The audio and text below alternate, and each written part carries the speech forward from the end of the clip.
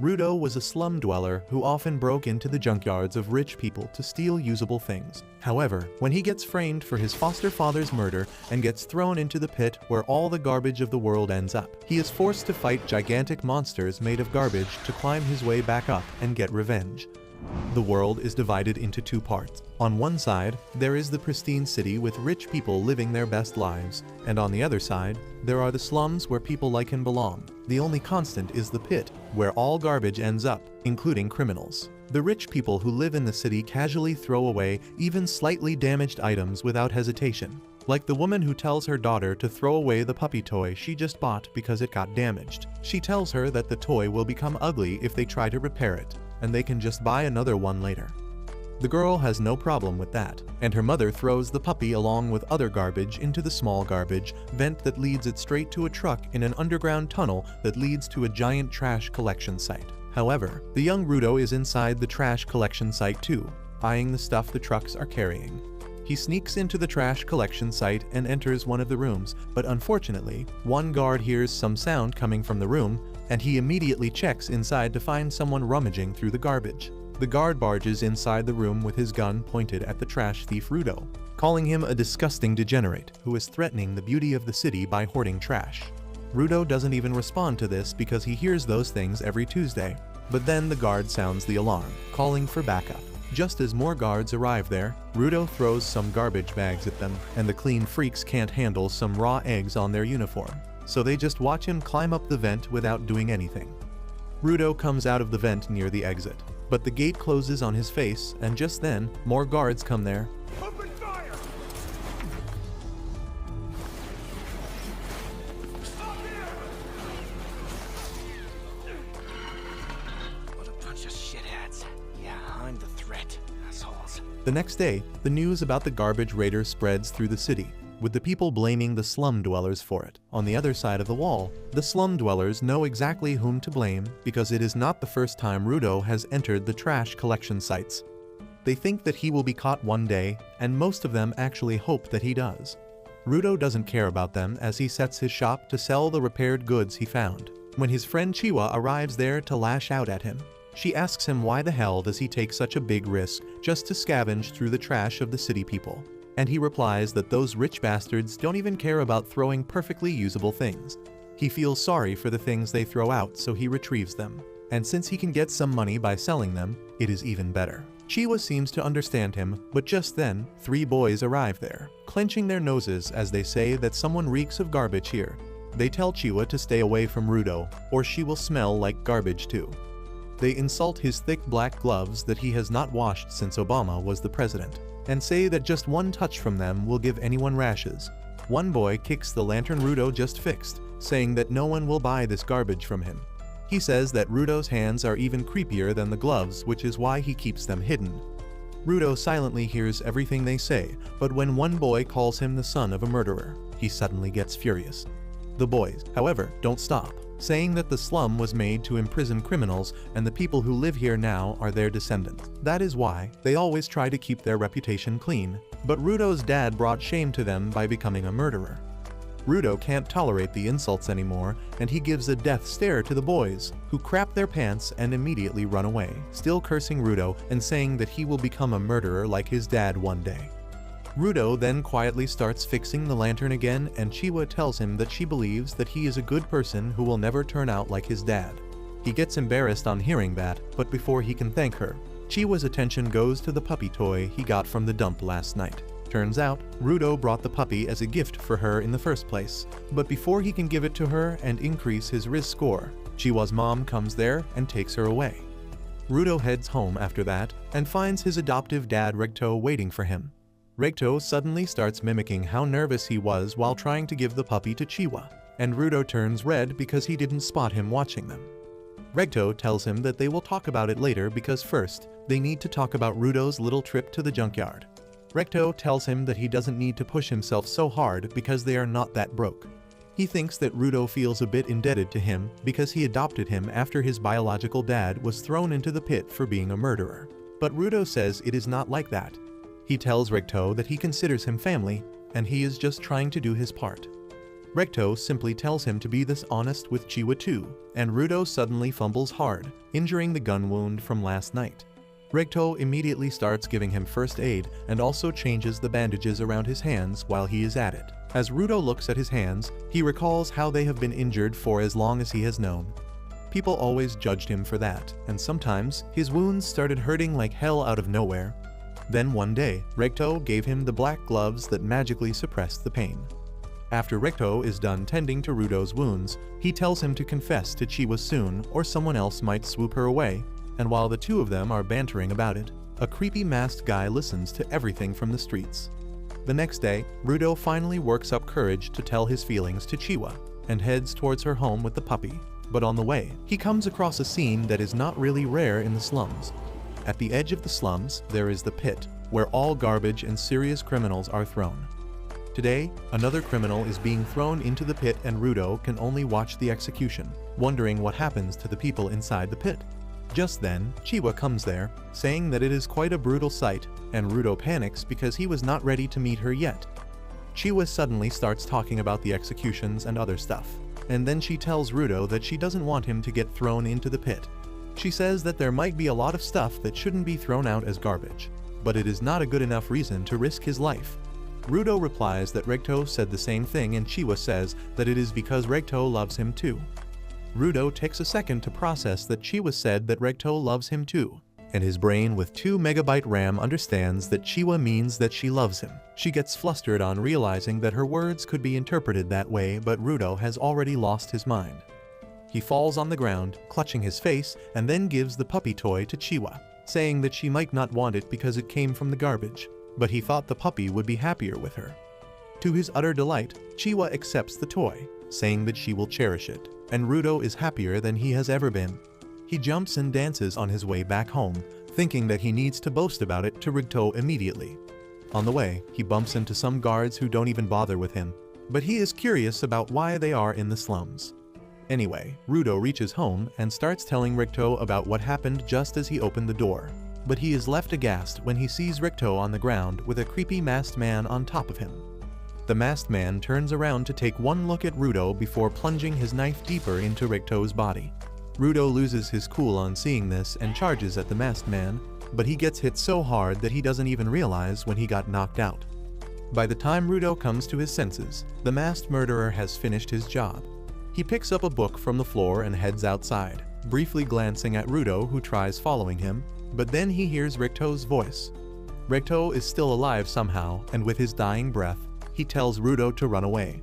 Rudo immediately goes next to him, promising that he will get help, but Rudo just tells him to run away and change this shit heap of a world into something better. With that, Rudo's body falls limp and Rudo can't process what is happening. Just then, the soldiers arrive there and they zap Rudo, believing him to be the murderer. They pin him to the ground as they tell him that he is being arrested for murder, and Rudo tells them that it was not him. The guards tell him that nothing he says matters anymore because they caught him red-handed. He keeps trying to tell them that the real murderer has just left the house and they can still catch him, but the guards don't even want to listen to him, so they just knock him out using the traditional method of punching him in the head. Soon, Rudo is taken to the scaffold to be executed for his crimes.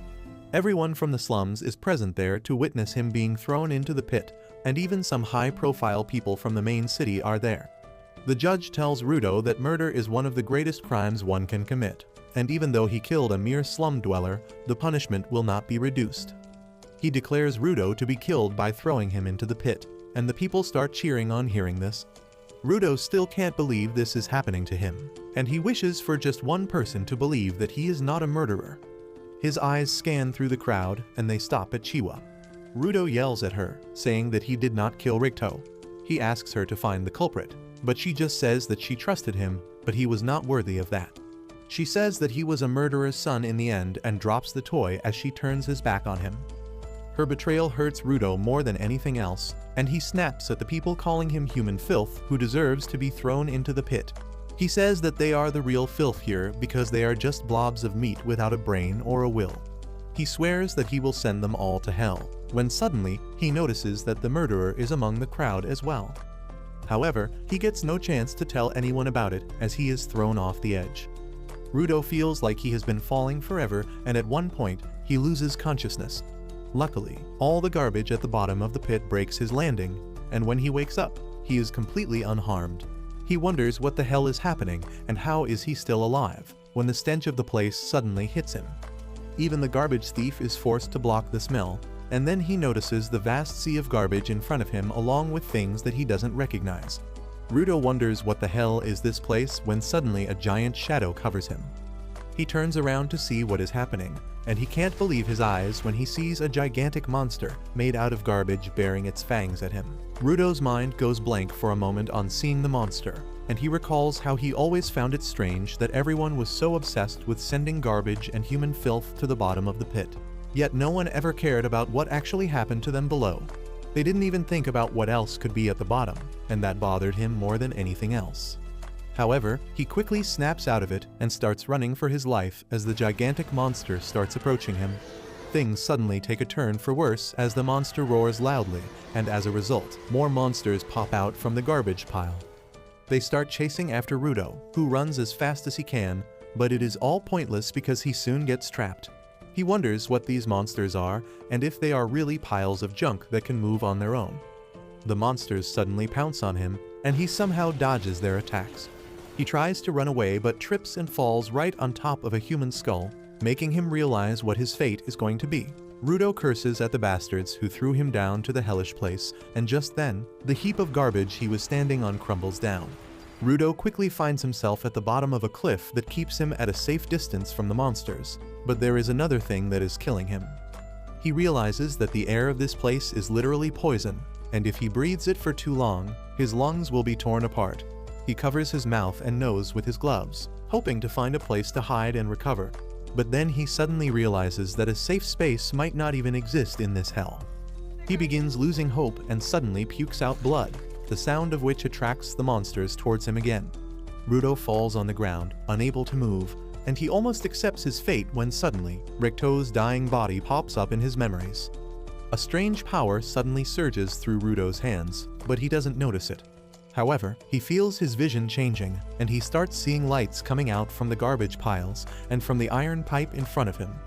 Rudo crawls towards it, determined to stay alive because he has a reason to live. He grabs the iron pipe and gets up, declaring that he will return to the surface and get his revenge on the people who sent him here and on the bastard who killed his dad. Rage starts swelling up inside him, and the monsters sneak towards him using this chance. However, as one of them attacks him, Rudo simply hits it away with the iron pipe without even bothering to look at it.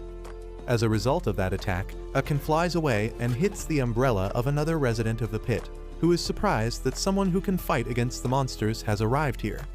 Meanwhile, Rudo has gone batshit crazy while fighting the monsters.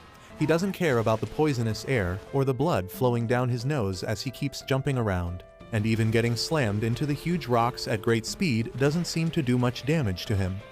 A monster crushes the rock he was stuck on, burying him in rubble, but Rudo gets out and pulls a pole along with him. He swings it with full strength, dealing great damage to the monster, but then suddenly, another monster emerges from right underneath him. Rudo somehow jumps away from its jaws, but then the results of breathing in the poisonous air finally hit him. He begins spewing blood again, and the monsters use this chance to creep up on him. Luckily, his mysterious power rises once again, giving him the strength and madness to stand in his position even as two monsters attack him at the same time.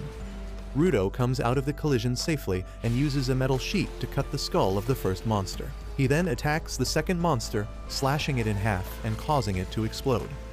He takes a break after that, but then another gigantic monster begins walking towards him. The moment Rudo sees it, he decides to run away and regain his strength, but the monster stomps on the ground with its full strength, releasing a shockwave that blows him away. However, as Rudo opens his eyes, he is shocked to see a guy wearing a creepy mask standing on top of him. He wonders who is this guy and where did he come from, but the man suddenly lifts him up and kicks him ahead. Rudo coughs up some blood and is about to throw hands when the guy suddenly puts a gas mask on his face, allowing him to breathe again. Rudo is really confused now, and he asks the man if he is a local. He wants to know about this place and the monsters here, but the masked man just asks him to be silent. Obviously, someone with a single-digit IQ can't understand orders, and Rudo keeps asking him about this place loudly. The masked man once again whispers at him to shut up, but Rudo tells him to speak more clearly. He asks if they are underground, and the masked man finally snaps at this. He forgets his own advice and yells at Rudo, telling him that they are not underground but above the surface, and it is the fault of the people living at the top for turning this place into a hellhole. He then tells Rudo that the giant monsters made out of trash are attracted to sound, and thanks to him not shutting up, they have noticed him now. The masked man says that the trash beasts can't be defeated with ordinary weapons, so their best choice was to sneak away silently, but they can't do it anymore. One monster reaches behind them by this point, and the masked man decides to deal with it before anything else. A golden energy suddenly emerges from his arm and coats his umbrella, transforming it into a weapon. The monster attacks them, but the masked man simply swirls his umbrella in its face, using it like a handheld blender to grind away the monster. The monster's pieces fall away everywhere, and they suddenly turn to dust. Rudo was already surprised by the strange power-up, but now he is even more curious about the monsters not regenerating after being hit by this attack. Just then, a huge horde of monsters arrive there, but the masked guy is confident that he can deal with all of them. He dashes towards the monsters, quickly blowing them up with his bladed umbrella, and then jumps up, using his umbrella as a parachute. Rudo wonders if this is some kind of technology the people in the pit use, or if it is unique to the masked man. Meanwhile, the masked man drifts in front of the last remaining giant monster, who suddenly spits a ball of acid at him. He blocks and scatters the acid with his umbrella, and the acid violently explodes on hitting the garbage patches. The masked man then uses the monster's head as a base to jump up higher, and after that, he pours more energy into his umbrella, increasing its size and destructive power. He dives towards the monster's head with that, cutting through him and the ground as well.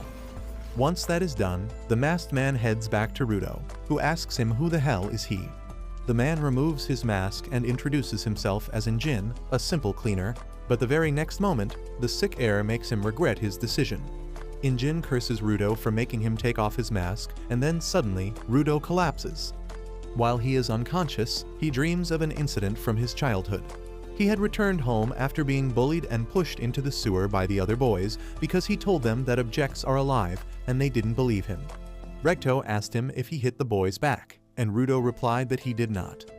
He asked Recto if he was really telling the truth when he said that when an object is treated with care, a soul will eventually come to inhabit it. As Recto cleaned him up, he said that the story was just an old legend to make people cherish what they had, but personally, he liked to believe that everything had a soul. Rudo grew increasingly curious on hearing this and asked if the things around their house had a soul too, including his gloves. Recto just replied that if he treats them with care, they would have a soul one day. Rudo suddenly wakes up from his dream with that, and he finds himself chained and being dragged by Injin. Rudo curses him, telling him to let him free, but Injin says that he is just taking him to a safe place. Rudo doesn't care about that anymore because he wants to go back up to get his revenge, but those words make Injin stop in his tracks. He tells Rudo that it is impossible to climb back up to the place they call the sphere, which is basically in the sky, and it is constantly on the move. He then resumes dragging Rudo, saying that getting back is not possible now, and he should just calm down and accept his new situation. Rudo, however, refuses to give up, saying that he will get back to the sphere at all costs. He believes that Injin knows the way to go there but is hiding it from him, and he yells at him to tell him everything he knows or he will keep shouting till more monsters come. Injin is pissed at this, and he tells Rudo that he will tell him exactly what kind of place this is. He starts dragging him even more carelessly and finally takes him to a clearing in a canyon that is 100 times cleaner than the surroundings. Injin drops him there, telling him to have fun as he quickly leaves. Rudo curses him to at least free him, but Injin goes away without saying anything. Suddenly, a bunch of men wearing gas masks come out of the trucks, and they start heading towards Rudo. He wonders if they are the inhabitants of this place, and the people are also incredibly curious about him. Judging by his clothes, they wonder if he is from the sphere, and they creepily approach him with their questions. Rudo nervously tells them that he fell from the sphere, and the men suddenly throw away their masks. They seem really excited to see a living sphere dweller with them because they always found their dead bodies in the past. They get overly curious and begin examining Rudo's face, and he immediately moves away from them. The men tell him that they mean no harm and start untying him, which makes him think that they are much nicer than Injin. However, it all turns out to be a trap, and soon, Rudo finds himself chained really tightly inside a truck. He wonders what the hell is happening, but the men outside talk about how lucky they are to get a real living spherite because he will definitely fetch an enormous amount. They talk about how people pay crazy money for the body parts and clothes of the dead spherites, and finding a rare one will drive them crazy. The leader of the men then tells Rudo that the reason people are willing to pay such a huge amount of money for spherites is because they hate them. He curses the people living in the sphere who dumped all their waste on the planet until it piled up, poisoning the air and creating monsters. The people who died from the monsters or lost their homes because of the toxic air and land bear deep grudges against the spherites, and once they find a live one, they will go medieval on his. The leader then decides to feed Rudo something to welcome him to the surface, and that food is rotten meat and other spoiled things. He keeps mocking him throughout, saying that spherites like him don't even touch garbage, so he can't possibly digest food like this. However, as he tries to shove a piece of meat down Rudo's throat, the man makes the biggest mistake of his life. Rudo suddenly bites his fingers, tearing out the flesh from them and chewing it up along with the rotten stuff he ate earlier. He then starts eating the rotten food, saying that it is not trash because it is still perfectly edible. The man crap their pants because they have never seen a beast like this, but that is just the beginning. Rudo is mad at everyone for labeling things as trash and unworthy of being used, and he is no longer going to take it sitting down. His power manifests again, and he breaks free from his chains. He jumps outside and releases his energy onto the ground, lifting the objects around him. Injin watches everything from a distance, and he is really pleased to see that Rudo turned out to be a giver, a person who can give life to objects and draw out their power, just like him. Meanwhile, on the ground, Rudo thinks about Ricto's words that treating objects with care makes them alive, and they treat their humans with care too. He throws away his mask and grabs the chain used to tie him, infusing it with life and turning it into a weapon. The men rush towards him, but Rudo just hits the ground with his chain, forcing them to retreat. Their leader tells them to target the chain because a giver is useless without their object, and his men succeed in disarming Rudo quickly. However, to their utter shock and Injin's utter delight, Rudo picks up a tire and turns it into a weapon too, which is too rare even for powerful givers. He makes quick work of the men and then moves on to their leader, who keeps cursing him while crapping his pants. But just as Rudo is about to strike him, Injin comes there and stops him. Rudo suddenly snaps out of his frenzy, and his power dies down. The tire he was using suddenly turns to dust, and Rudo gets a nosebleed as he tries to figure out exactly what he did just now. Injin says that using his power so recklessly is bound to tire his body. He then apologizes for testing Rudo like this, but he wanted to make sure of his powers. He promises to tell him everything about this world and his powers, but in exchange, he wants Rudo to join the cleaners because they need people like him to fight the monsters. However, that is a bit too much for Rudo to process, and he says that he doesn't want to join them. As it turns out, Injin doesn't know what the word no means, and he takes Rudo to a clinic to get treated while calling his friend that he found a genius and recruited him into the cleaners. Rudo is shocked to hear that because he never agreed to join him. He says that he needs to go back to the sphere immediately, but the creepy doctor with eyes wider than the holes on a pool table tells him to stop talking. He screams at Rudo for going out into the no man's land, because the air there is literally poison. He calls him an idiot sandwich for getting kidnapped on top of that, and tells him to thank Injin who rescued him from 2 horrible fates in one day. Rudo curses Injin in his mind, and then the doctor, who turns out to be an old woman and gets offended when Rudo calls him an old man. Once she is done with the treatment, she kicks Rudo and Injin out. Outside, Rudo thanks Injin for paying for his treatment, and tells him that he just needs information on how to get back. He says that he doesn't have any time to become a cleaner or whatever is it that he calls himself. But Injin replies that he hoped that being kidnapped would teach him how spherites are treated down here. He tells Rudo that if anyone finds out that he is from the sphere, he will regret being born, and moreover, he cannot find any information for free here. Injin then leads him to a desolate dystopian city, but it is a lot better than the filthy world outside. He even treats Rudo to a burger, and he gulps it down without holding back because he puked out all the rotten meat he ate a while back. He used to think that the bottom of the pit would be filled with nothing but garbage. But there are cities here with people living in them. He notices a girl going inside the store and starts staring at her, but then Injin decides to give him a lesson about the surface. He says that garbage isn't the only thing that builds up here, as emotions also build up in the form of an energy called anima.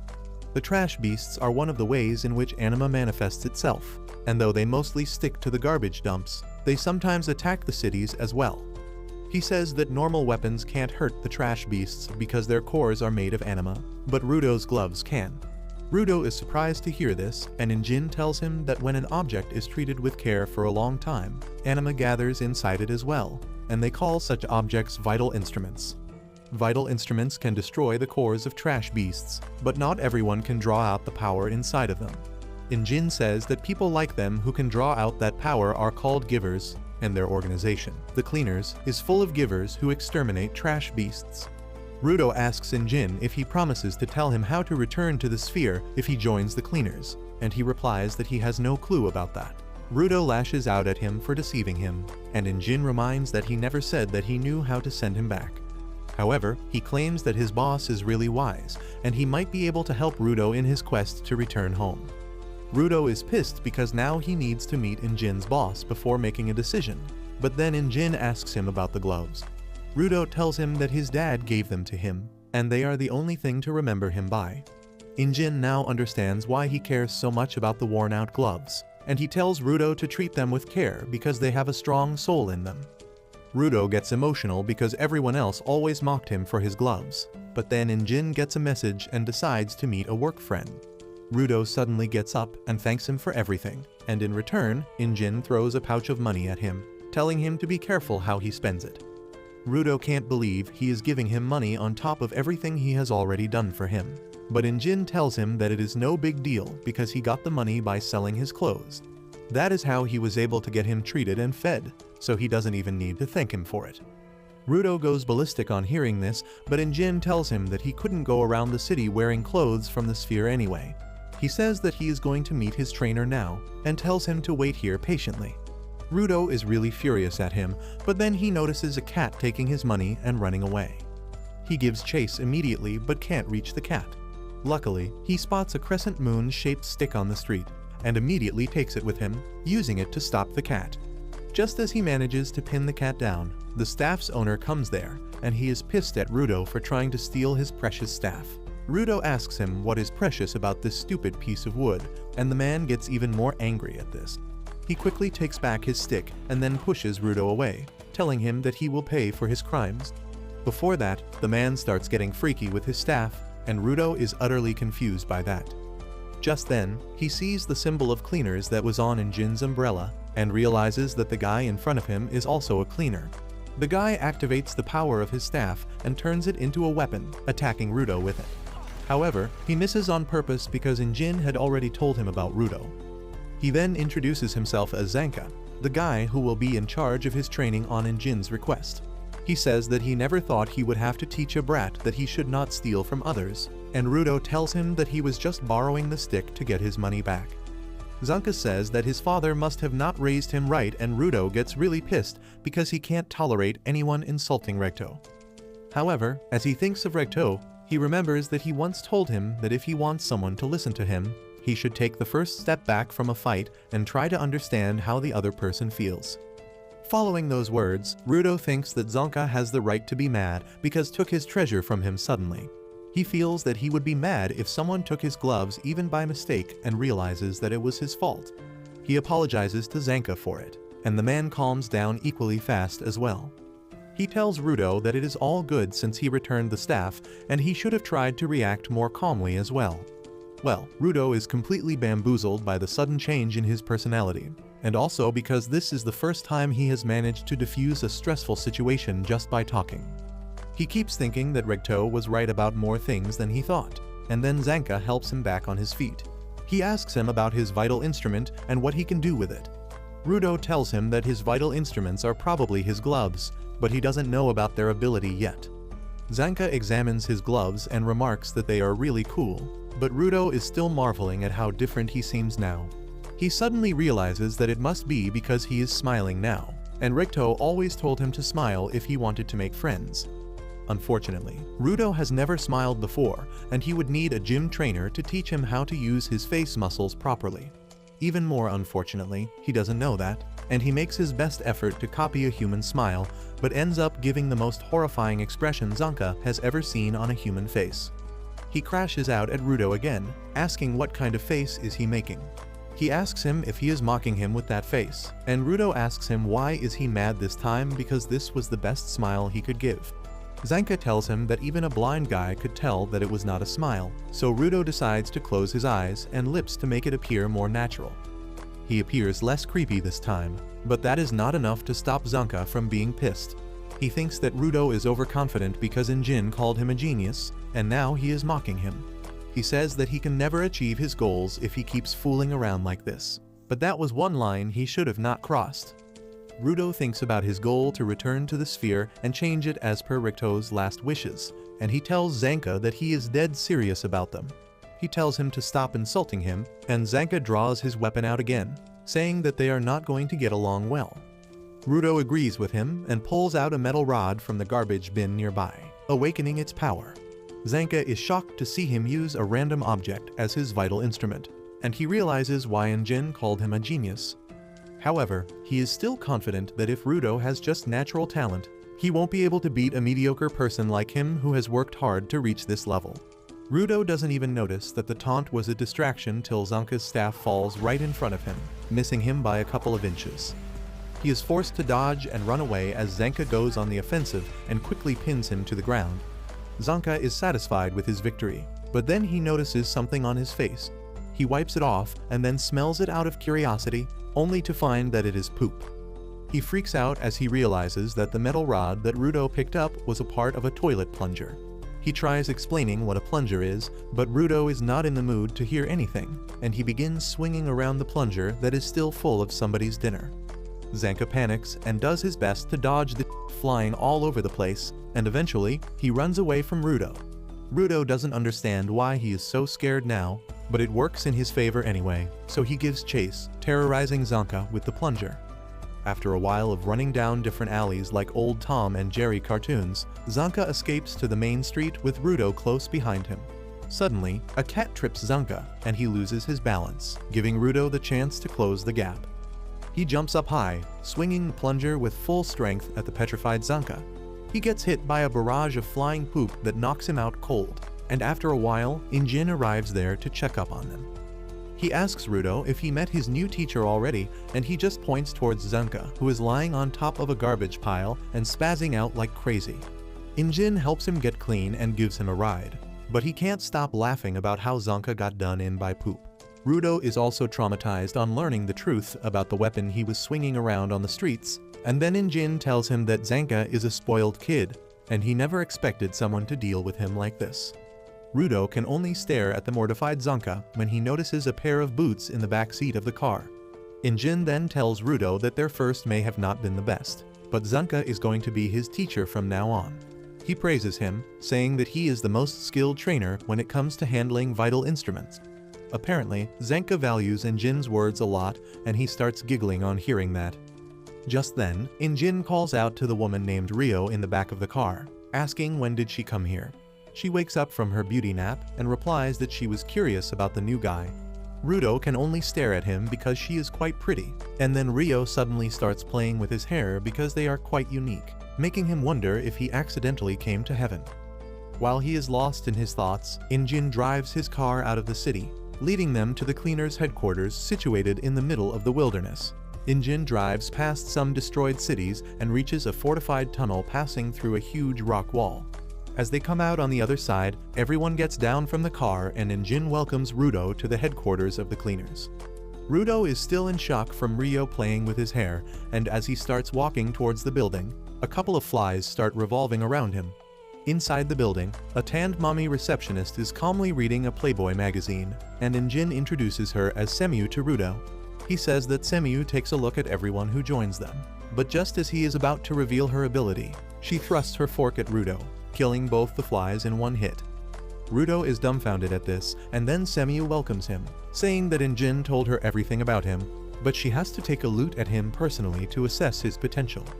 As she begins to focus on her glasses, Injin explains that they are her vital instruments that boost her vision, and if she focuses, she can see what a person is made of. This is news to Rudo, but he doesn't have much time to think about it as Semiu awakens the power of her glasses and looks into his potential. She is shocked by what she sees and quickly turns off her ability. When Injin asks her what she saw, she tells him that Rudo is already athletic, so he doesn't need training in that matter. And he also has a good relationship with his vital instrument, though he needs some training to use it properly. Injin feels that there is more, and Semiu says that Rudo has got poop on the back of his neck. He starts laughing on hearing this and then decides to take Rudo to meet the boss, but he glances at Semiu while going because he knows she is hiding something. On the way, Injin tells Rudo that there are about 100 cleaners in total, including combatants, guards, and supports. However, they are always scattered around because of their missions, so most of them are not at the headquarters. He tells Rudo that he should meet some of them and it won't take long, but just as he opens the door to the living room, he finds a bunch of cleaners there and immediately closes the door because they can always do the introductions later. They soon reach the boss's room, but before entering it, Injin tells Rudo to not start the conversation by asking how to get back to the sphere. He tells him that he needs to offer something in return for that information, and he should start by promising to work as a cleaner. He also tells him not to ask about the boss's vital instrument because no one knows what it is or what its power is. Rudo is now curious about the boss, but he finds the room empty. Just then, Semiu arrives there and tells them that the boss is out on a mission and won't be returning for a few days. Rudo is confused by this, but Injin knows that is normal, and he tells him that he needs to wait a few days to meet the boss. Rudo is pissed at this and asks what is he supposed to do in the meantime, when Rio suddenly pops up there and tells him to come watch her work. She says that he can't become a cleaner until he gets approved by the boss, so the best he can do is tag along with her as a trainee, and that also works for her because she wants to know more about him. Rudo's brain stops working because he has never had this type of female attention in his life before, so he quietly follows her. They go to the strategy room where Semiu explains that a small town situated near a polluted zone has asked for help because small trash beasts have been found nearby. Rudo is curious about the polluted zones and Semiu learns that Injin didn't even explain the basics to him properly. She tells Rudo that the ground is divided into safe zones that support human life and the garbage-filled polluted zones where trash beasts live. The area Rudo landed was a no-man's land, which is an exceptionally dangerous polluted zone, and most people would die the moment they step foot there.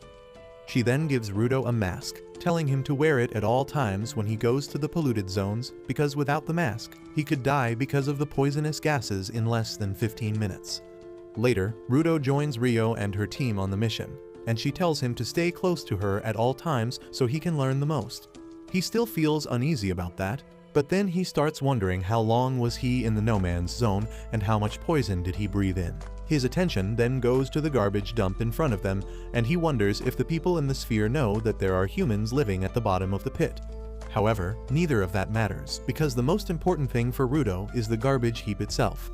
To him, it is not just a garbage heap, but a treasure trove where he can find usable things and repair them without anyone scolding him for that.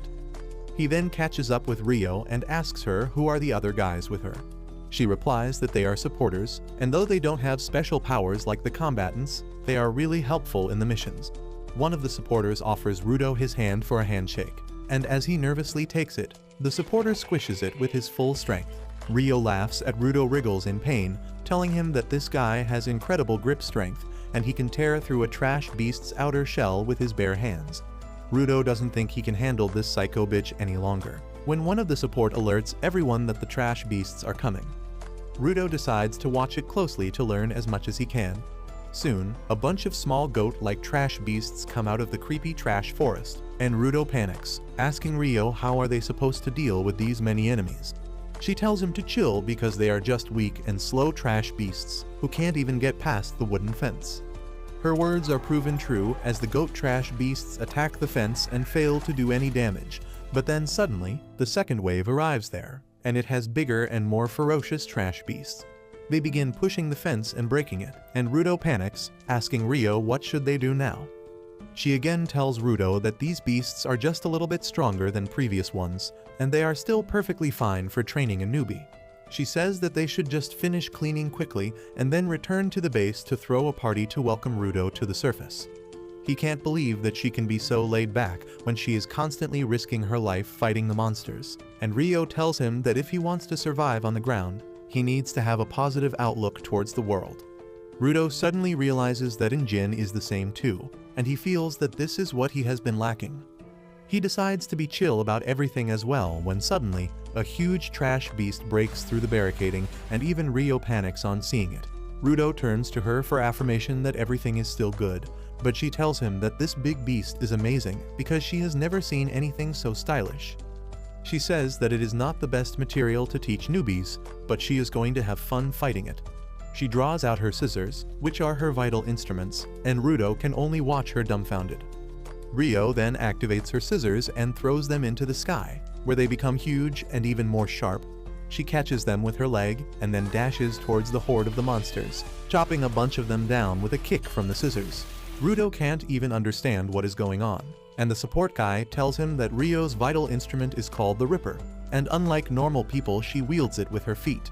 Rudo realizes that everyone uses their vital instruments in their own way, when the handshake guy tells him to be more careful about his surroundings.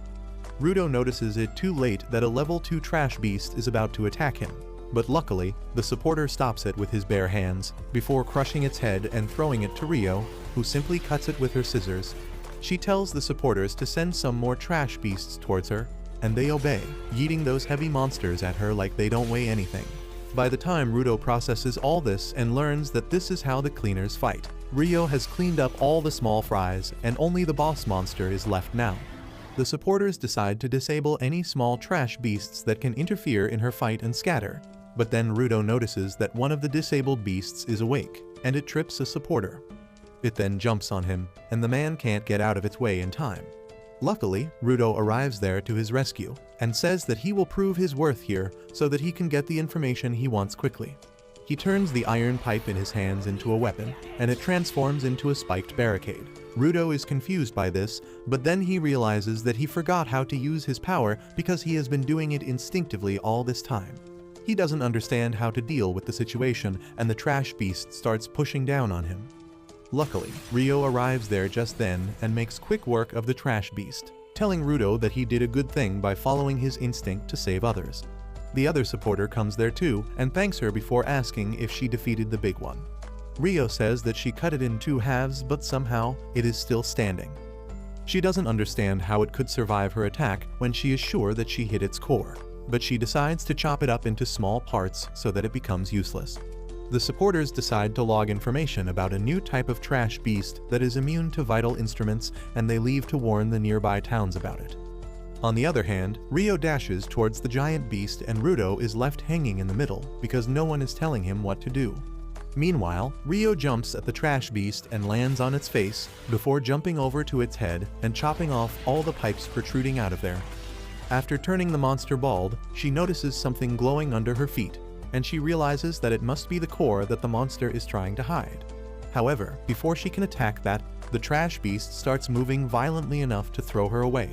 It then reattaches the pipes back to its head and starts banging its jaw on the ground with great intensity. Rio still hangs on to it somehow, but the beast suddenly directs his attack towards Rudo and the supporters. Rudo just freezes as he sees the metal pipes coming towards him, but luckily, he doesn't take a direct hit. The ground under him is destroyed by the attacks, and as he falls, he begins to wonder what is he even doing.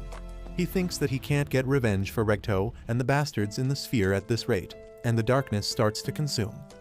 However, the support guy comes there to rescue him from falling into the hole, and also from giving in to despair. He carries Rudo on his shoulder, telling him that if he has a goal, he should not freeze and rather rush towards it while he can. He tells him to learn from the supporters who don't have any power, but they still keep doing their job. Just then, Rudo notices Rio chopping up the monster again, and judging by its screams, she realizes that she found its weak spot.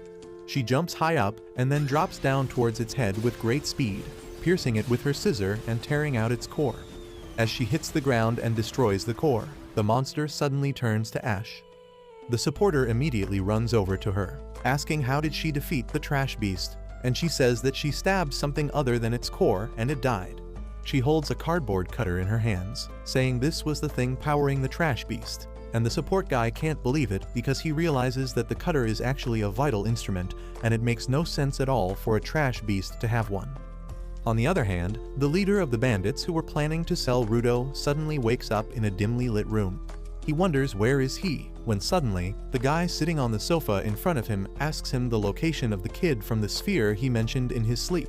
Back in the cleaner's headquarters, Rio throws a party welcome for Rudo and soon, Zanka arrives there as well, still drowsy from his long afternoon nap.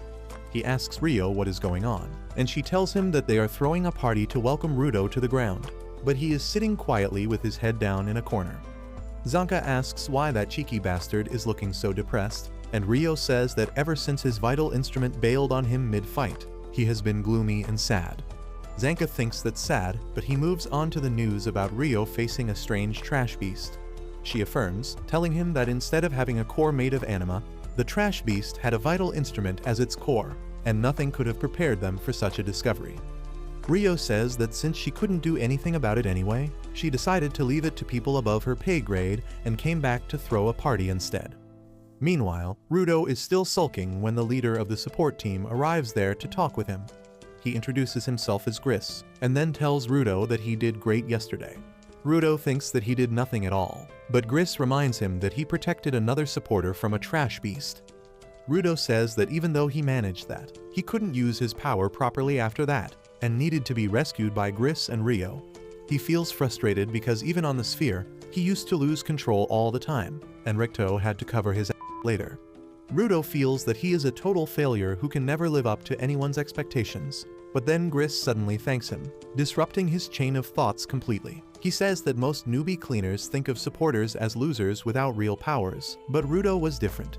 Gris then talks about Follow, the guy whom Rudo saved. He joined the cleaners to become a combatant, but since he doesn't have a vital instrument right now, he is working as a supporter while treasuring an object, hoping it can become his weapon someday. Gris tells Rudo that he shouldn't think too much about getting stronger or fulfilling the expectations of others. He asks him what is the thing that he always wanted, even before things got bad in the sphere. Rudo starts thinking deeply about it, and Gris tells him that if he can find the thing that awakened the fire within his soul in the first place, he would be able to find his way. He then pats Rudo's head, telling him to believe in himself. Rudo gets emotional at this, but just then, Injin comes there and leans on him, spoiling the emotional mood. He asks Rudo why is he not eating anything, and then Rio and Zanka also come there. Everyone tells Rudo to join the party because he is the star of tonight, and also because the food won't last long at this rate. Rudo is deeply moved on seeing that everyone cares about him, and he follows them. As they are all eating, a guy suddenly plays some music and picks up some cans of paint. He starts spraying the wall, and Injin tells him to watch the guy called Gob carefully, because he does what he wants without caring for others. While Gob draws his art piece on the wall, everyone else complains, telling him to wait till they are done eating, but as told earlier, he doesn't give a shit. Meanwhile, on the ground floor, Mommy Semiu gets back to her desk, and she can predict that a call is going to come any minute. She picks up the phone the same second it starts ringing, and receives a request. She summons Zanka and a team of supporters to fulfill that request. But Zanka asks her what is Rudo doing with the group when he has not been officially admitted to the cleaners. Semiu tells him that the request they received is relevant to Rudo. She explains that the request is from a merchant who got attacked by a trash beast as he was crossing a polluted zone. He escaped with his life, but his precious cargo was stolen, and now he wants them to defeat the trash beast and retrieve the cargo.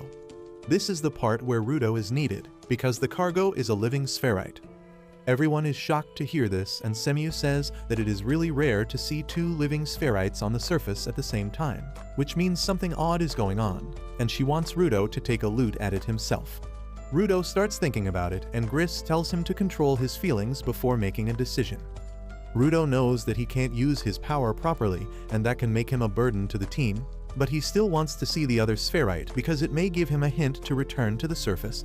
He decides to tag along, and Zanka is not really pleased by this, but Semiu knows exactly how to get him to agree to everything. She says that this quest was initially meant for Injin, but he is busy with another request at the moment, and he said that he trusts Zanka to do it. That is enough to turn on the #1 Injin fanboy, and he cheerfully leads his group through the polluted zone. On the way, Rudo asks Gris if he doesn't carry a weapon, and he replies that he has a knife, but he trusts his hands more than that. One of the supporters tells Rudo that Gris actually has a talisman he prays a lot to, and he gets embarrassed that his secret is out. Eventually, he decides to show the talisman to Rudo, saying that it is nothing special, but it gives him something to attach himself to. Just then, they notice a creepy guy standing behind them. The girl, whose pronouns are definitely Thatham, says that she is the merchant who hired them for this mission. Rudo suddenly starts asking her questions about the spherite, and the merchant replies that she was transporting her luggage when she accidentally ran into an unconscious spherite. She was worried about them, so she carried them away, but then the trash beast attacked them and kidnapped the spherite. Rudo confronts the merchant if she plans to sell the spherite, and she denies that allegation, telling him that she doesn't want to do that and she is just really curious about spherites. Zanka feels like this story is a pile of garbage like the one they are heading to. Trash beasts are known to attack humans on sight, and they don't go out of their way to kidnap one. He thinks that something is suspicious, but decides to deal with it when the time arrives. The merchant then leads them to the building where the trash beast ran after kidnapping the spherite. Zanka tells everyone to be on guard because the trash beast can attack them from any direction. But as they enter the building, they find it empty aside from a person at the other end. The merchant says that it is the spherite and begins pushing Rudo towards them, and the other cleaners also get pushed along. Once they reach close enough, Rudo realizes that it is not a person but a doll dressed like a spherite. But it is too late as the merchant jumps backwards, telling them to hurry up. The next moment, the ground under Rudo's feet turns into mud, and the entire group falls down to the lower floor. They wonder what just happened, and the merchant asks them if they are all right. They tell her that they are fine and ask what is this place and where is the spherite. The merchant laughs creepily and points at Rudo, saying that he is the spherite before suddenly turning into mud and melting. Just then, they hear two voices calling out to the spherite giver, and then a pair of purple lights start approaching them from the darkness. Zanka understands everything now, especially because of the purple electric lights. He knows that the people who set them up are called the Raiders, and they don't even bother to hide that they plan to steal Rudo from the cleaners. Rudo is confused about these new group of weirdos, and Gris tells him that they are bandits of this world. But what makes them dangerous is the fact that they are all givers as well. He immediately commands his team to find an escape route, while he and Folo are going to protect Rudo. He asks Zanka to handle the two raiders on his own, and though reluctant, he knows there is no other option. The supporters run in the opposite direction with that, and Gris tells Rudo to follow them. Rudo says that he could deal with a bunch of bandits himself, but Gris warns him not to underestimate the raiders, especially when they don't know about their abilities. On the other hand, Zanka taunts the raiders, saying that he always knew they would come after Rudo, but he never thought they would sniff him out so soon. He asks if they plan to sell him, because a living spherite could get them enough money to retire in luxury. The raiders laugh, saying that they don't plan to sell Rudo. Instead, they are really curious about the sphere, and talking to a spherite is the best source of knowledge. They want to know a lot of things, especially how he crossed the barrier without dying. Zanka is also curious about the barrier thing now, but he decides to deal with the raiders quickly. He says that since they set up this whole thing, he doesn't need to worry about a trash beast. The female raider replies that he still has to worry about the mud dolls she can create at will, and Zanka says that he can deal with weak opponents like these with his eyes closed. He suddenly activates his staff and begins destroying the mud dolls, but the male raider hides among the dummies and attacks him from behind. Zanka is barely able to react to his attack in time and gets slammed into a pillar. The man once again retreats inside a mud doll, and the female raider tells Zanka that because cleaners only fight with trash beasts, they have no idea how to deal with humans. She tells him that this will be the last game of Find the Real One he will ever play in his life, and he gets ready to fight with everything he has. He keeps taking down the mud dolls, but the male raider is able to land consequent hits on his back. Zanka is cornered now, and as he tries to dash towards the female raider to defeat her, his feet slip in the mud puddle she had created in advance. She tells him that he is the only combatant in the group who can fight against her, and once he is down, the rest of the group will be defenseless. She says that he will be defeated soon, but then Zanka suddenly yells at her, telling her to start a podcast if she wants to yap so much. He says that earlier, he thought she was controlling the mud puppets using her shovel, and the guy was using his vital instrument to deal damage. However, after watching the battle for a bit, He has realized that his first assumption was wrong. He says that the man is just punching him, and his vital instrument seems to be his snowshoes that let him walk easily on stable ground. He says that now it makes sense why he can move so easily even though the ground is covered with mud, and he taunts the two raiders, calling them a match made in heaven. This suddenly triggers the woman, and she tells him to shut up, which obviously he does not. He says that he might not have experience of fighting people, but he knows his vital instrument much better than them. He says that is why he can do things they cannot, and the girl suddenly attacks him. Zanka hits his staff hard on the ground, letting a sonic wave run through the entire place. He can feel the changes in the vibrations as the sound wave passes through the mud dolls, and when it hits the one where the male raider is hiding, he immediately spots him. He then charges at full speed towards him, knocking him out with one hit before hitting the female raider too. As she loses consciousness, her mud dolls fall apart instantly, and Zanka says that they were just a bunch of noobs. However, the leader of the raiders suddenly appears behind him, saying that he should fight someone stronger if he is not satisfied. On the other hand, Rudo and others are still running as they try to find the exit. Rudo grows concerned because he can no longer hear the sounds of a fight, when he suddenly bumps into Gris, who has found an exit. He sends some of the supporters upstairs so that they can contact the headquarters and call for support. After that, he decides to return and check up on Zanka, when suddenly, he hears someone running towards them. Gris thinks that it is Zanka who finished his fight, but to his surprise, the leader of the raiders comes there. Everyone is confused, and then the raider begins staring at Rudo and matching his features with the description he got from the bandit that he kidnapped earlier. He suddenly jumps to the wall behind Rudo and clings to it like Spider-Man, saying that he has finally found the giver from the sphere. Just as Gris and others realize that the man in front of them is a raider, he crushes the wall with his claws, blocking the exit. The raider starts aura farming, and Gris tells him that if he harms Rudo, he will become an enemy of all the cleaners. He then asks him about Zanka, but the raider starts talking about how he got late in reaching here because he has got a terrible sense of direction. By the time he got here, the other guys were defeated, and he didn't like that because that was a waste of everyone's time. He then walks towards Rudo, completely ignoring Gris and his questions about Zanka. He tells Rudo that there is someone who really wants to talk to him, so he should come with the raiders for now. Rudo is on high alert when the raider suddenly grabs his mask and pulls it away, telling him that he doesn't need it because there are no trash beasts around. Rudo asks him what happened to the cleaner with the staff, and the raider says that he had a bad attitude, so he dealt with him. However, since he was strong, he didn't kill him and just knocked him out, but he might not enjoy the poison that much. The raider then uses his ability to awaken the power of his rings, turning them into metallic claws. He tells Rudo to come with him peacefully and no one will get hurt, but just then, Gris and Folo attack him. The raider easily dodges their attack and then does a handstand kick to send them flying away. He senses that Folo has the potential to become a giver, but Gris doesn't have anything like that, so he is not needed. Gris, however, gets up and tells the raider that he will protect his team at all costs, no matter who he has to fight. The raider realizes that he is a supporter and tells him that weaklings like him have no worth and they can't protect anything. Rudo gets worried about Gris and tells him to fall back because the fight will be too dangerous for him, but Gris doesn't reply. Instead, it is the raider who tells Rudo that his weak and useless friend is already dead.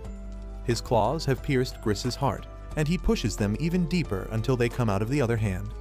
Rudo can only stare at the sight in horror as Gris's lucky charm goes flying, and his mind goes completely blank. The scene feels awfully similar to Ricto's death to him, and Rudo instinctively reaches for the pendant that triggers the memories of his childhood. One day, Ricto found him banging his head on the wall, and he immediately came to stop him. He asked Rudo what the hell he was doing, and he blankly replied that Ricto had told him to stop hurting others, but he had never said a thing about not hurting himself. Ricto grew even more concerned at this because he thought that Rudo had become calmer after the pain in his hands was subdued. He asked him the reason behind his agitation and Rudo replied that there was none. He only had an unexplainable anger inside him whose cause he did not know, but Ricto knew what was up. He realized that Rudo felt that his parents abandoned him, which created a feeling of worthlessness in his heart, and that gave birth to this anger. Ricto told him that he needs a purpose in life to get over that feeling, or at least things that he likes. So he patched Rudo up and took him to experience different things, from books to games to cooking, but nothing really caught his attention that much. However, just as Ricto was about to call it a day, Rudo saw a man throwing out garbage, and his curiosity woke up. He opened the gate that led to the main city and took out a mask from the garbage bag. Ricto followed him out of concern, but then Rudo suddenly started crying because he could relate to the garbage. Ricto asked him how does he feel right now, and Rudo told him that this mask is just a little broken and it should not be thrown out. He cried that it was unfair to throw it away when it still had so much life, and he wanted to fix it. Ricto realized that this was more than the projection of Rudo's issues, and he could truly see the worth of the things that others threw away. Back to the present, the pendant turns into a vital instrument in Rudo's hands, and the raider is shocked by that. Gris, who is somehow still alive, realizes the truth about Rudo's powers now. He says that Rudo doesn't turn things into vital instruments, but he brings out their unused potential to life. With that, Rudo awakens the potential of the pendant, turning it into a creepy sentient weapon. The raider is truly amazed by that, and he starts drooling as he asks Rudo what does his vital instrument do. On the other hand, Folo puts Gris in a more comfortable position, but he is still in a very critical state. Rudo thanks Gris for showing him the path out of his depression, and tells him that without his help, he would still be stuck. However, now he knows what he should do, and he will start by kicking the raider's ass and proving that he was wrong about everything he just said. The raider likes his attitude and finally introduces himself as Jabber, saying that he likes nothing more than determined fighters and strong givers. He then attacks Rudo, and the two of them engage in a serious battle. On the other hand, Gris is still bleeding out and Folo is worried about him. However, Gris assures him that he will be alright. He then starts thinking about Rudo and says that he could not use his powers properly the last time because there were a lot of emotions that were clouding his true purpose.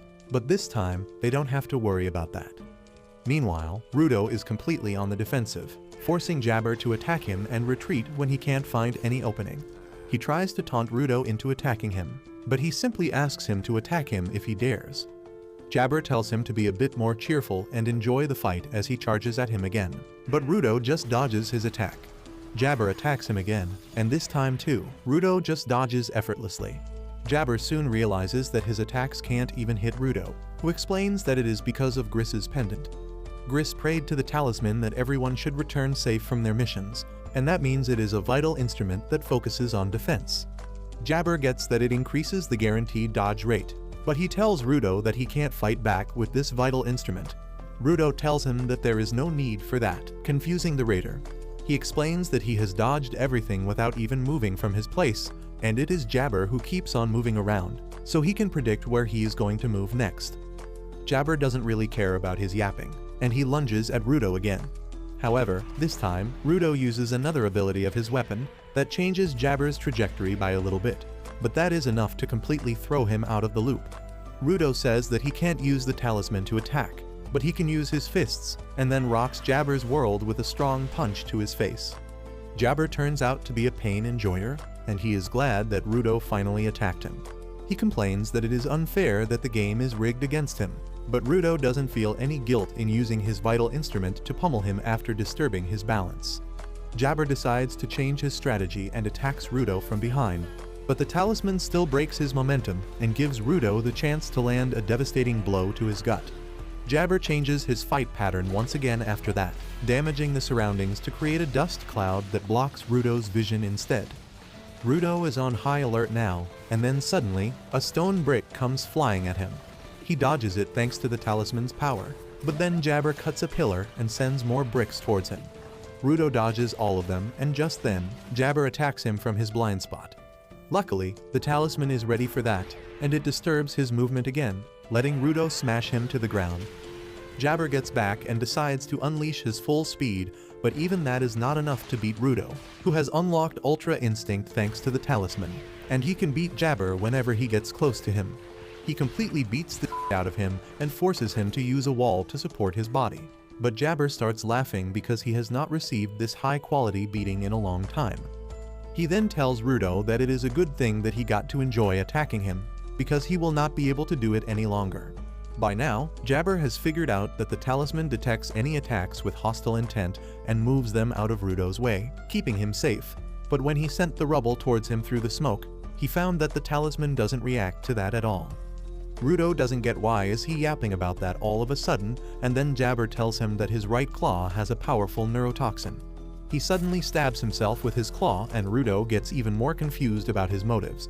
Jabber tells him that he will now lose consciousness and then rampage randomly, and he is sure that Rudo's talisman won't count that as hostile intent.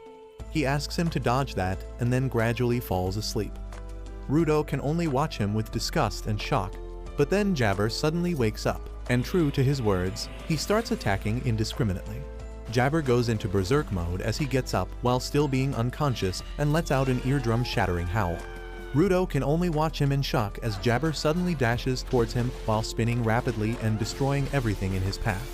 Rudo somehow dodges the attack, and he can't understand how Jabber can be so strong even in this state. Suddenly, he notices that Folo and Gris are not too far away from their location, and if Jabber turns towards them, they both will die. So Rudo runs in the opposite direction to lure Jabber, and his gamble works. The berserk Jabber attacks him, and Rudo tries to use the talisman's power to stop him. However, that doesn't happen as he planned, and he has to block the attack himself before throwing the berserker away with a judo move. Despite breaking the concrete floor with his head, Jabber is still as blood-crazed as before, and Rudo thinks that battlefield experience and determination can make people do the unthinkable. However, an alternative idea suddenly springs in his mind, and he thinks that Jabber might be a masochist. He remembers the time when he used to get beat up by bullies on the sphere, but he didn't fight back because Ricto told him not to. The boys asked him if he was a masochist, but he didn't know what it meant that time, so he went back home and asked Ricto about it. Now that he knows that masochists are psychos who get off on pain, he thinks that if Jabber really is one of them, he doesn't know how to stop him. Anyway, Jabber charges at him with mindless fury, and Rudo can only try to dodge his attacks. He keeps running backwards as he attempts to block and evade the attacks, but Jabber is too strong for him. He manages to get past his defenses, but just as his claws are about to slash him, Zanka's staff comes flying there and pins him to the ground. Rudo recognizes the staff, and just then, Zanka comes there, struggling to stand upright, but determined to get even with the bastard who left their fight without even defeating him fully. Rudo asks him if he is even in the condition to fight, but Zanka tells him not to underestimate him. He then notices the vital instrument that Rudo is using and remarks that he finally seems to have gotten the hang of it.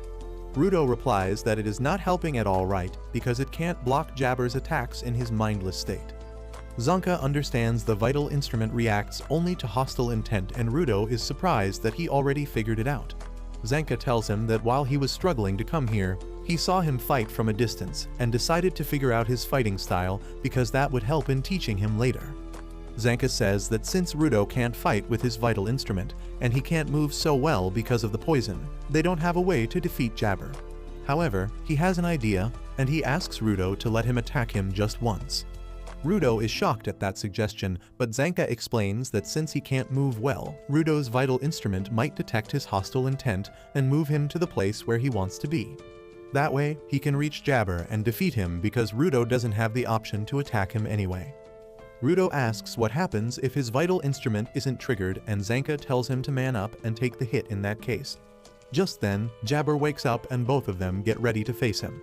He charges at them, slashing the pillar they were standing near, but both of them make it out safely. Zanka tells Rudo to let the claws even graze him because that will quickly paralyze him. He is pissed at that and decides to attack Rudo to vent out his frustration. Luckily, the talisman works exactly like he thought, and it moves him straight towards Jabber, letting him hit the bastard away. Zanka is impressed by this, but Rudo is furious at him. Since the talisman deflected the attack, it means Zanka attacked him with hostile intent, but he claims that it was just a little test. He then walks back to Rudo, saying that they can work with this team. He positions himself to strike him again, and at the same time, Jabber gets back up. He dashes towards them, and then Zanka attacks Rudo, whose ability hurls him ahead instead. He once again gets close to Jabber and lands a devastating hit. Zanka is surprised that the talisman can be controlled so well by Rudo, and he can send him considerably far. He then attacks him again, and Rudo sends him towards Jabber one more time. Thanks to Rudo's control, Zanka hits him with a lethal combo that knocks him back to his senses. As Jabber sees Zanka in front of him, he gets a little excited, but the next thing he feels is Zanka's staff landing on his head, knocking him out for good this time. As Zanka lands on his feet after that, he stumbles to the ground. He thinks that they have won the fight, and Rudo also relaxes a bit, causing the talisman to deactivate. It suddenly turns to dust and crumbles like Thanos just snapped it out of existence, and Rudo panics. He tries to save the talisman since it belongs to Gris, but he can't do anything except watching it fly away. He starts having a panic attack, and Zonka wonders if the talisman got destroyed because of Rudo's ability or if there is something else at play here. Rudo, however, blames himself, and he suddenly has a mental breakdown that turns physical as he falls to the ground, writhing like a fish taken out of water. Zanka sees the claw marks on his back and realizes that he got struck by Jabber without either of them knowing. Just then, he notices Jabber poking himself with his left claw, and he suddenly stands back up, completely fresh. He looks around and says that he must have done a great job while he was out cold, and then heads towards Rudo. Zanka asks him to stop, asking how the hell can he move despite taking so much damage, and Jabber stops to monologue about his abilities. He says that his left claw has a powerful painkiller that takes away his pain and he can function normally again. He then says that his right claw's poison will probably work on Zanka for 30 minutes, so he decides to give him another dose to make sure he doesn't get in his way. Zanka is helpless as Jabber stabs him, leaving him struggling on the ground. He then heads over to Rudo, who is still spasming, and picks him up to take him to their base. Zanka can't even yell at him to stop this time, and he can only watch Rudo being taken away silently. Meanwhile, Jabber is glad that he completed his mission, and he doesn't even care about his two teammates that are lying knocked out in the building. Rudo is still conscious even though he can't move, and he blames himself for putting everyone's life in danger. Just then, Jabber leaps out of the hole in the floor that his teammate made, but instead of being inside a building, he finds that he is outside. He thinks that it shouldn't be possible because he clearly remembered the map. But just then, he sees Rio there, waiting for him. Injin is with her too, and Jabber finds that out when he gets hit in the guts with his umbrella and hits a wall with tremendous force. He somehow stays awake despite that and notices that Injin has other scary-looking cleaners with him. Turns out, the supporters who escaped earlier called for backup, and Injin and others were close enough to respond in time. One supporter is worried that Gris and others might be dead, but Injin assures her that they are strong and won't die so easily. He asks her to take a team and rescue them, and in the meantime Jabber begins screaming that they look really strong and he is in no condition to fight them. Just the thought of how helpless he is turns him on, and Injin is shocked to learn that Rudo has been fighting this freak masochist this entire time. Rio remarks that he looks better than she expected, and the other cleaners pity him, saying that he looks a lot worse than they thought. The big guy gets angry and says that it is unforgivable that someone tried to harm one of their teammates, but the other guy tells him to shut up because he is annoying. After that, Injin tells Jabber that they are going to take him into custody and interrogate him. He asks him if he really thought that he could mess with the cleaners and then crawl back to whatever hole he came from. Jabber gets even more excited on hearing this and asks if they are going to lock him away in a prison for life where he has to come up with a plan to break free by himself. He gets up, saying that he knows he is going to lose, but he has got orders to bring back Rudo, and he is not going to return to his face as a failure even if he dies in the process. He awakens his weapons again, but just as he is about to charge ahead, someone hugs him from behind and tells him to stop.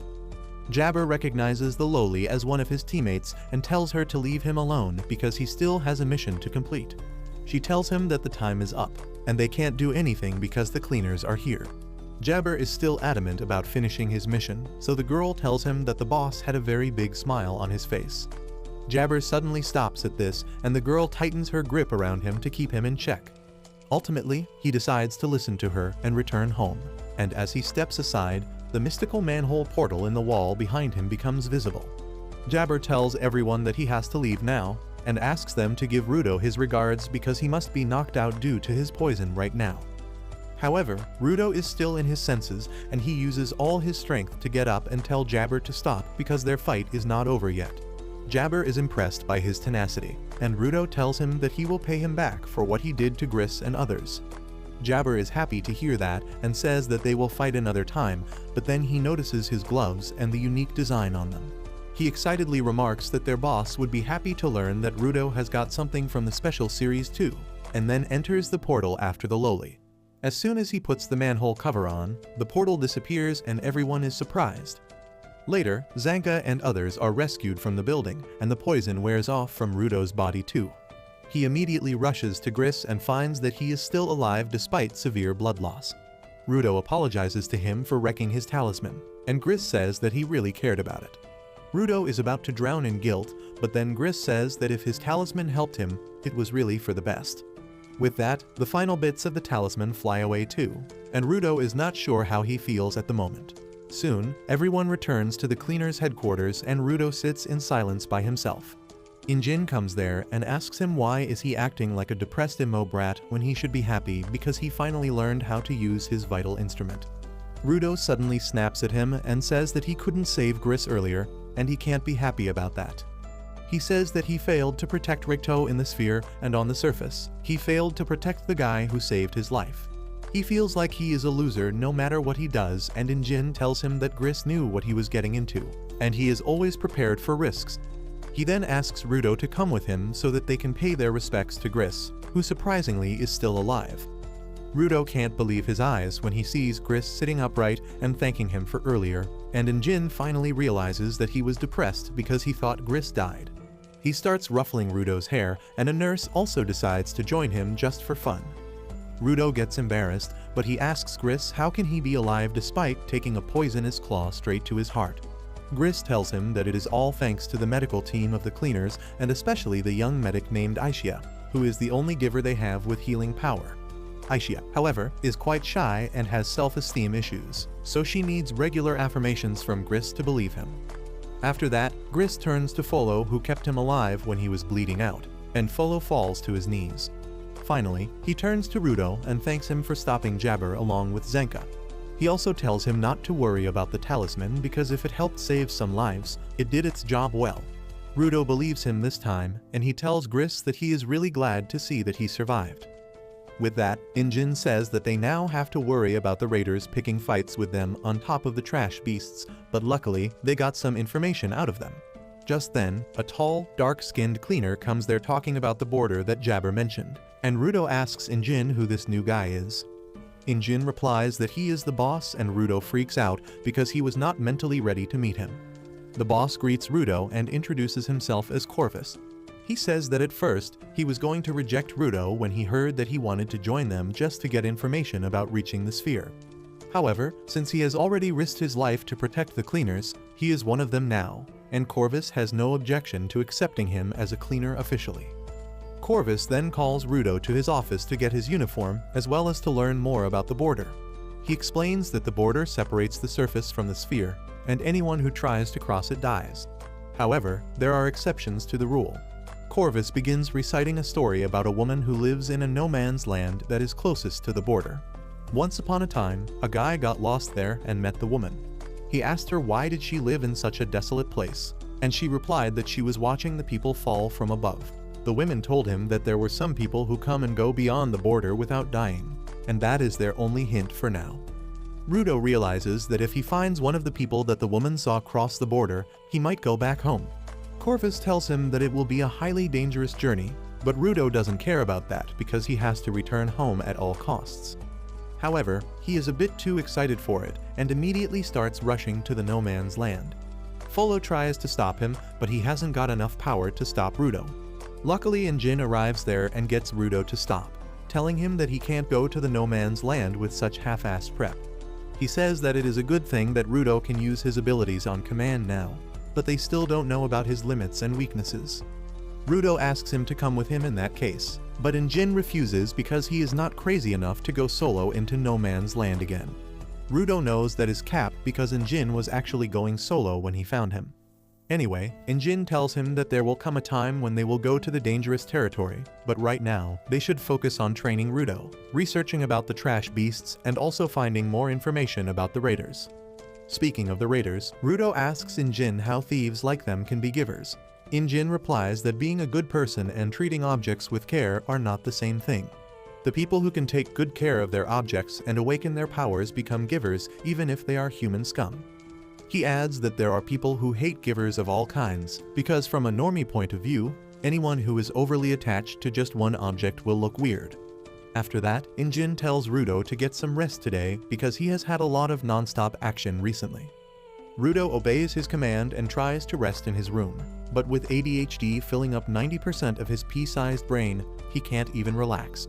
He begins wondering if he should sneak out and go to find something valuable in the garbage, when suddenly, Rio slams open his door because she doesn't plan to let him rest.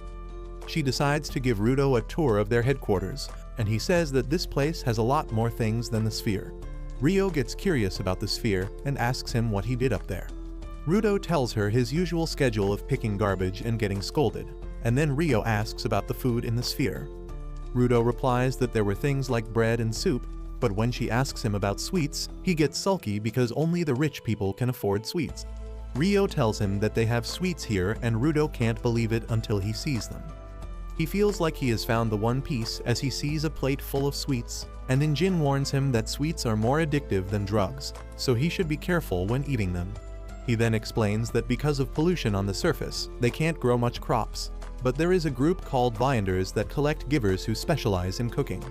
They are the ones who make and sell these sweets, and sweets are not exactly rare on the surface because of them.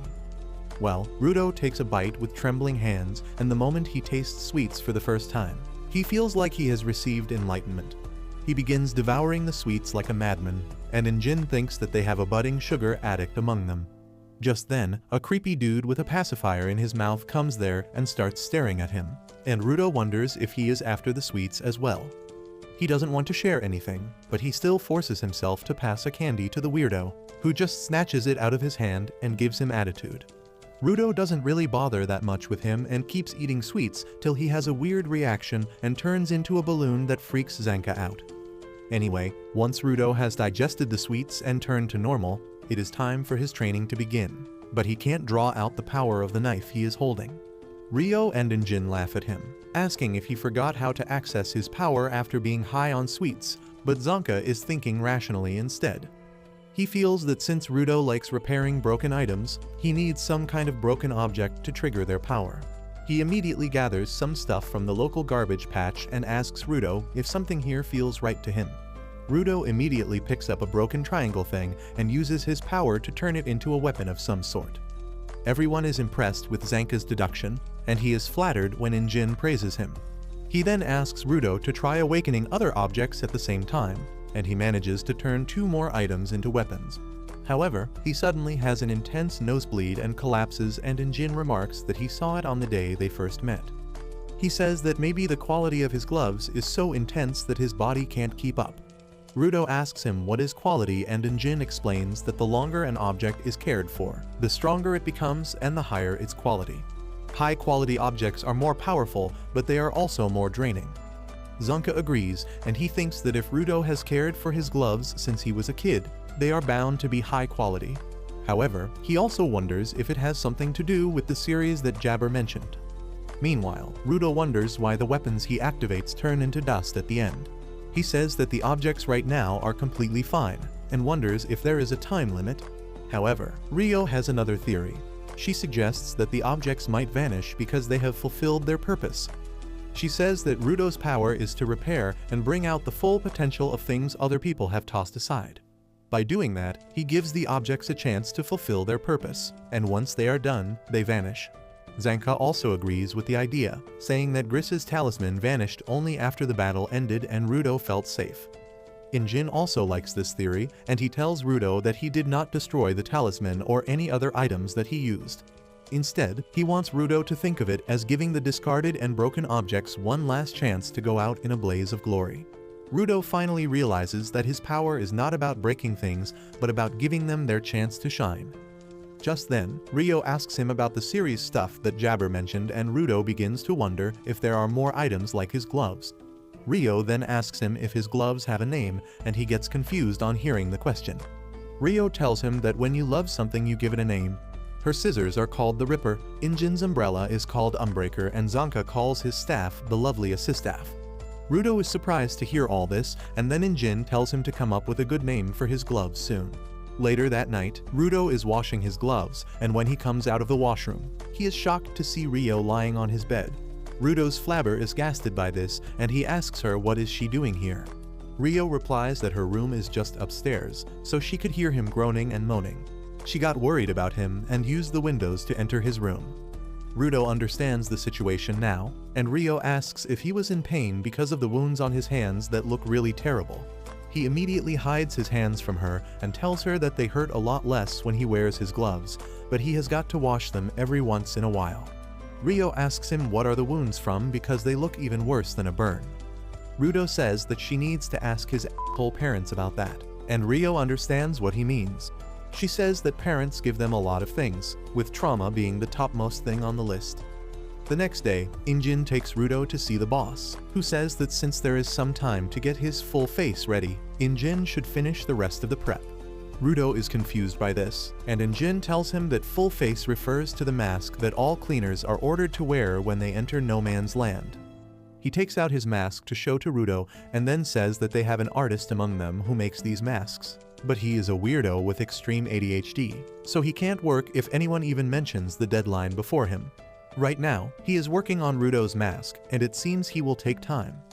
Corvus says that in the meantime, they will finish up the prep by casting a spell on Rudo.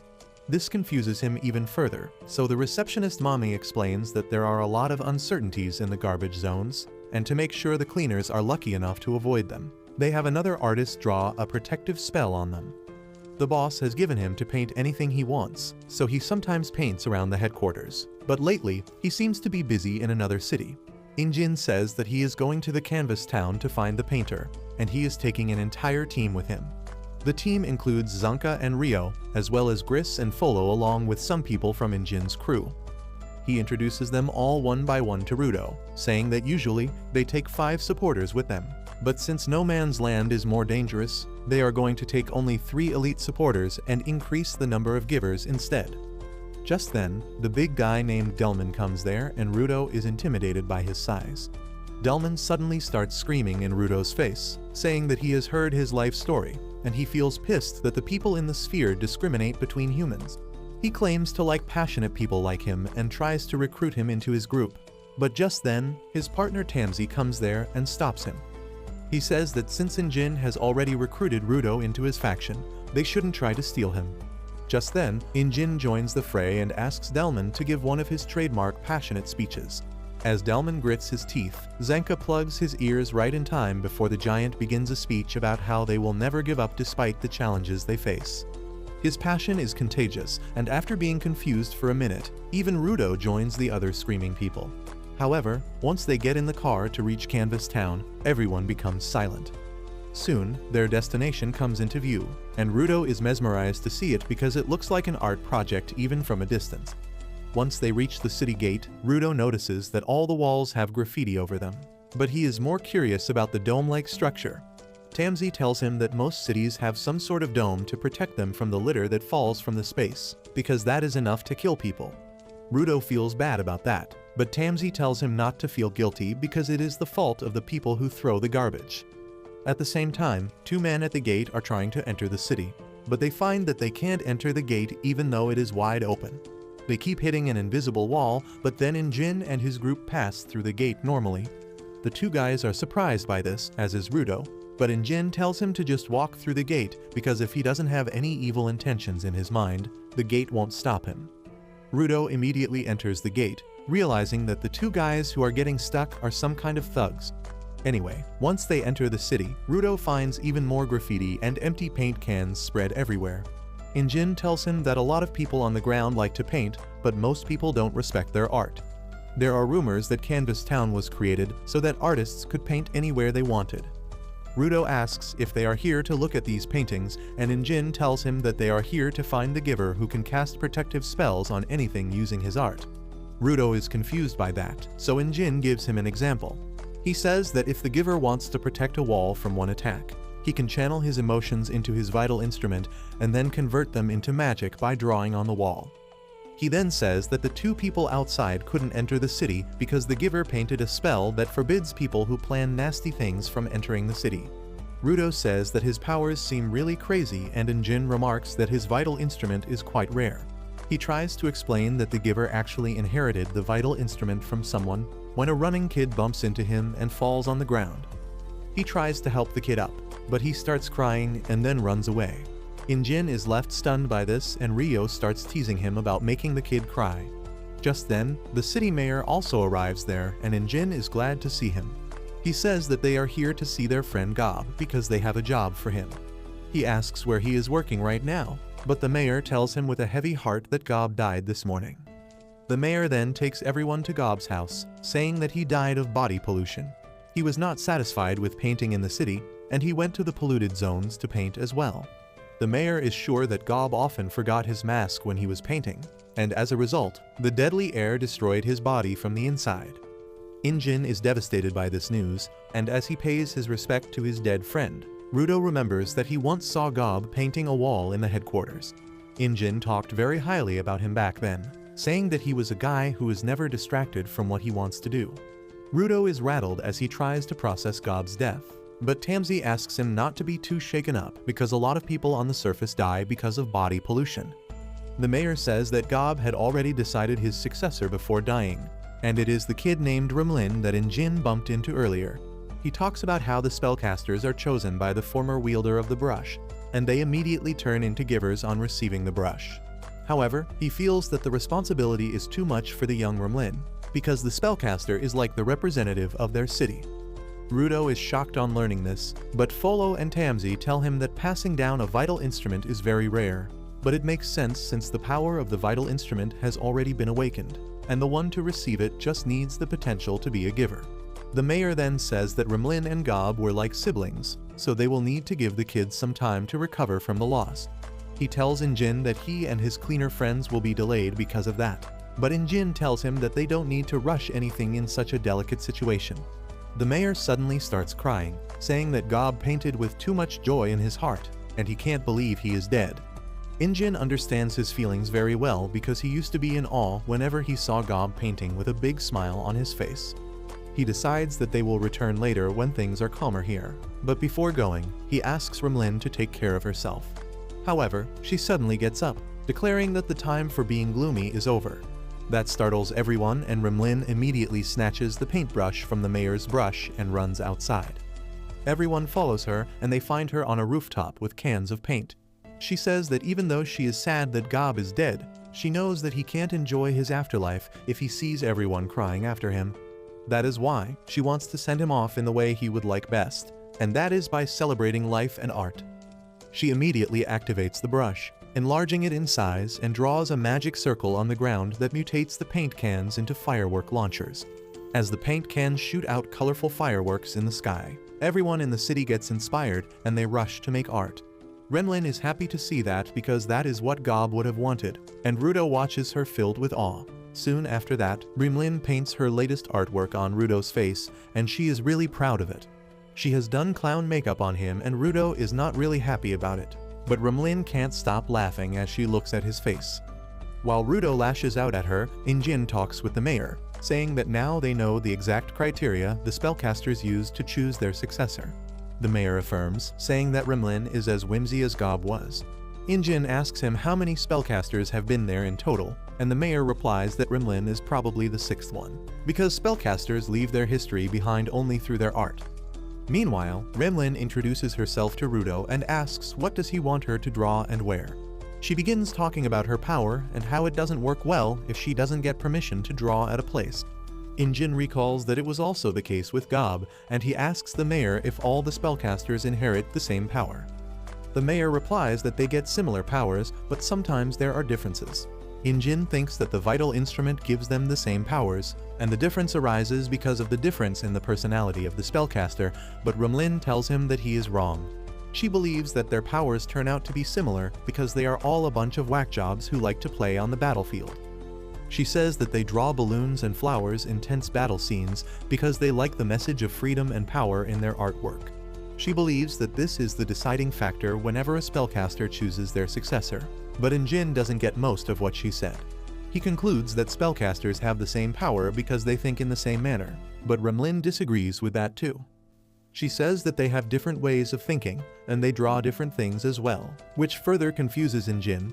He tries to understand what exactly Rimlin wants to say, but the mayor stops him, telling him that he will only lose his mind if he tries to debate with an artist or a flat earther.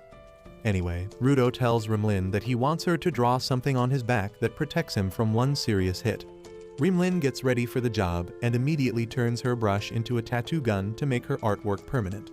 The mayor and Injin are shocked by this because initially they thought that Rimlin just found a tattoo gun lying around somewhere, but it turns out that she can turn the brush into any tool that fulfills her needs at the moment. In the end, they stop her from tattooing the spell on Rudo's body, but Rimlin says that if she just draws with water-based paint, it will wash off after the first time Rudo showers. However, she quickly comes up with another idea that is as mischievous as a tattoo and asks for Rudo's permission to cast a spell on his body without telling him what tool she will use.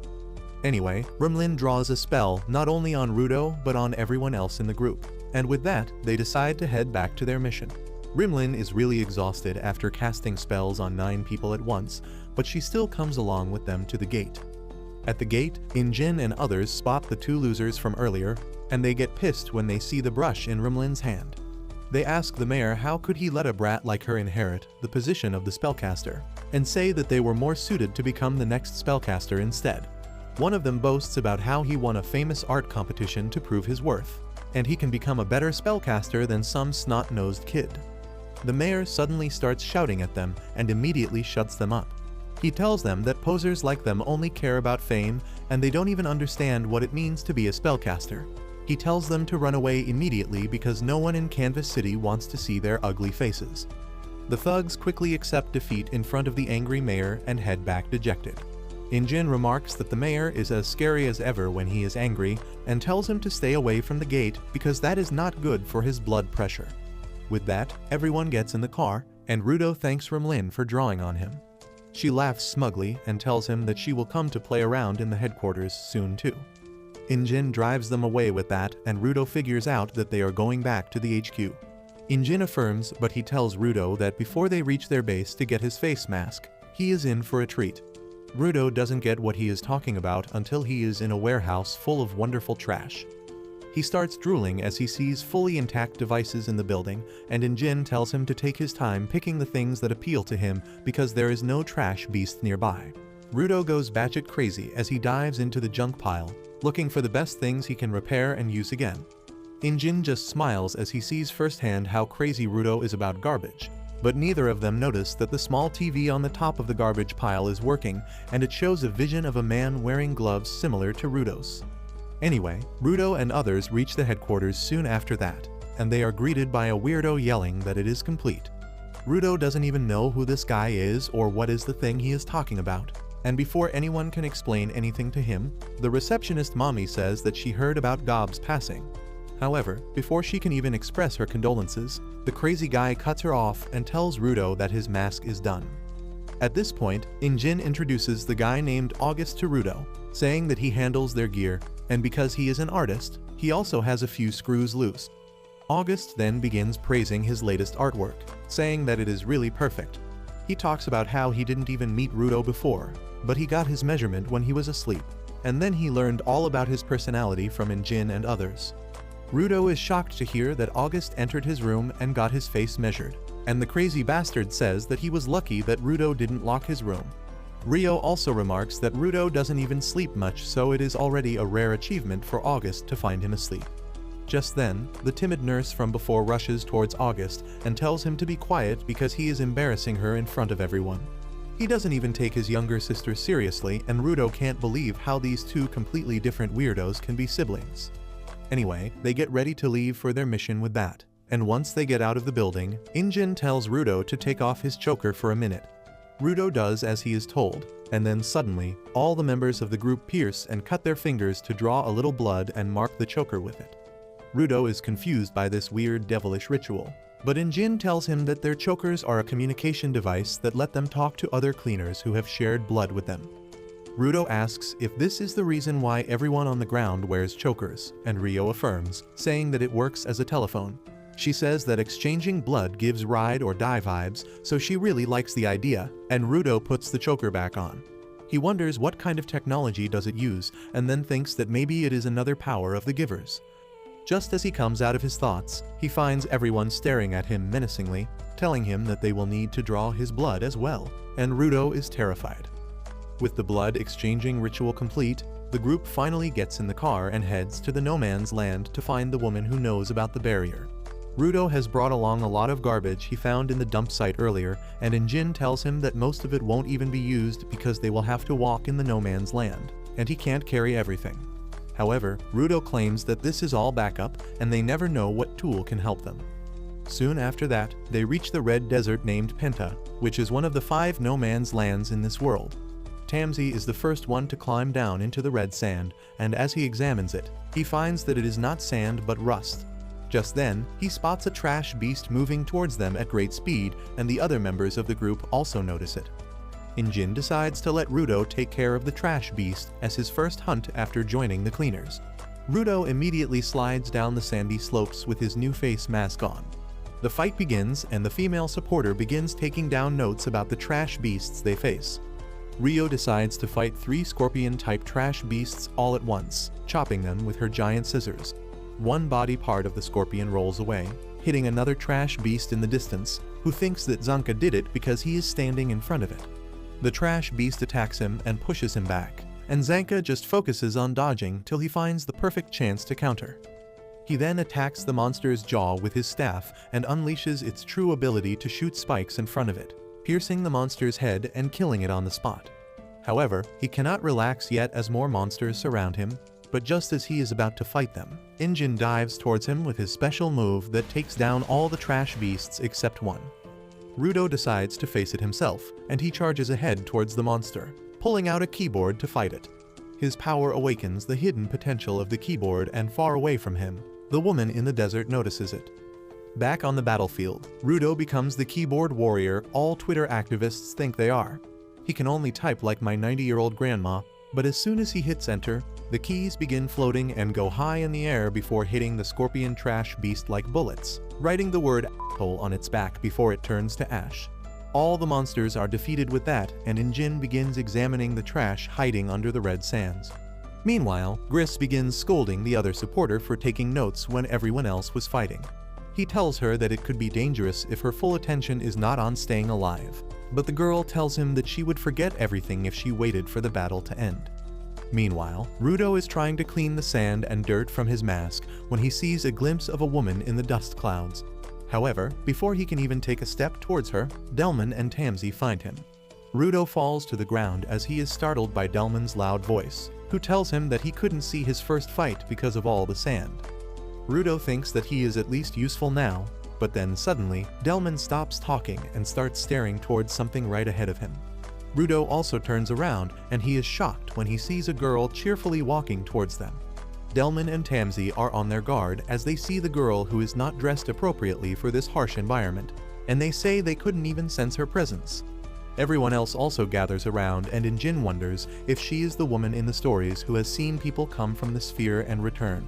Zanka says that it is too early for them to find the woman, and Injin says that they should try to talk to her and ask for directions at least. However, Rio is a bit more direct, and she asks the girl if she has ever seen people coming from the sphere or trying to go back. The girl affirms, and Rio tells everyone that they have found the person they came here for. Injin says that they lucked out this time, and then the girl named Amo suddenly starts coughing. She tells everyone to come to her house so that they can talk in peace, because the air here is not good for their body. Rio grows suspicious of her and asks Injin if she should go alone and talk with the girl, but he decides that all of them should go. He feels that even if the girl is plotting something, they can talk it out, and if she really turns out to be a danger, it will be better if all of them are present to fight her. However, his plan fails terribly, and once they reach Almu's house that is full of soft toys and creepy dolls, Injin throws up and collapses. Rudo is the only one conscious now, and as he tries to understand what is happening, Almu grins mischievously at him. It all started 1 hour ago, when Rudo and his friends decided to follow Amo, unaware of her true plans. Amo leads them to her home, which is a really tall tower supported by rocks on all sides. Everyone is surprised by this because they never thought they would find a structure like this in the middle of the no man's land. But Rudo wonders if this tall tower can take him all the way to the sphere. Unfortunately for him, the tower is not as tall as he thinks. Amo opens the gates and asks everyone to come inside the tower. Once inside, they find a huge door that has been locked and chained tightly, and Gris remarks that he doesn't like the look of things in this place. Amo tells him that this is the living room, and it is really messy. but they should come to her room to enjoy her hospitality. They follow her through the suspiciously well-maintained tower, and on the way, Amo asks them to take off their masks because the nasty gas from the outside can't reach in here. She says that it is a little creepy and disrespectful if they keep wearing masks in her house. Once they reach her room, everyone removes their masks, and Amo is really amazed to see their faces. They are also surprised to see that her room is quite whimsy for her surroundings, and the female supporter notes that down too. Rudo wonders how she could get so many things in the middle of this polluted desert, but then Amo asks them what was the thing they wanted to talk about. Rudo shares a nod with Injin before approaching Amo and asking her if she can tell him more about the people that can move freely between the surface and the sphere. Amo doesn't like that topic and says that they should talk about their crushes and stuff instead. Everyone is dumbfounded by this, and Amo says that she likes people with a strong smell, and the smell matters to her more than the face. Rudo wonders if this is Tanjiro's long-lost sister, and then Amo takes a huge whiff to declare that the big guy at the back is the most attractive for her. She starts smiling like a maniac, giving Rudo the creeps, so Injin decides to take charge of the conversation. He asks Amo if talking about romance is the price she needs for giving them information. He says that they want to know about the people who can go back and forth between the ground and the sphere, and if she wants to talk about love and crushes in exchange of that, it is fine with him. Amo suddenly snaps at hearing this, and she begins screaming that all of them are selfish jerks who came here just to use her. She says that she was really happy that someone came to talk to her, but they probably wouldn't have come here if they didn't have another goal in mind. She starts spiraling out of control, and Injin realizes that he messed up. He tries to control the situation and suddenly tells Amo that he likes her, shocking all his friends. However, he messes up a second time by saying that, because even Amo can tell that he is lying. She crashes out, saying that she hates liars, so Injin decides to say the truest thing that comes to his mind at the moment. He tells Amo that she should cover herself up better because he gets distracted just by looking at her. Well, that was strike 3, and Amo fully loses it at this. She says that guys who want to control women's freedom are the worst, and activates her powers to fight against him. Injin had a feeling all along that the girl was a giver, but then Rudo notices that her boots have the same mark as his gloves. He feels a strange resonance to her power, and then suddenly, Amo tells Delman to shoot. Injin doesn't understand what she means, but as he turns around, he finds Delman holding a water hose towards him. Before anyone can understand what is happening, Delman shoots Injin, knocking him out with the high water pressure. Everyone is shocked to see this, and they ask Delman how could he do this, but he is clearly not in his senses. Rudo lashes out at Amo, asking what the hell did she do to Delman. He says that her boots have the same mark as his gloves, and he asks her about that too. But Amo completely ignores that part and goes back to her original question, asking everyone what kind of people they like. Everyone goes silent on hearing this, and Amo asks them why are they not talking because that is how communication works. She says that it won't be fun if she is the only one who is talking because she rarely gets guests here. Amo says that she loves guests except party poopers like Injin, and asks everyone to return to the conversation. Suddenly, Zanka starts walking towards her because he understands how to deal with the crazy girl. She only listens to the people who play along with her topic of her choice or the ones who try to stop her. Well, he chooses the second option because he is not letting anyone who harms his idol get away for free. He calls Amo a cow and says that she is his enemy, so he is going to crush her. Amo starts crying on hearing this and asks how he could call her the C word. She claims that he is being mean to her even when she didn't do anything bad. She says that she is really hurt, but Zanker realizes that an attack is coming, and he manages to dodge a heavy blow from Delman just in time. Zanka is certain that Delman is being controlled like a puppet by Amo, but turns out, her control runs deeper than that. Delman suddenly starts yelling at Zanka, asking him how could he hurt the fragile girl with his harsh words. He stands in front of her, saying that Amo is the reason he fights, and he will not let anyone hurt her. While everyone thinks that he has been brainwashed, Tamsi claims that he really means what he is saying.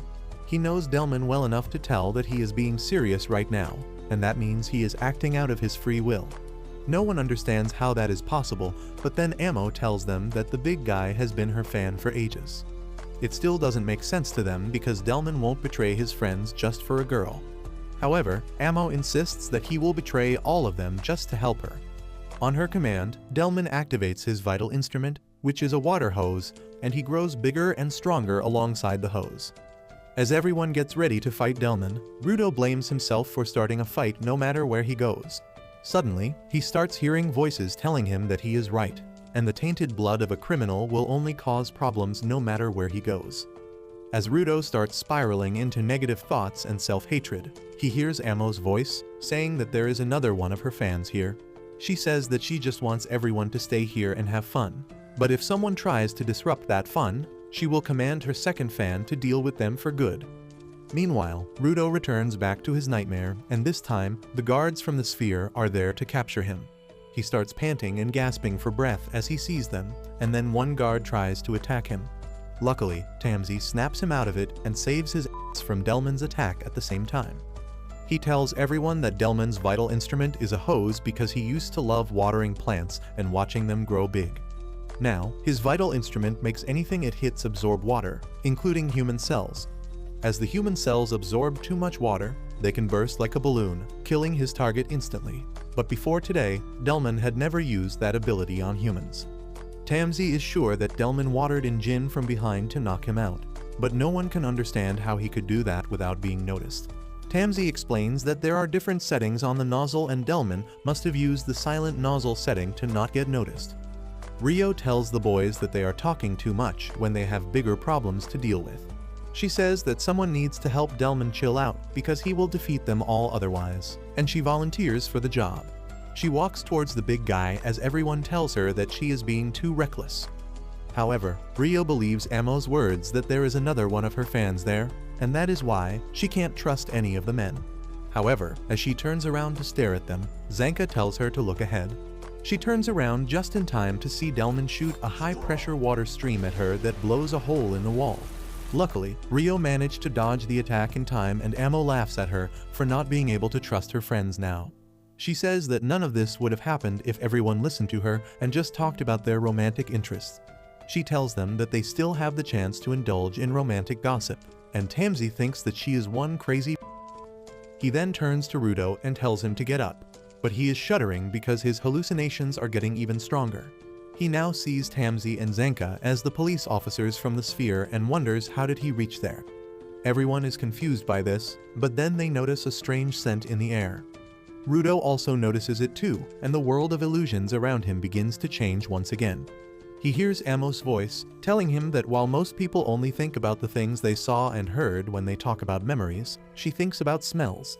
Her appearance suddenly starts changing as she tells Rudo that if he is not going to talk about his romantic interest with her, she will make him relive his memories. Amo turns into Chiwa, the girl from Sphere whom Rudo liked, and the scenery changes to the cliff where he last met with her. He can't believe what is happening, and then the fake Chiwa pulls out the toy he gifted her. She says that she will cherish it forever, but Rudo gets angry at this because she discarded the toy while he watched. As he lives out his trauma in 4K, Tansy finally realizes that Amo makes people see something that turns them into her allies. Amo replies that she doesn't show anything to anyone. Rather, she uses her boots to create a smell that makes them think of the happy times, and once the people get lost in their memories, they always protect her. She suddenly realizes that she spoke too much, and then Tansy and Zanka put their masks back on, saying that if they just block the smell, they will be fine. Zanka adds that not all memories of the people they love are happy, and if someone has started to hate the people he once loved, Amo's power would backfire on her. She gets pissed at this and calls him a moron for underestimating her. She declares that her powers only make people dream about the happy times, and at the same time, Rudo is dealing with an emotional turmoil. Even though he hates Chiwa for throwing away the toy, he can't get angry at her. The happy, lovesick feeling starts to overwhelm him, and he gets the sudden urge to protect her. He sees Tasmi and Zanka as two soldiers harassing Chiwa, and as she calls for help, he dashes towards her, knocking the two men away. Zanka yells at Rudo, but he is too far to hear his voice. He still thinks they are the soldiers from the sphere, and tells them that he is not the weakling that he used to be. He declares that he has the power to protect the people he loves now, and he will use that power to kick their asses. Zanka and Tansy realize that the situation is terrible now, but it soon gets worse. Rio and Folo get brainwashed by Amo's ability too, and they start walking towards her, saying they will protect her. Only Zanka, Tansy and Gris are in their senses now, And as they wonder how to get out of this situation, Tamsi decides to use his ability on his friends, even though he never wanted to do it. Meanwhile, Delman remembers the happy moments of his life when he used to grow plants with his wife because she loved them. She was happy when they managed to get their first plant to grow up to a decent size after a lot of efforts. But Delman wanted to fill their house with plants to show that hope could prosper even in a polluted world like theirs. Now, Amo's power makes him think that she is his wife and Rudo. Rio and Folo are under similar illusions as well. She asks Zonka and Tamsi if they still think they can beat her, and Tamsi pulls out his thread-reeling stick and turns it into a staff. Delman thinks that Tamsi and others are the bandits who hurt his wife, and he gets furious at them. He charges at them at the same time as Rudo and others, but Tamsi quickly activates his abilities, sending thick ropes in all directions. Within a split second, everyone is tied up in those ropes, but Amo doesn't think too much of it. She asks her fans to do something for her, and Rio struggles to get out of the ropes that only tighten around her legs. Everyone else does the same, and Tamsi tells them that the more they move, the more the ropes will tighten around them. However, none of them seem to stop, and Tamsi is disappointed because he thought that this level of pain would be enough to snap them out of it. Amo calls him an asshole for hurting his own friends, but she tells him that it will be useless because once someone has fallen for her, they will endure any amount of pain to help her. She laughs, saying that is about to get bloody, but then Tamsi tells her about his vital instrument.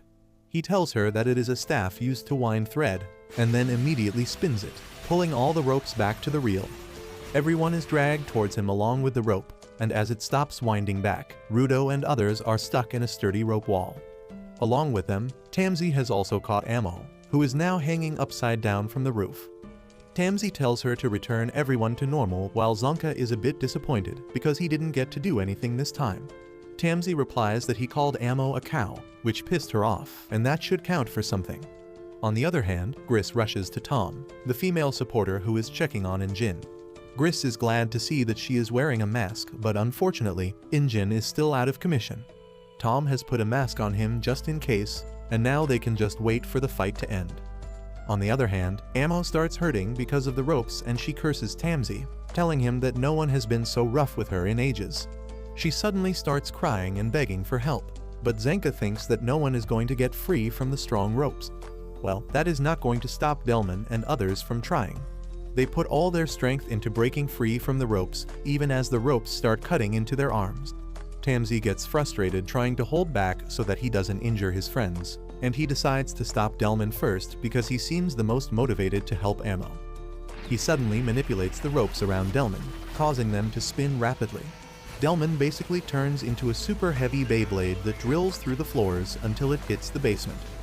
However, that is not all that his special move did.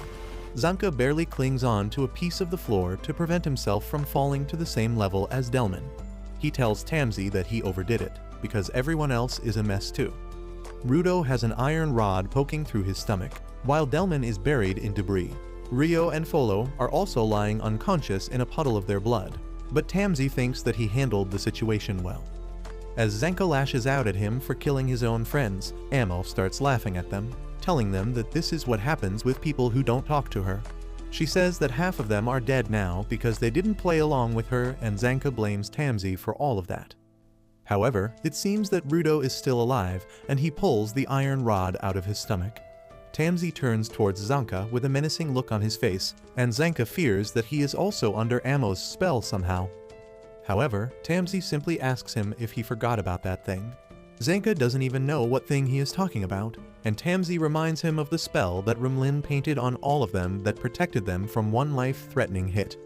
Zenka realizes that as everyone gets up and immediately feels better, and Amo can't understand what is happening. Suddenly, she finds Injin behind her, and he has swiped away her boots without her realizing it. Amo is so shocked that she takes a few seconds to react, and in that time, Injin says that he hates the people who don't wear socks with their shoes. Amo then suddenly lunges at him, telling him to return her boot because she won't forgive him if it loses the smell of that special person. Injin wonders what is so special about the smell, and he decides to try it out and takes a whip.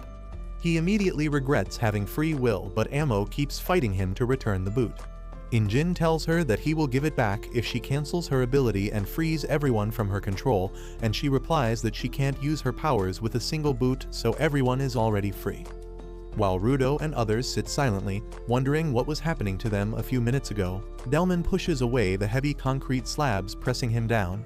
Just then, Tamsi and Zanka walk towards him, and Delman asks them what happened here. Tamsi tells him that he was affected by Amo's power that made him think that she was someone very dear to him, and he fought really hard to protect her. Delman is shocked to hear that, but the part that hurts him the most is that his wife was still dead. For a moment, he had hopes that he could have her again, but now that reality sinks in, he is devastated. Zanka notices that everyone else who was affected by Amo's power is also depressed, because after their dream about happy times ended, reality must have hurt them a lot. Soon, everyone wears masks, and then Injin decides to return Amo's boot. While everyone wonders what to do with her, Injin says that though her power is crazy, Amo is just a helpless little girl otherwise, and he doesn't feel good about hurting her. He doesn't want to take away the boots that mean so much to her either, so he thinks that teaching her not to hurt others might be the best thing for now. However, Amo suddenly starts acting bratty again, telling them to take responsibility for thrashing her house. Zanka gets pissed at her attitude and tries to lecture her, but then Rudo takes off his mask and starts walking towards her. Amo asks him if he just can't get enough of her smell, but little does she know what Rudo is actually planning. As soon as he gets close to her, he smacks the out of her with a punch. Amo goes through the shock of being hit before the pain sets it, but Rudo doesn't give her a chance to fight back. He climbs on top of her as he begins to rock her with his fists, but luckily, Injin and others manage to stop him and save the girl's life. Some sort of curse begins to awaken inside of him, and as Gris tells him to stop, he takes a moment's break.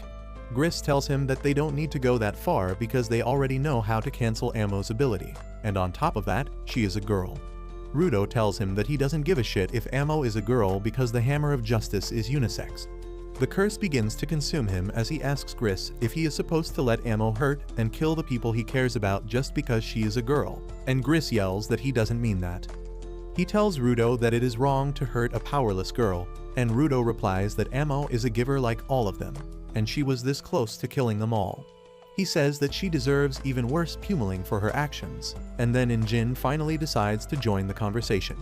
He tells Rudo that he understands his thought process, but then asks how are they supposed to get information out of Amo after he has beaten blood, snot, and tears out of her. Rudo realizes that one fraction of a thought at a time, and when his pea-sized brain finally computes all the information, he can only stare at Injin's face. Injin takes him outside to have a talk and asks Tom to patch up the girl in the meantime. Once they are outside, Injin sits silently and Rudo grows increasingly nervous. He asks him why is he not saying anything, and Injin replies that there is no need for it as he has already realized everything. Rudo explains himself by saying that the entire time he was in the sphere, he was asked to endure it. No matter what people said to him, he had to control his temper and hold it in. However, once he reached the surface, he realized that he would lose if he kept holding back. But now, after beating the crap out of Amo, he realizes that he has gone back to his default settings. He is the same impatient and violent boy who would attack anyone without a second thought if they hurt him. He shouts that he is still a violent brat and any growth he thinks he has gone through is just an illusion. Suddenly, Injin says that he really likes women who are smarter than him, having incredible curves and a forgiving personality. Rudo is completely dumbfounded at this, but Injin continues, saying that he doesn't really do well with kids and women with complicated needs because he doesn't need any of their emotional baggage. He can't hide stuff like that from anyone, and that is one of his bad character traits. Injin tells Rudo that this was just an example, and adults have a lot of bad stuff in their life that they need to grow out of. He says that realizing this is the first step to becoming an adult, and he was made aware of his faults by someone else. Compared to him, Rudo realized everything by himself, and that means he is on the correct path to grow as a person. Rudo stares at Injin in awe on hearing this, and he tells him that they should apologize to Amo later. Meanwhile, Tom has patched up Amo, and she apologizes for Rudo's actions, saying that they didn't know he would go so far. She then takes off her mask, telling Amo that she wants to be her friend and they can talk about anything she wants. Amo remarks that Tom will become a good mom, and then she starts talking about her mom. Amo says that her mom was a great mom, and she was the reason she met her first love and got her treasure. Her mom also showed her the angel who travels between the ground and the sphere. Tom just treats all of that as gossip. But then she suddenly realizes that Amo is willing to talk about people who can travel between the two worlds. As Amo stares at the sky, she remembers her childhood, when her mother was her only family. One day, as they were traveling, Amo spotted a crow that she found really cute. However, her mother told her that the crow would never love her, so she should forget about it. Amo trusted every word her mother said, and she began yelling at the crow, calling it ugly. Anyway, her mother dragged her along, telling her that she was going to meet a person who would love her a lot. She soon brought her to a super shady-looking guy in the middle of the street, and Amo's mom told her that this gentleman would be the one who would love her for the rest of her life. The little and innocent Amo knew no better, and she trusted her mother's words. The guy, who was clearly a creep, began smiling at her, and Amo started getting butterflies, thinking that he would really love her. She didn't even understand why the man would give her mother money, but she was too happy to think deeply about it. The PDF file took her to the tower in the middle of the no man's land, which was his personal hideout since he didn't get an invitation to Epstein Island or to Diddy parties. Amo forgot about her mother as she began to live a life of comfort with him, and the ugly bastard groomed her constantly. One day, she asked him how did he have so much stuff, and the man replied that he was a trafficker, so he would always have more than he wanted.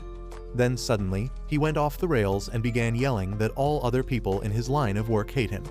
It was nothing new for Amo, and she watched the budget Diddy cry that they must be jealous of him because he is the only trafficker who is also a giver. The man then told her that they should do their usual ritual again so that he could calm down, but Amo didn't want to. She told him that her heart beat really fast and she had trouble breathing when they did the ritual, but the old creep told her that it was because she was in love with him. Amo's body had created no new brain cells ever since she was sold, and she believed him. She let the PDF happily diddle her, and then started giggling, thinking that this must be how first love felt like. She then found the old pervert whispering something to his boots when suddenly two masked strangers entered the room. The freak started yelling at them and told them to get out because this room was reserved only for him and Amo. However, as the masked weirdos ignored him and walked towards Amo, he decided to teach them a lesson. He activated the power of his boots and threatened to attack them. But one of the masked men moved super fast towards him and ended his miserable life with one punch. He then took off the boots and presented them to Amo, telling her that they would suit her better. The other weirdo told her that the boots would fill the void in her heart, and Amo accepted them after sniffing them for a bit. The masked men then walked to the crack in the wall, and one of them suddenly sprouted wings of light to fly to the sphere. Amo was awestruck on seeing this and thought they were angels, but they were gone before she could speak to them. Just then, the old pervert woke up and Amo eagerly told him that angels are real. However, instead of listening to her, he pushed her away, telling her that the boots belonged to him. He asked her how dare she try to take them and began stomping on her. Amo was stupefied at this, even though this was not something new for her. She was used to getting beaten by the old pervert when she didn't obey him, but other times, it didn't feel like anything. Right then, she felt a loud thumping in her heart, and she wondered if it was because of the boots. The boots began resonating with her, and she decided to trust the words of the masked angel that they suited her better. She decided that if the boots suited her better, they belonged to her, and suddenly, she was able to awaken their power. Amo's flashback is interrupted when Rudo suddenly comes back inside and he is about to apologize to her for earlier, when Folo stops him because they have just reached the important part of the story. Amo continues her story, talking about how the old PDF was shocked to see his vital instruments respond to her because they are supposed to only respond to their owner. Amo replied that maybe the boots never really belonged to him. She didn't know much about vital instruments, but she believed the angels who told her that the boots suited her better. She told the old creep that she felt really happy holding the boots, and it was like they were something that she had been missing all this time. She politely asked him if she could have the boots, and the old man started to have a breakdown. He tried pulling the boots away, telling Amo that it was not nice to take things that belonged to others, but she pulled them back, reminding him that he was a trafficker, which is a fancy term for a thief. She told him that she asked nicely so she should have the boots, but the creep kept pulling hard, telling her to stop being so adamant. Amo begged him not to take the boots away from her, promising that she would never ask for anything again, but he refused to listen to her. He started calling her a pain in the ass and ordered her to give up, but that was when Amo snapped. She began yelling at the pervert and told him to give the boots to her already. Their argument suddenly turned into a fight with Amo biting the old man with all her strength. He managed to overpower her and take the boots away, but in the struggle, Amo accidentally pushed him out of the broken wall. She watched in silence as the creep became a distant red dot on the bottom of the tower, and then suddenly, years of brainwashing began ravaging her brain. As she sat down, she wondered why was she living with this old man, and why did her mother send her with him. The thought that she was sold to the old pervert sprang into her mind, but she didn't believe it. Instead, she gave in to her delulu and thought that her mother sent her here to be loved. She said that the old man was a good first love, and she would never forget him, but she would not stay hung up on him either. After that, Amo awakened her power and trapped many people that came to the desert. Several months later, she saw the angel again, but this time there was only one guy. With that, Amo's story comes to an end, and everyone is left aghast on learning the truth. They wonder if the angel was a giver with the ability to create wings, or if she was simply hallucinating because she is clearly not in the right state of mind. Amo keeps drawing something on the ground while everyone comes up with theories. They decide to believe her for now and ask where did the angel land when he came back. Amo replies that he landed beyond the horizon, but Injin is not satisfied with that. He asks her when the angel came back, and she tells him that it was around a month ago. That is the only piece of information Injin finds relevant because Rudo also came to the surface 1 month ago. Rudo walks towards Amo to apologize now, but as he sees what she is drawing, he suddenly stops. Amo has been sketching the mask of the angel, and it is the same guy that killed Regto. Rudo smirks on seeing this as he realizes that the man he is looking for is on the ground, and now he can accomplish all his missions at once. He doesn't care how strong the other guy is or if his partner is with him, because once he finds him, he is going to beat him senseless and then ask him why he killed Regto. Next, he is going to learn how to return to the sphere and set things right, making the murderer apologize before Regto's grave. As he keeps smiling creepily, Amo suddenly calls out to him. She hits him with a talk no jutsu, saying that he is also just like her. Rudo is taken aback at that, and Amo asks if he became a human after receiving his gloves too. She says that people like them who have lost something need a lot to fill up the hole in their heart, and their special items seem to be enough for that. Amo claims that she regained her human emotions only after she received the boots, but those emotions made her realize a lot of horrible things. She starts crying as she says that now she knows what the old creep was doing to her, and how she was all alone the entire time. She just wanted someone to be with someone who needed her, but she could not gather courage to leave this place. So she waited for others to come to her and become friends with her. But since she is all messed up inside, she screwed everything. She knows that Rudo came here to apologize to her, but she tells him that there is no need for that because they are the same. She then moves one step ahead, saying that every person is the same in this world and they use their hands only when they have to beat someone, which is why the world never becomes a better place. Somehow, all this high-level philosophical stuff gets processed by Rudo's caveman brain, and he sits down before Amo, stretching a hand of friendship. He says that they should both learn how to hold out their hands to each other so that they can form meaningful connections. He says that he is not good at it either, but they can learn it together. Amo is moved by his gesture and tells him that he is doing it right now. She takes his hand, and soon after that, Rudo and others get ready to leave. Amo decides to stay at the tower for the tower being, and Rudo asks if she is sure that she doesn't want to come with them. Amo replies that she still has some things to work out here, but now she has a choker that connects her to Rudo and others. She asks him to come back sometime to talk to her, and Rudo promises that he will return someday. With that, everyone waves goodbye to her and goes on their way. In the car, Injin says that they didn't learn anything about the border, but they should consider their mission a success. They found about the angels who can cross the border, and they also saw another vital instrument with the same symbol as Rudo's gloves. Rio remembers the raider talking about the series they were from, and wonders if there are more things with the same symbol. On the other hand, Rudo keeps thinking about the angels and how angry he was when he learned that his father's murderer was here.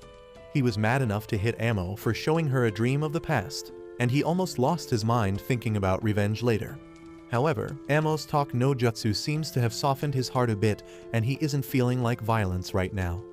Meanwhile, Amo is also happy that she finally made some friends, and she wants to have a sleepover the next time Rudo and others come here. However, just as she enters her room, she finds that someone is already there. She freaks out and asks who is it, but the next moment, the stranger attacks her and takes her boots, leaving her screaming and begging to return them. The attacker turns out to be the raider Jabbar, who came here on his boss's orders because it is time for the raiders to make their move. On the other hand, Injin is driving everyone back to their base while the radio plays loudly. Injin talks over the radio's voice, asking everyone why they think he is the one always driving them. They are all too exhausted and sleepy to even hear his question, and he says that it is because he is the only one who can keep them all awake during long drives. He says that Gris is the worst one among them, because he drives so smoothly that everyone falls asleep. With that, he drives the car off a rocky ramp, jerking everyone awake instantly. Rio suddenly starts whining because of the rope marks around her thighs. Rudo stares at her injuries and says that Rumlin's spell doesn't cure other injuries, except for the one that threatens their life. Zenka says that most of those injuries are because of Tamsi, who has already apologized many times, and he is ready to apologize one more time. Injin tells everyone to forget about it because this is the risk they take whenever they step foot in no man's land. He says that they should get a proper medical checkup as soon as they find a doctor, and just then, he spots a city next to them. He immediately drives to the city, and as Rudo sees the neon lights everywhere, he realizes that it is the city where Injin brought him to get treatment. Rudo can't process that he has to face the bald hag doctor again, who treats a patient's headache by tying a bandage around his arm. The patient curses her and says he will never return again. But the old woman doesn't give two about wimps like him. Rio has heard that Injin always visits the old doctor whenever he comes to this city, and Zanka thinks that he just finds her character amusing. However, Injin tells them that the old woman is more amazing than they think. Once upon a time, when she was still in her prime, she was the pioneer who developed the method to treat body pollution in humans. He talks about how she used to be a normal person, but dealing with too many polluted people, and things ended up turning her into a psycho who can't talk without shouting. The old woman has had enough of this, and she tells everyone to call her Alice Stilza. Rudo feels that he has heard the last name Stilza somewhere before, when suddenly, Alice's grandson barges in, telling her that the cookies she baked suck. Rudo realizes the loudmouth guy as August, the artist who made his mask, and as he walks ahead, he sees the timid healer Aishia trying to stop him. Rudo finds it hard to believe that these two are connected to Alice, and Aishia begins telling him that the old lady is actually their grandmother. Their parents are dead, so she is their only family, and she often visits her to learn more about treating patients. August keeps on interrupting her while insulting his grandma's cookies, who tells him that he should stop eating them if he hates them so much. Soon after that, Aishia and Alice treat everyone's injuries, and their family drama continues. Zanker realizes that August can't talk without shouting because of his grandma's influence, and Aishia is the only normal person in the family. Anyway, August starts asking Rudo how his mask performed in the no man's land, but he is too busy eating cookies. Anyway, Injin decides it is time to return to the base, but August and Aishia leave before them. August warns them that the cloud is passing by and they should find cover, and Injin thanks him before he rides off. Rudo wonders what the hell he was talking about, and the answer is soon in front of his eyes. As their vehicle takes shelter under a dome like rock, trash starts falling from the sky like rain. Rudo can only stare at it with his mouth wide open, and Injin tells him that it is the sphere dropping garbage from the top. Luckily, it always follows the same route as it passes over them, so people have developed cities in areas that are far away from its trajectory. However, since the trash is falling from such a great height, its exact destination is really hard to pinpoint, and a lot of people die because of the falling debris. Tamsi adds that everyone on the surface hates the sphere dwellers for this,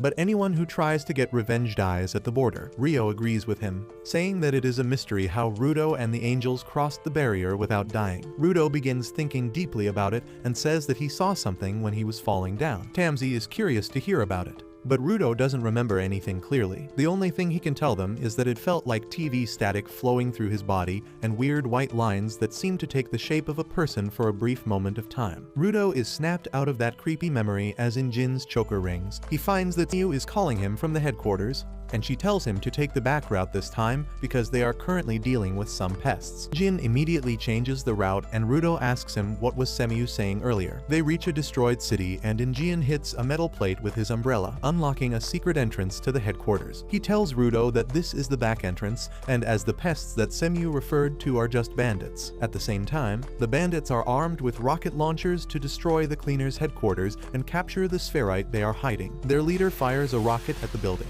thinking that it will be really easy for them to enter the building and catch the spherite, who will fetch an incredible price in the black market. Rudo learns about this too, and he tells Injin that they should immediately head back and help the cleaners defend the headquarters. Injin sighs, saying that they don't even need to do anything, but he is a bit disappointed that he didn't get to fight much in the no man's land, so he decides to beat up some bandits. On the other hand, the bandits are confident that the cleaners will listen to their demand after the warning attack. He loudly tells the cleaners to hand over the spherite if they don't want a second hole in their building. Mew speaks to them through a loudspeaker, saying that she finds it refreshing to see cowardly insects like them attacking from the front. The leader of the bandits says that they like to fight fair and square, but that is a big fat lie. Another team of bandits is trying to break into the building nearby, and the leader just wants to buy time for them. He tells Mew to stop stalling them and hand over the spherite, but then Mew suddenly remarks that she is not a woman. All the bandits are bamboozled on hearing this, but turns out Mew was just pranking them. She tells them that they are so easy to fool, and the bandit leader gets pissed. Mew doesn't even allow him to rage out and asks him to quit right now because he can't do anything. He confidently says that he blew off the top of the building just now, but as the smoke clears, he finds that the building doesn't have a single scratch on it. Just then, the other bandit team arrives there after their tools were destroyed while trying to break open a window. Mew tells them that they can't enter the cleaner's headquarters without permission,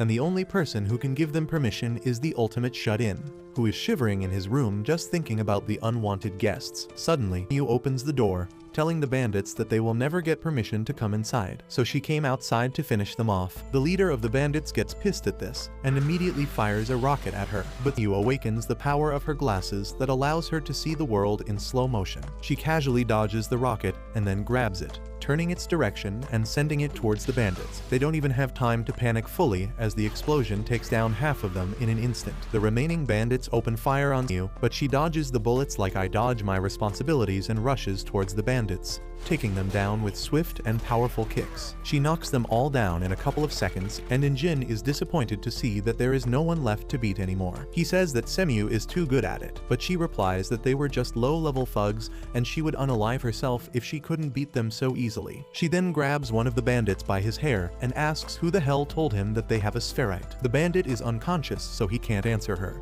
but both Semyu and Injin know that the raiders are behind them, and they are probably planning something big to get their hands on Rudo. Anyway, soon after that, Jin takes his team to a restaurant to eat, and Rudo asks him why do they keep partying after every mission. He says that their base was just attacked, and they should be more cautious, but no one listens to him. They tell him to shut up and enjoy the food, because low-level bandits are never going to be any danger to their headquarters. Jin says that this was not the first time they attacked their base and failed, and Rudo asks if Semyu always defeats them. Injin affirms, saying that they need some really crazy abilities to get past Semyu, and Rudo asks why is someone as strong as her just a receptionist. Jin replies that Semyu's power is in her glasses, and that allows her to see things that other people can't. However, that is useless while fighting trash beasts, and more than that, Semyu always wanted a desk job. Rudo now understands that just being a giver doesn't make one a fighter, and Rio explains that it depends on the personality of the giver and how they treat their vital instrument. Those who care about using their items to the fullest become combat-type givers, while those who want to keep them in perfect shape forever become defense-type givers. Rudo is curious now,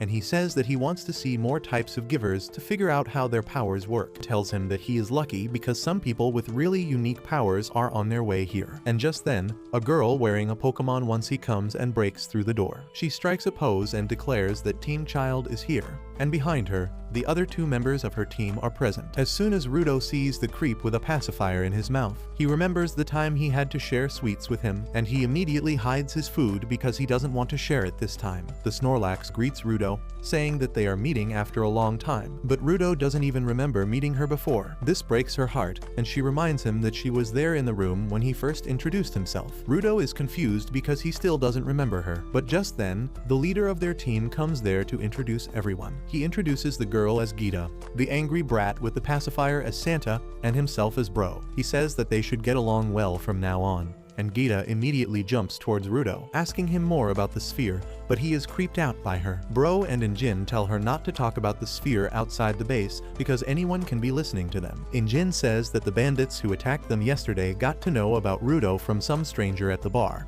who handed them the information without asking for anything in return. He is pretty sure that the raiders were behind it, and they wanted to get information about the defense of the cleaner's base without taking any risk. While the adults are discussing this, Gita chases after Rudo because she has no concept of personal space. He somehow manages to shake her off and sits on an empty table to rant out about how careless everyone is when they just got attacked. The hooded guy sitting next to him takes interest in his story and asks if someone is targeting him. Rudo casually reveals that some bandits attacked attacked him, but the man remarks that he must be talking about the raiders. He warns Rudo that raiders are really dangerous, and he should be really careful when dealing with them, because they have recently gotten a new leader, and he will do anything to achieve his goals. The man then suddenly remarks that the raiders are looking for things like the boots in his hands. As Rudo looks at the symbol on the boots, he immediately recognizes them as Ammo's boots. But before he can even alert his friends, the man grabs his throat, revealing that he is the leader of the raiders. As soon as Rudo's brain finishes processing what just happened,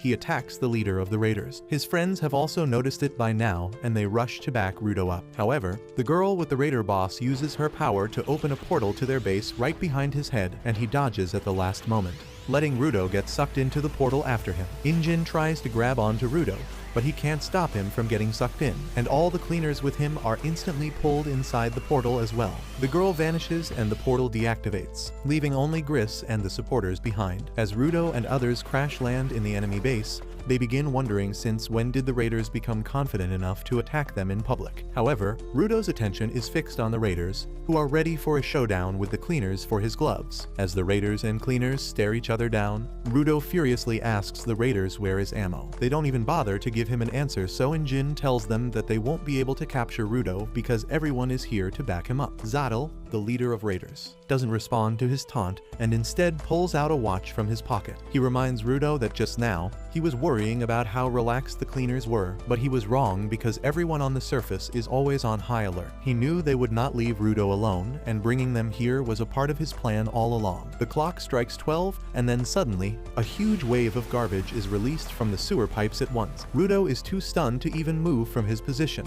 but a hang grabs his collar and pulls him away right before the garbage hits them. The cleaners are swept away by the massive junk wave helplessly, and Zenka keeps resisting the flow as others are sent sliding down a tunnel. He somehow latches to the roof of the tunnel when he sees Injin sitting on his umbrella and casually surfing the trash wave. Zanka is astonished to see how he can be so nonchalant in this situation, and Injin tells him that the more he fights the waves, the more he will be pushed around. He tells him to hold on to something and go with the flow, because he can save most energy that way. Zanka takes his advice seriously and tries to follow him. But soon, the tunnel splits into two. Injin goes to the right and Zanka tries to give him company, but he ends up being pushed to the left side where everyone else is. Meanwhile, Rudo is still at the starting point because the one who pulled him away from the trash wave was Zottel. He throws Rudo to the ground once the trash wave has passed, and Rudo is in shock at what just happened. He asks Zottel where the hell did he send his friends to, but the raider boss tells him that the question is not important. The cleaners tagged along of their own will,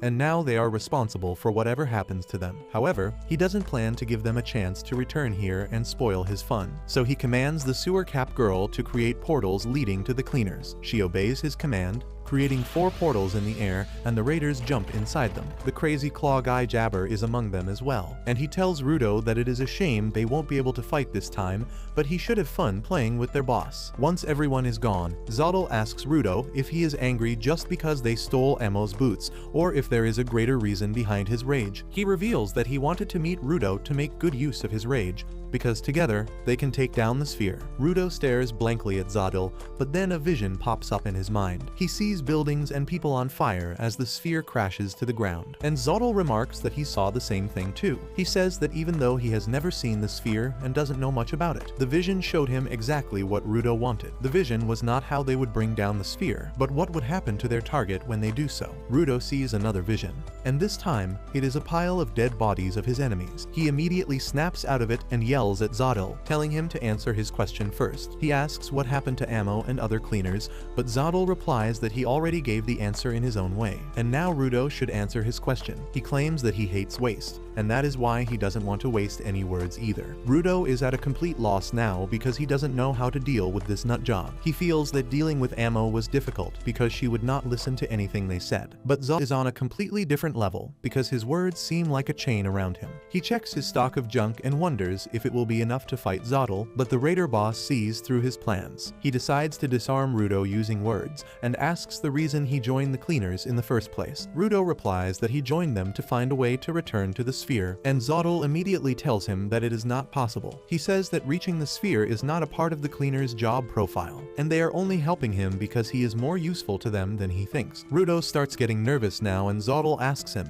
if he is satisfied with this fake friendship he has with the cleaners. Meanwhile, everyone everyone else has been separated by the trash wave. Rio finds herself in a strange place with garbage in her mouth and inside her clothes. As she finishes cleaning up, she starts looking for her friends, when suddenly, a raider pops out of a portal behind her. She immediately starts dissing Rio, calling her a scared lost kitten searching for her friends. But Rio is not bothered by that at all. Instead, she is amused to see that after dragging them all to their base, the raiders are trying to fight them one-on-one. At the same time, the other cleaners also come across their opponents, with Zanka finding that he is up for a rematch with Jabber. As soon as he sees his arch-enemy, Zanka immediately forgets about reuniting with his friends or finding Rudo, and awakens his staff. Jabber does the same, and the two of them go at each other with killing intent. As they exchange blows, Jabber suddenly gets distracted by the sound of bubbles in a dirty liquid nearby, and he heads towards it to try it out. He touches the back of his palm against a bubble, and the acidic liquid immediately burns it. He starts jumping around because of the pain, and Zanka wonders if he has lost the only functional brain cell he had. But then suddenly, Jabber's left claw becomes coated by the same acidic liquid. Zanka is shocked to see this, and Jabber explains that his right claw's neurotoxin ability cannot be changed, but he can replicate any type of poison he experiences in his left claw. The acid dripping from his claws begins melting the ground as well,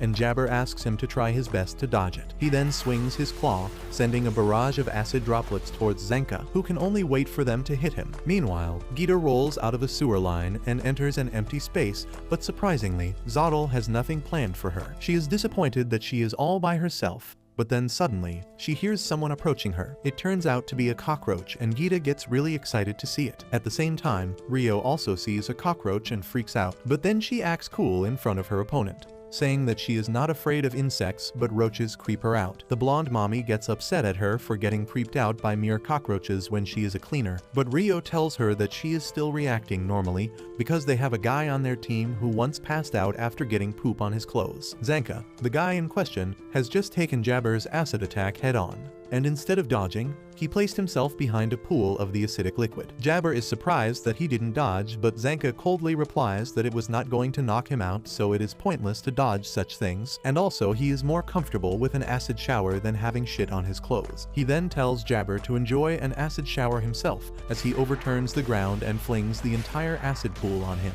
and the crazy odd dude just stares at it with a smile on his face. Meanwhile, Jin is stuck with a kid who is not even interested in fighting. He hides behind a closet while Injin keeps nagging at him to come out and talk because he is getting bored. The boy gets impressed with Injin's ability to yap continuously, but he still doesn't go out of his way to talk to him. Bro and Santa are also stuck with an old dude who doesn't attack them, and just casually sits at a high spot, telling them that they are underground and no reinforcements will come for them. Rio also finds it out after realizing that she can't contact anyone with her choker. The blonde baddie smiles on hearing this, and then awakens her comb's power, brushing her hair as she reveals that the first instruction that gave them was to defeat as many cleaners as they can if anyone aside from Rudo comes here. She then introduces herself as Nord and declares that she is going to offer Rio to Zottel as her offering. Rio pulls her scissors as well and tells Nord that she doesn't like fighting people. The blonde mommy tells her to get over it, or she may never see her friends again. Rio takes her advice and awakens her scissors,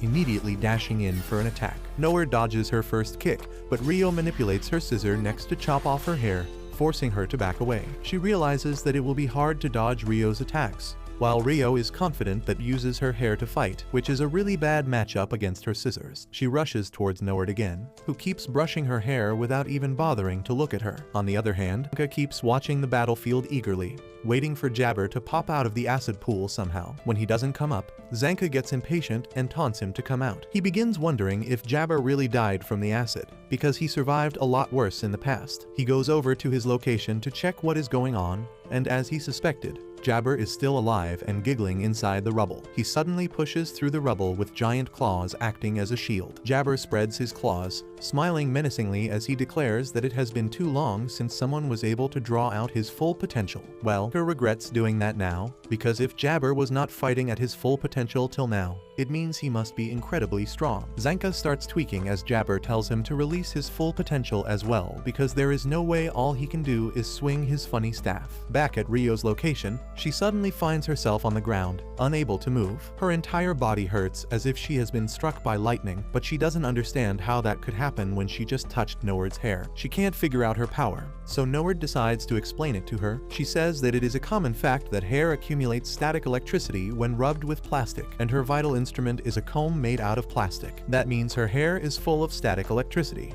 and Rio's metal scissor is a terrible matchup against her. Rio somehow gets back on her feet, but she has no idea how to fight against Noward now. Meanwhile, the manhole cover user creates portals in a safe location to confirm if all the cleaners are busy. He takes note of how the raiders and cleaners are interacting with each other.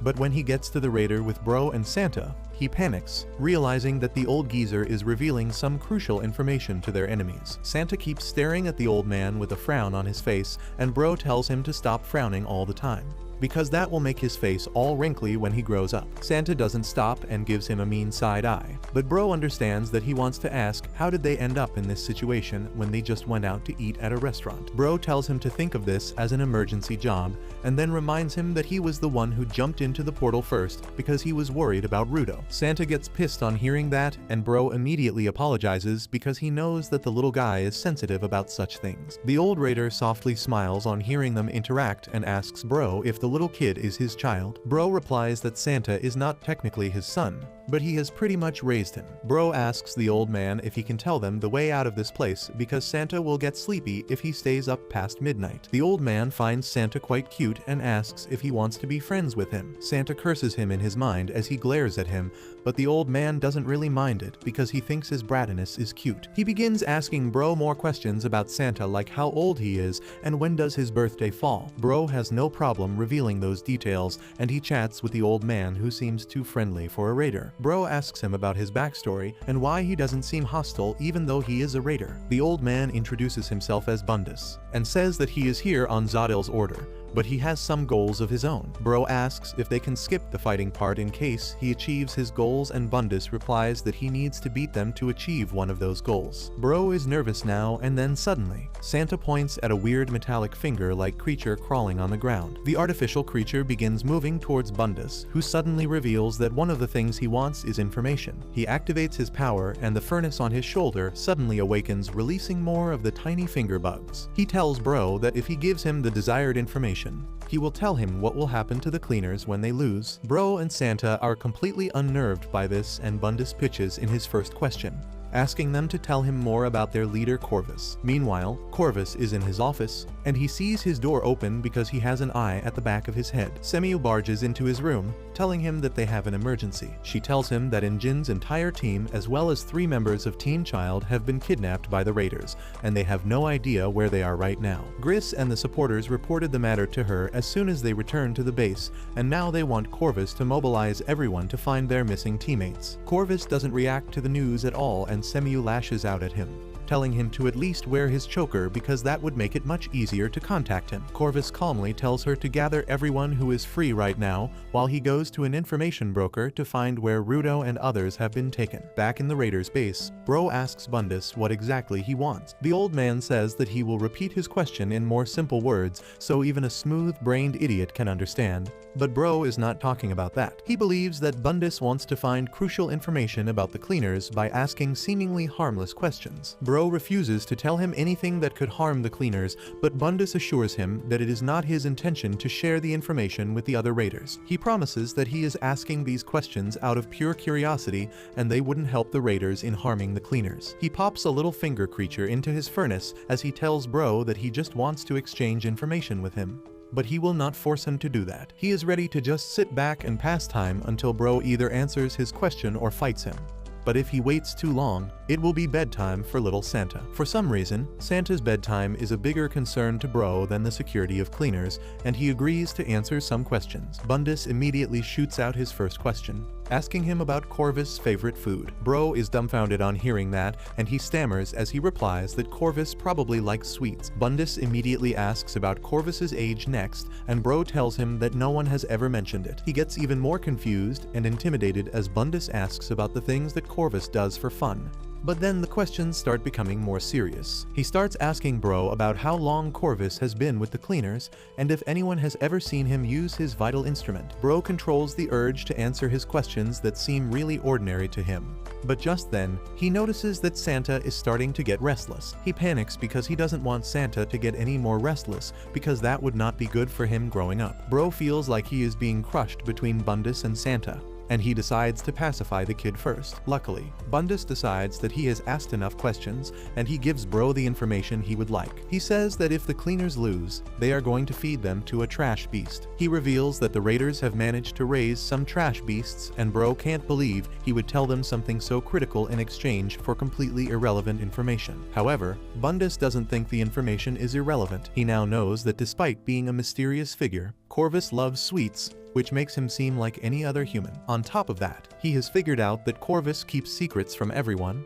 and that is quite interesting for him. Meanwhile, at another location, Jabber tells Zanka to stop holding back and reveal his true strength. He is pretty sure that Zanka is just like him, and he has an evolved form of his vital instrument he keeps hidden. Jabber starts yapping about how he fought with a lot of people stronger than him, and now he has to hold back all the time because no one can satisfy him in a fight. He says that he feels the most alive when he can't win no matter how hard he tries, and he has high hopes from Zanka. He begins jumping up and down as he asks Zanka to show him what he is hiding. Zanka sighs, acting cool and confident, but inside, he knows that he is screwed because he is out of ideas. Back at the starting point, Zodal thinks about the trash that falls from the sphere. Seeing all the things that are still usable, he feels like the sphere is a place where people have plenty of things, and he always pictured it to be completely different from the ground. He even saw some animal corpses among the trash that were not found on the surface at all. That made him think that people living on the sphere must be different from them, but now that he looks at Rudo, he wonders why both of them have the same look in their eyes. He remembers how Jabber told him that he and Rudo smelled the same.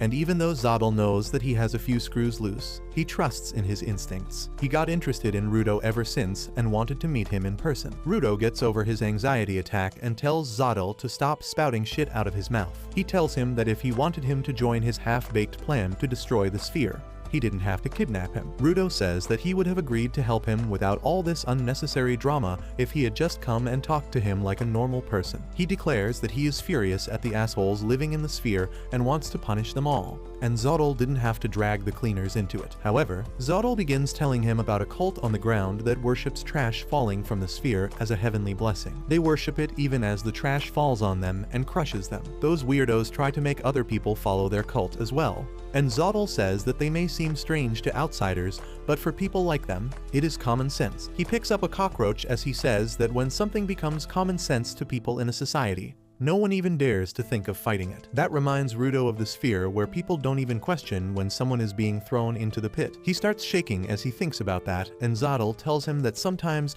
it is the corrupt people who create the notions of common sense that can brainwash other people into doing what they want. He says that most people can't come out of that brainwashing, but there is a way to undo that. Zodal says that the way is to shock them with reality in such a way that they are unable to avert their gaze from it. He suddenly starts eating the cockroach, and Rudo stares at him in horror and disgust. Zodal finishes eating the roach and says that the shock to their belief system brings out the true instincts of the people. He believes that Rudo already got that shock when he fought Jabber, and that makes him think that the person Jabber is fighting right now is in for a shock as well. He thinks that the shock may awaken something inside him, but it is also possible that the shock is too big for him to bear. Meanwhile, Jabber dashes towards Zanka, who calmly stands in front of him, thinking that he is once again dealing with a genius. Compared to Jabber, Zanka finds a mediocre giver, and he feels that there is no way he can beat him. He feels that he is in deep shit right now, but even though he is facing someone much stronger than him, Zanka doesn't want to give up. He wants to prove that a hard-working mediocre guy can beat a natural talent,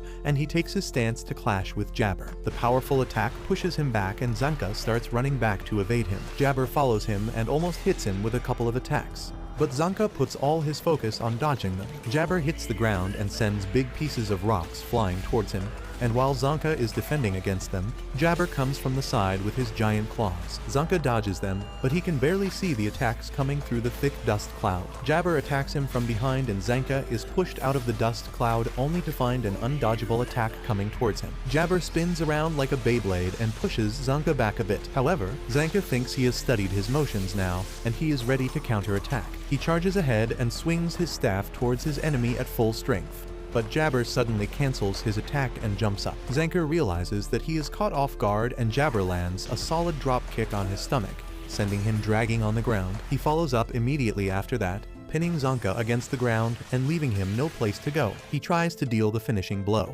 but Zanka bites his claws and somehow stops him from making contact with his skin. He grabs his staff, remembering his childhood friend, and her memory gives him the motivation to never give up. Zanka hits Jabber with his full might, breaking his ribs and loosening his grip. He then punches him away before gearing up for a long-winded attack. Jabber can only dodge Zanka's attack while dealing with his broken ribs, but Zanka doesn't give him a moment's break to catch his breath. He keeps on attacking him ruthlessly, pushing him into a corner. Jabber begins enjoying it, and says that he always knew Zanka was holding back too. Zanka tells him to shut up because he doesn't do things like hiding his true power. He spots a puddle of acid behind Jabber and tries to kick him into it. However, Jabber notices it and dodges the attack at the last moment. Zanka was ready for this, and he swings around using his staff that is firmly grounded and kicks Jabber towards the acid pool anyway. Jabber sees an opportunity and slashes Zanka's leg with his left claw even as he is falling. Zanka falls to the ground while writhing in pain, and Jabber tells him that in his all-out mode, his left claw holds the 3 most recent poisons. That means it was not just the acidic poison,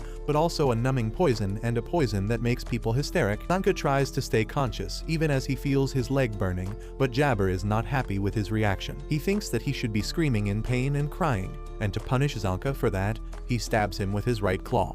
Zanka suddenly falls unconscious, and the flame surrounding his staff slowly dies out too. Zanka's thoughts drift to his past as he loses consciousness. He was the son of the prestigious Nijiku clan, who were elites in an organization called the Hell Guard. Zanka's dad told him to act honorably and courageously like his elder siblings who joined the Hell Guards as per their family tradition. From a very early age, his dad drilled into his mind that they were the ruling class of the surface, and it was their responsibility to make sure everyone stayed in line. Zanka joined the Hell Guard Academy that rigorously trained many candidates to become the protectors of peace on the surface. However, they did not protect the surface from external dangers, but believed that givers were the main threat to the peace of the surface. While other students spent their times gossiping about how stuck up their teachers were, Zanka gracefully and efficiently focused on his studies. The other students found that he acted like he was above them in all aspects, and they felt it was true because he always stayed at the top of the class. They were jealous of him because of his achievements, but Zanka paid their idle gossip no mind. However, as soon as he reached the classroom, he would show his true colors. He was pleased to hear other students gossip about him because he didn't want to be compared to any of the losers in his class. Behind that graceful perfection was an insane amount of hard work, and Zanka was sure that he would graduate from the academy at the top of his class without any competition. One day, their teacher came to the class and started talking about how the number of crimes committed by givers was rising recently. The main job of Hellguard was to keep them in check, and for that purpose, they were always willing to nurture talented people. The teacher then called in a special student to join the class because she had shown great talent in her entrance exam. As soon as Zanka saw the white-haired girl walk into the classroom, he knew that she was a real genius, and just one glance at her made him realize that he would never be able to compete with her. His fears were confirmed very quickly as in the first sparring session of the class, the new student Hayo defeated everyone, including Zanka. The teacher praised her abilities and said that she could easily take the Golden Throne, which was a special privilege given to the best student of the year. Hayo, however, didn't even react to the praise. She kept a serious expression on her face and walked away,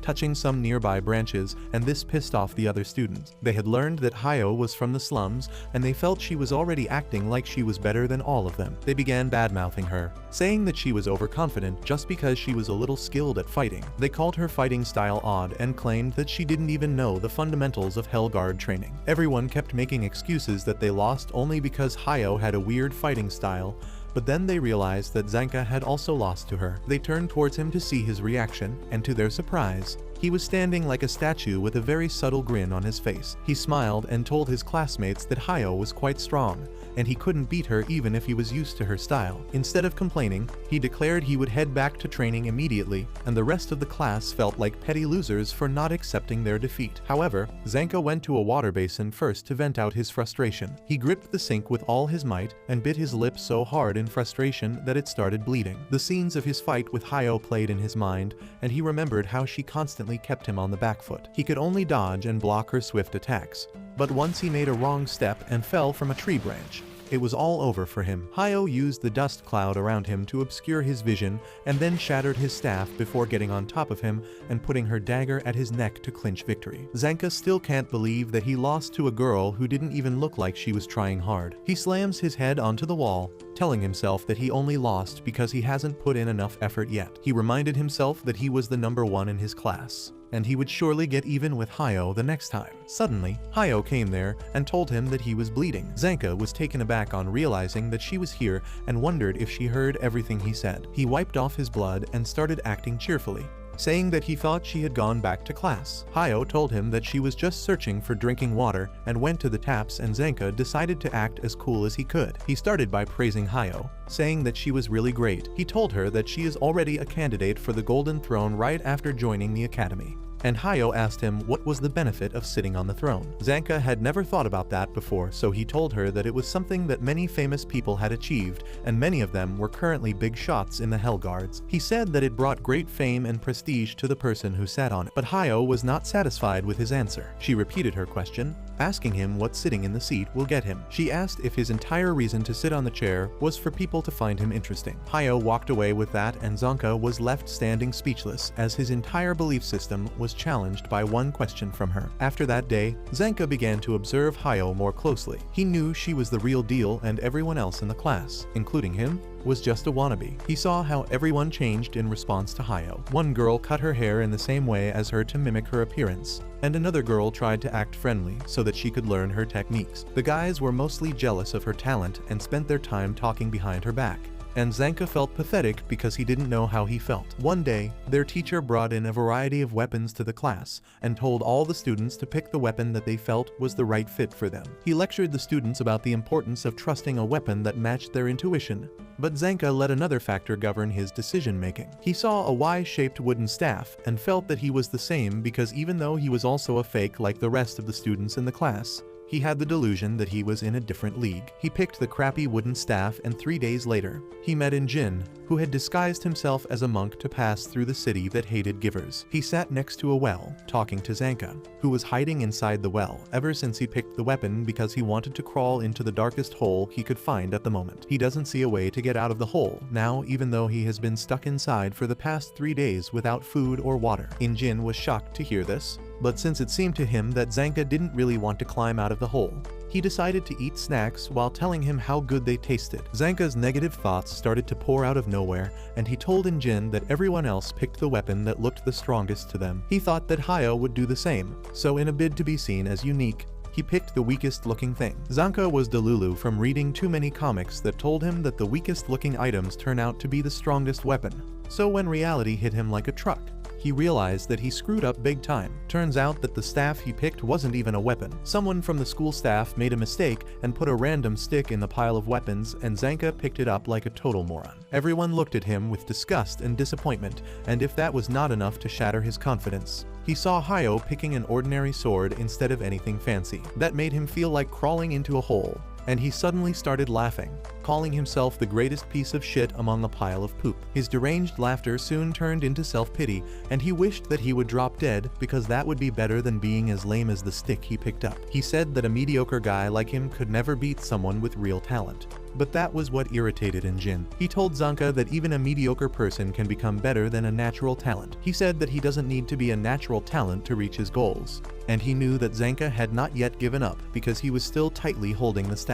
Jin said that anyone else would have called the stick garbage and tossed it away, but Zanka was still carrying it, which meant he wanted to become stronger. Jin's words opened Zanka's eyes, and then he walked away, telling the whiny boy that he will return to the city again in the future, and he hopes to see his hard work overtaking geniuses. That was what motivated Zanka to climb out of the well that day. And in the present, the same words from Jin motivate him to get back to his senses despite the poison flowing inside his body. He slams his fist on the ground as he struggles to get on his feet, and Jabber is happy that the fight is still not over. Zanka summons his staff into his hand and stands up, fueled just by his desire to prove that a mediocre guy like him can overtake those who are naturally talented. He is bleeding profusely, but he refuses to die till he has proven his point. Zanka lets out a battle cry as he charges towards Jabber. But unfortunately, this is all a dream. He is under the effect of a hallucinating poison in Jabber's claw, And in reality, his body is twitching while he babbles that he will overtake natural talents. Jabber has fun seeing him like that,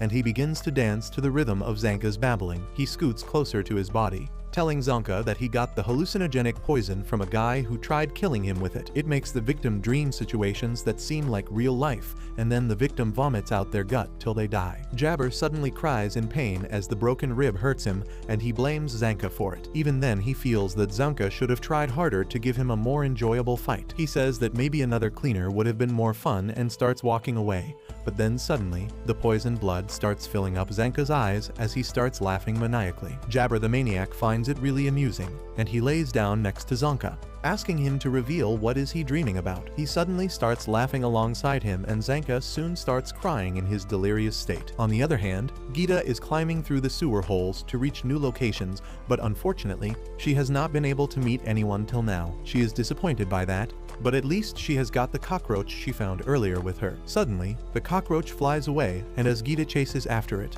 she comes face to face with an incredibly bizarre scene. There is a gigantic glowing egg wrapped with thick branches, and there are severed hands nailed to their weapons stabbing the egg. Gita is mortified at this sight, and at the same time, Jabber is dragging Zanka to offer him up to the trash beast. Jabber prances around while dragging Zanka on the ground, thinking about the awesome reward he will get from the boss. However, as he is jumping high in joy, a bullet shot from a dark cave pierces his leg. He falls on the ground and turns towards the cave and begins yelling towards the person who shot him without a warning. On the other side, Injin hears the gunshot too, and he grows curious about it. His opponent, however, starts freaking out at this, thinking that the other raiders must have finished their fights already. He gets nervous, thinking that if he doesn't do anything now, he will be the last one to finish. He doesn't want to be last, but if he needs to finish his fight, he has got to start it, and that thought makes him even more nervous. He starts sweating and twitching as he says that he doesn't know how to start a fight. Injin grows concerned about the boy, who nervously introduces himself as Oros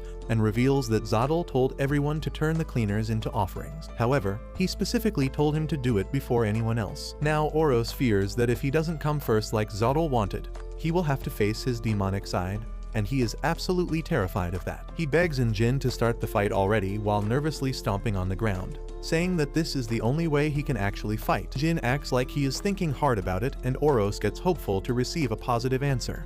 But Injin was just trolling him, and he refuses to attack the boy first. Meanwhile, a little while ago, Rio had finally regained enough control over her body after the lightning attack from Noward stunned her. The human Pikachu walks towards her and then yeets her hair ahead, and Rio barely manages to use her scissors as a fan to push the hair away. She builds some distance between them and notices that Noward's hair has run out of charge after the previous attack. However, she has enough time to recharge her hair by running her plastic comb through them. Meanwhile, Rio recalls something she noticed while dodging the attack earlier, and she believes it can give her the edge in the battle. She immediately runs away, and Noward furiously chases after her.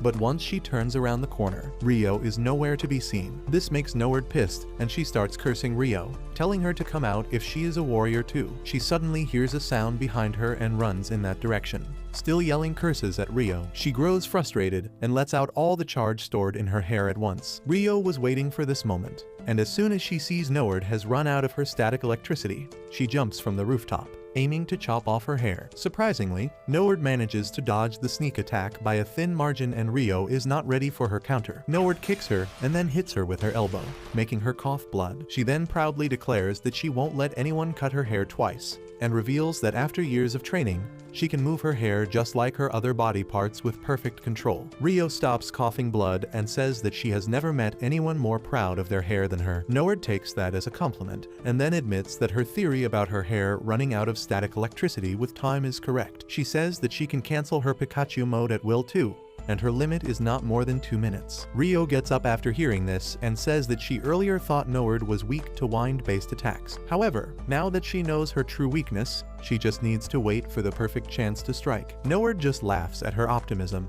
saying that she became a warrior to cover for her weakness. She then charges ahead at Rio, pushing her back with her swift punches and kicks. Rio is curious about her fighting style and asks her about her backstory. Noward replies that she comes from a tribe of women warriors called Cilia, and Rio replies that she has never heard that name. Noward tells her that it is to be expected because their village was destroyed a long time ago. She then suddenly lunges towards Rio and hits her with a discounted Kamehameha.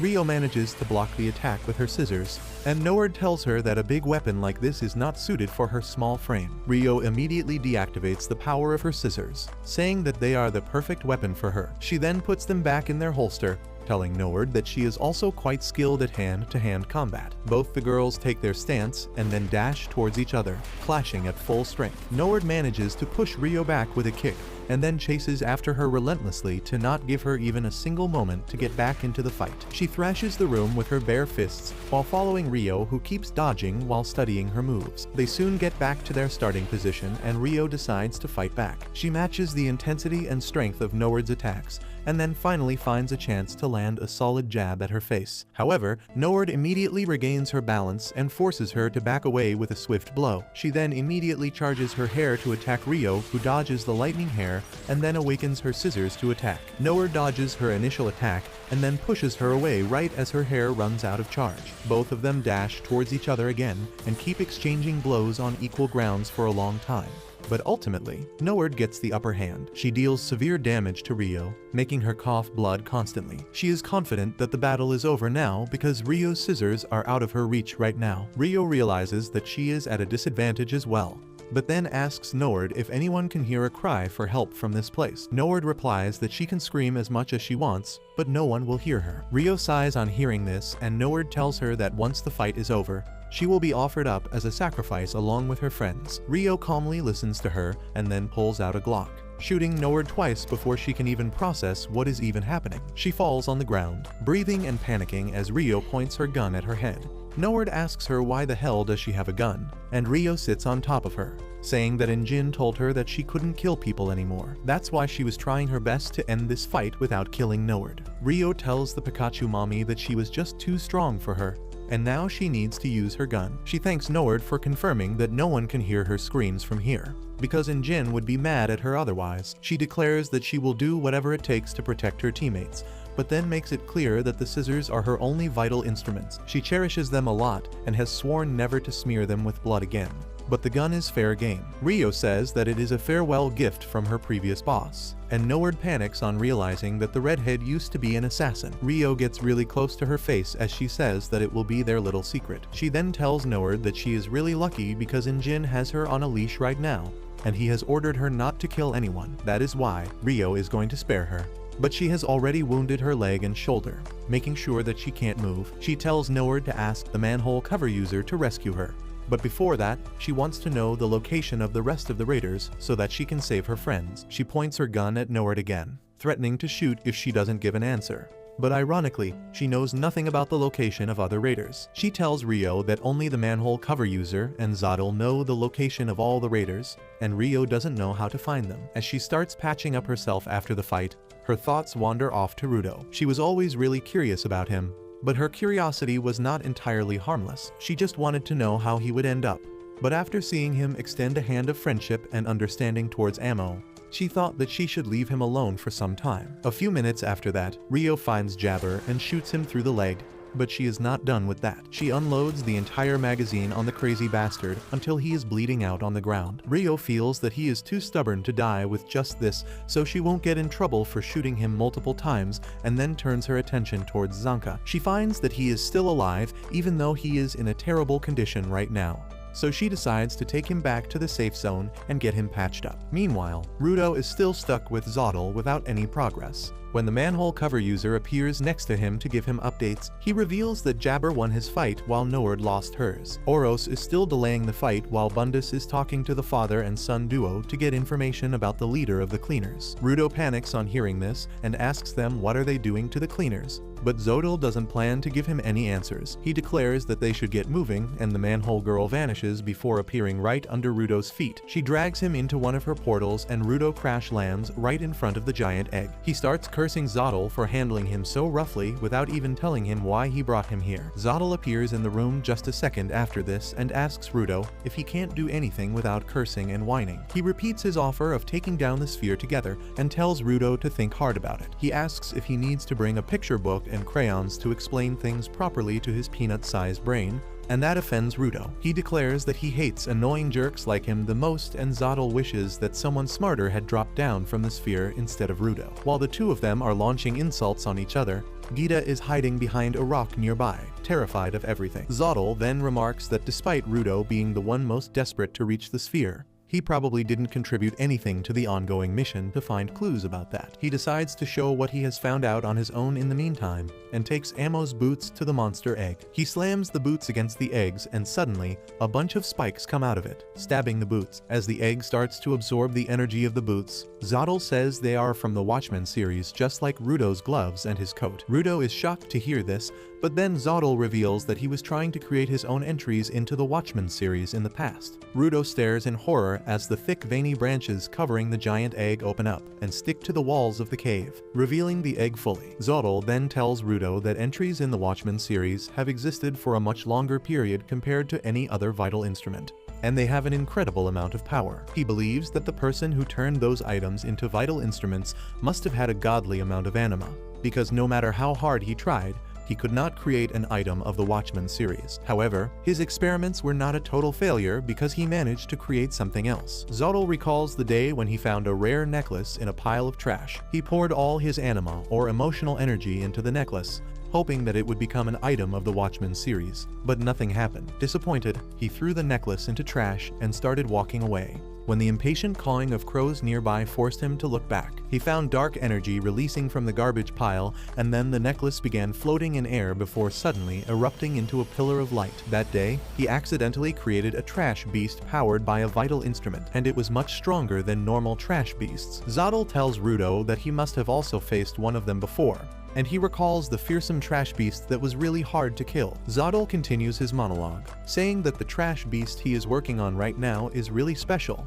and it will fly them to the sphere so that they can destroy it. His words remind Rudo of his childhood in the sphere. Everyone called him creepy because of the terrible wounds on his hands, and they judged him for being the son of a murderer. They hated him even though he had not done anything wrong, and hoped that someone would throw him in the pit before he became a serial killer like his dad. Luckily, Recto was there for him. He told the young Rudo that he didn't need to pay any attention to what the losers were saying because they knew nothing about him. He told him that if people started to know him, they would stop hating him, and those words helped Rudo calm down. However, anytime someone called him the son of a murderer, he had a breakdown and his arms started to hurt really badly. One day, as Recto came back home, he found Rudo groaning and writhing in pain because of his injuries. Recto immediately cleaned his wounds and wrapped them, and then started feeding Rudo with his own hands, telling him that things would be better soon. Recto's kindness helped Rudo feel better and forget his pain for a while, but that was only a temporary solution. The pain returned soon, and Recto wanted to help Rudo somehow. Coincidentally, he had a worn-down book with the symbol of the Watchmen series on it, and after thinking seriously about it, Recto decided to take some extreme steps. The next day, he returned home tired and battered, bringing along the Watchmen series gloves that could help Rudo subdue the pain in his arms. Rudo only remembers the dark look on Recto's face now, and as he puts more pressure on his memory, he finally recalls the Watchmen series symbol on the book. That snaps him out of his little nostalgia trip, and he sees the trash beast absorbing power from Ammo's boots. Zotl says that Watchmen series items really are in a different class, but it seems that just the boots won't be enough to power the trash beast. However, Rudo is not even thinking about that. He asks Zotl if there are more vital instruments in the Watchmen series besides the 3 they know of. He wants to know how did Recto get a part of that series for him in the sphere when the rest of the parts are on the ground. Zotl also notices his confusion and says that he now understands that Rudo knew nothing about vital instruments before he reached the surface. He finds it really odd that someone from the sphere would have them, and on top of it, he is shocked to see that Rudo still has his sanity despite using the Watchmen series gloves. Zotl looks absolutely menacing as he thinks about it, which freaks out Rudo. He asks what the hell is the Watchmen series, and Zotl tells him that all the items in the series were originally used by just one person. He asks Rudo if he has noticed the infinite power his gloves hold, and then tells him to think about the person who created not just the gloves, but all other items in the series. He wonders what kind of life that person lived to create something so powerful. Rudo has no answer to that, and then Zotl adds that if someone whose needs are satisfied wears the items from the Watchmen series, that person slowly goes mad. Rudo replies that he has not gone mad despite wearing the gloves for years, and Zotl believes him. He says that people like him use the Watchmen series in the normal way, and they feel that they have lost some part of their humanity along the way. This reminds Rudo of his troubled childhood, and he starts feeling bad about himself when Zottel tells him there is no need for that because losing their humanity allows them to use the overwhelming power of the Watchmen series. Zottel releases his anima, saying that he has always wondered what would happen if a powerful giver would wear all parts of the Watchmen series. He declares that he needs to know the answer to that question to achieve his goals, and he has been experimenting for that ever since. He sends his anima into the Trash Beast's core, activating it while telling Rudo that it is the same Trash Beast that he first created. He reveals that the instrument that he failed to turn into the Watchmen series item that day only became an egg-like Trash Beast, and he evolved it by offering other vital instruments as a sacrifice. He releases even more energy, telling Rudo that everything he has done has been for the sake of the experiment. He brought the cleaners here so that he could absorb their vital instruments and make the Trash Beast strong enough to destroy the sphere. Rudo finally realizes that they are inside a gigantic Trash Beast right now, and it is waking up right now. Zottel tells him that he is right, because they will cross the border with the Trash Beast's help. He wanted the cleaners on the Trash Beast when he did that because the greater the number of people they have, the greater the chance that someone will survive crossing the border. Rudo is mortified on learning this, and then Zottel tells him that he has been keeping a keen eye on the weather report as well, since the storm of rubble has just passed nearby. It means that the sphere is right on top of them, making this the perfect timing for his plan. However, there is something that Zottel had not considered in his plan, and that is Gita, who was hiding in fear the entire time, but the moment she heard the word Trash Beast, all her fear vanished. She suddenly comes out of hiding and rushes towards the Trash Beast's core, eager to fight a monster because that is what she does best. On the other hand, Injin is with Oros when the ground around them starts shaking. Injin wonders what the hell is happening, but Oros panics, hoping that Zottel waits for a bit more, because he has not even started his fight yet. Injin asks Oros if his boss is really making this place shake, and he affirms, thinking that Zottel is doing this on purpose to hurry him up. However, the shaking stops quickly and Injin decides to walk away. Oros panics on seeing this and asks where he is going when they are supposed to fight. Injin replies that it doesn't seem they will get to fight, so he will search for his team instead. Oros freaks out at this and follows Injin, telling him to just attack him once and then they can fight. Injin is having a really hard time controlling his laughter right now as he messes with Oros, who reveals that he is a loser who can't do anything unless someone is there to order him around. He begs Injin to help him just this once, and he decides to take advantage of this situation. He replies that unless he knows where his friends are and how to find them, he won't be in the mood to fight. Oros walks right into his trap and tells him that if he can smash his vital instrument hard against the walls, he should be able to reach other rooms quickly because they are inside a huge Trash Beast. It takes Injin a full minute to process that statement before he gets hit by a nuke's worth of shock. Oros asks if he feels like fighting him now, but Injin turns him down yet again. At the same time, Bundus, Bro, and Santa also feel the ground shaking. Bundus feels that Zottel should have waited a bit longer because he has a lot of questions that he wanted to ask the father-son duo. Bro, on the other hand, starts panicking because he thinks that the earthquake is caused by Santa impatiently stomping on the ground. He is fully convinced that Santa has gotten so impatient and frustrated that he can cause an earthquake just by tapping his feet on the ground, and Bundus can't tolerate this level of delulu in anyone. He tells Bro and Santa that they are inside a Trash Beast right now, and it will fly them across the border. Bro is dumbfounded on hearing this, but before he can say anything, Santa gets into business mode. At the same time, Injin also tells the nervous Oros that even though he gave him nice information, he can't fight him, because as a cleaner, his first priority is to get rid of a Trash Beast the moment they find it. The other cleaners say the same thing to their opponents, and they get ready to do what they do best. Meanwhile, a trash storm is raging outside, and the Trash Beast suddenly awakens, ready to take off the moment it gets instructions. Inside, Bro and Santa awaken their powers, and Bundus is shocked because he was not expecting them to fight. Instead of replying to him, they activate their vital instruments, which is Bro's bandana and Santa's pacifier. Bundus suddenly realizes that the thought of fighting a Trash Beast got the cleaners excited, and he doesn't have any problem with it either. Bro tells Bundus that he is a good talker, and he kept them fooled about their location the entire time. He truly believed that they were underground because no one could expect a Trash Beast of this size. However, that also raises questions in his mind. He asks Bundus how they are fine without their masks, because he has heard that the bigger a Trash Beast is, the more toxic it is. Bundus replies that this Trash Beast is quite special, but he doesn't know the real answer himself. He suddenly gets up from his place, saying that since it has come to this, he needs to do his job properly. He claims that he doesn't want to stop their fun question and answer session, but since the cleaners have decided to fight, he will fight them with his full strength. Bro is also ready to face him with all his might, and he suddenly whips out his bandana and tries Santa with it. Bundus is confused about their weird battle tactic, and then Bro yeets Santa towards the walls with his full strength. Bundus is shocked to see this and wonders if Santa is going to break through the wall. But he is in for a great shock. Santa travels towards the wall at full speed, but the moment he punches it,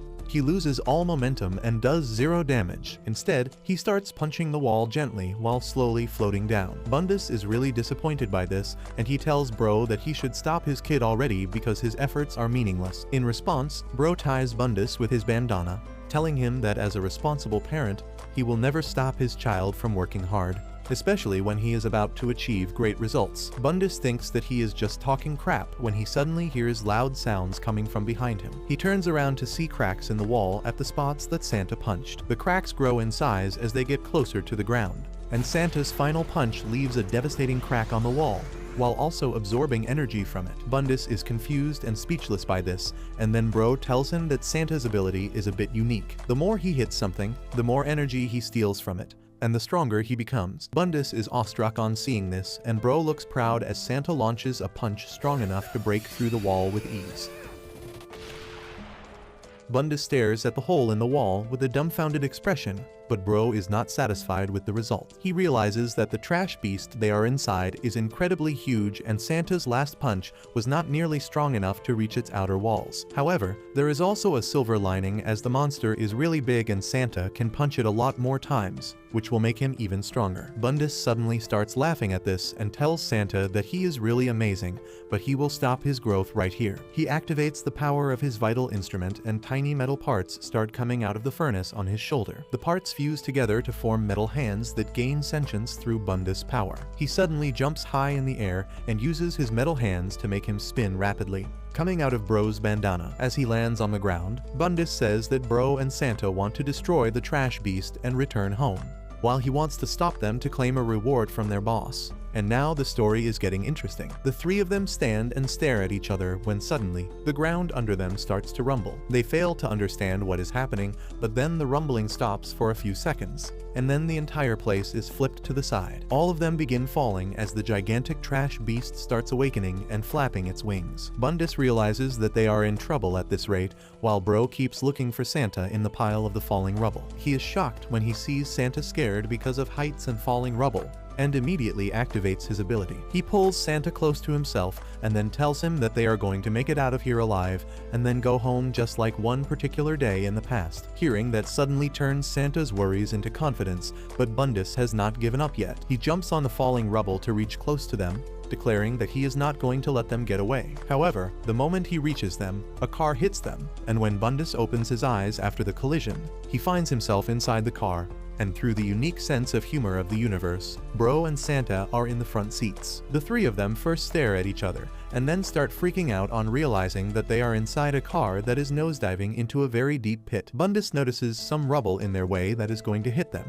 and he tells Bro to dodge it. Bro also loses his remaining brain cells because of the tense situation and tries to steer the car in free fall. The only thing he can do is change the direction of the wheels, and then the car hits some rubble like Bundus feared. Luckily, that turns out to be a blessing in disguise, because that collision sends the car towards the walls of the cave, giving the wheels something to stand on. As the car skids down the walls of the cave without any control, Bundus becomes an absolute dumbass and asks Bro to stop it even though they are in free fall. Bro becomes even more stupid and tries to apply brakes, but obviously the car can't stop. The two men then decide to put their entire focus on dodging the obstacles in front of them as they play hill climb racing in real life. Bundus decides to mansplain to a fellow man and tells Bro that he sucks at driving. He asks him to let him drive the car and uses his mechanical hands to take control of the steering wheel. As the two of them struggle over who gets to be driver, the car goes out of control. Santa gets knocked out by all the stress and starts drifting away, causing Bro to panic. Bundus uses his metal hands to grab him and tells Bro to focus on driving the car, but unfortunately, the steering wheel was uprooted during their little power struggle earlier, and now the car is just a box with wheels. It begins getting away from the surface and bumps into heavy rubble in the way, causing it to change directions rapidly. Bundus realizes that they need to do something about the rubble, so he sends his metal arms out of the windows and enlarges them to punch away all the debris in their way. He then spots a huge sewer pipe in the distance and asks Bro to take them there. Bro thinks there is no chance for that, but luckily, he spots a telephone pole stuck in the ground just then. He grabs it with his bandana and uses his power to swing the car around, directing it straight towards the drain pipe. Everyone is relieved that they are going to be safe now. But coincidentally, Injin was seeking shelter in the same pipe, and his flabber is gasted when he sees a car flying straight towards him. Bro, Santa, and Bundus start panting and wheezing the moment the car stops, and once Injin has processed everything, he lashes out at his friends, asking why were they on a road trip with a raider. He points his umbrella at Bundus, who tells him to keep it aside because it is not polite to point things at someone. He then notices Oros lying on the ground and asks him what the hell is he doing there. He is confused about how has Oros not defeated his enemy yet, and Injin is shocked because Bundus said that with such plain confidence as if it was a universally acknowledged truth. Oros is on the verge of crying as he tells Bundus that Injin refused to attack him. He says that he cooperated with him and even told him that they were inside a trash beast, but he still ignored him and rushed to find his friends. At this point, Oros is straight up begging Injin to fight him, who still refuses because he doesn't feel like fighting. Suddenly, Bro tells Injin that they can't waste any time here because the giant trash beast is flying towards the sphere and people die when they cross the border. The first thing Injin remembers on hearing this is that Rudo wanted to cross the border and reach the sphere. He feels a little happy for him, but then his brain catches up with the rest of the information, and he freaks out, asking how can this giant thing fly. Bro replies that he has no idea and says they need to find the other cleaners quickly and get out of this place. Suddenly, Santa's choker starts ringing because Semu finally managed to contact him. Jin picks up the call and tells Semu how happy he is to hear her voice, but she tells him to cut the small talk and give him the details. Jin tells her everything about how they were kidnapped by the raiders, and now they are inside a giant trash beast that is trying to cross the border. Semu lashes out at him, telling him to act like a cleaner and clean the trash beast quickly instead of complaining. She then asks how everyone could be kidnapped when he was with them, and Injin is intimidated by her rage. Semu then asks why couldn't she contact them if they were not really underground, and Injin has no answer to that. Mid-answer, he spots Bundus staring at him creepily, and he changes the tone of the conversation, asking Semu if she can reach Zanka and Rio right now. She tells him that they are still out of reach, and Injin realizes that there are more mysteries in this place than he likes. He tells Semu to not worry about it because he will make sure all of them escape this place together. She asks him how will he even find them when he can't contact them through his choker, and Injin begins telling her his backstory. He says that his name was given to him by someone he owes a huge debt to, and in an ancient language, the word Injin means someone who connects people. He declares that he will act as the umbrella under which everyone can assemble, and Semu decides to trust him with that. She declares that she has pinpointed his location thanks to the information he gave and the information their boss got from his source. She has already sent backup to help him,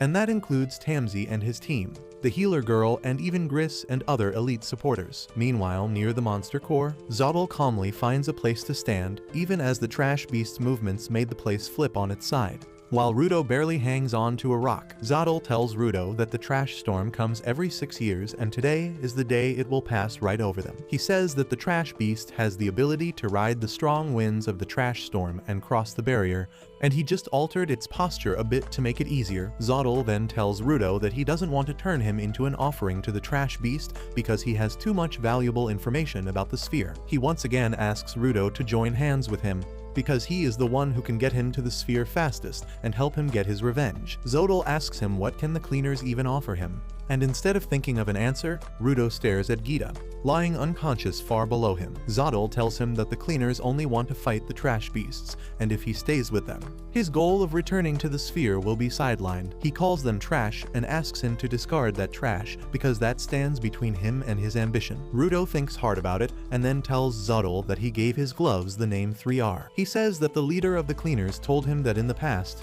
people used to say a phrase called reduce, reuse, recycle when they faced a great environmental crisis. That phrase meant to inspire people to use things better to generate less trash.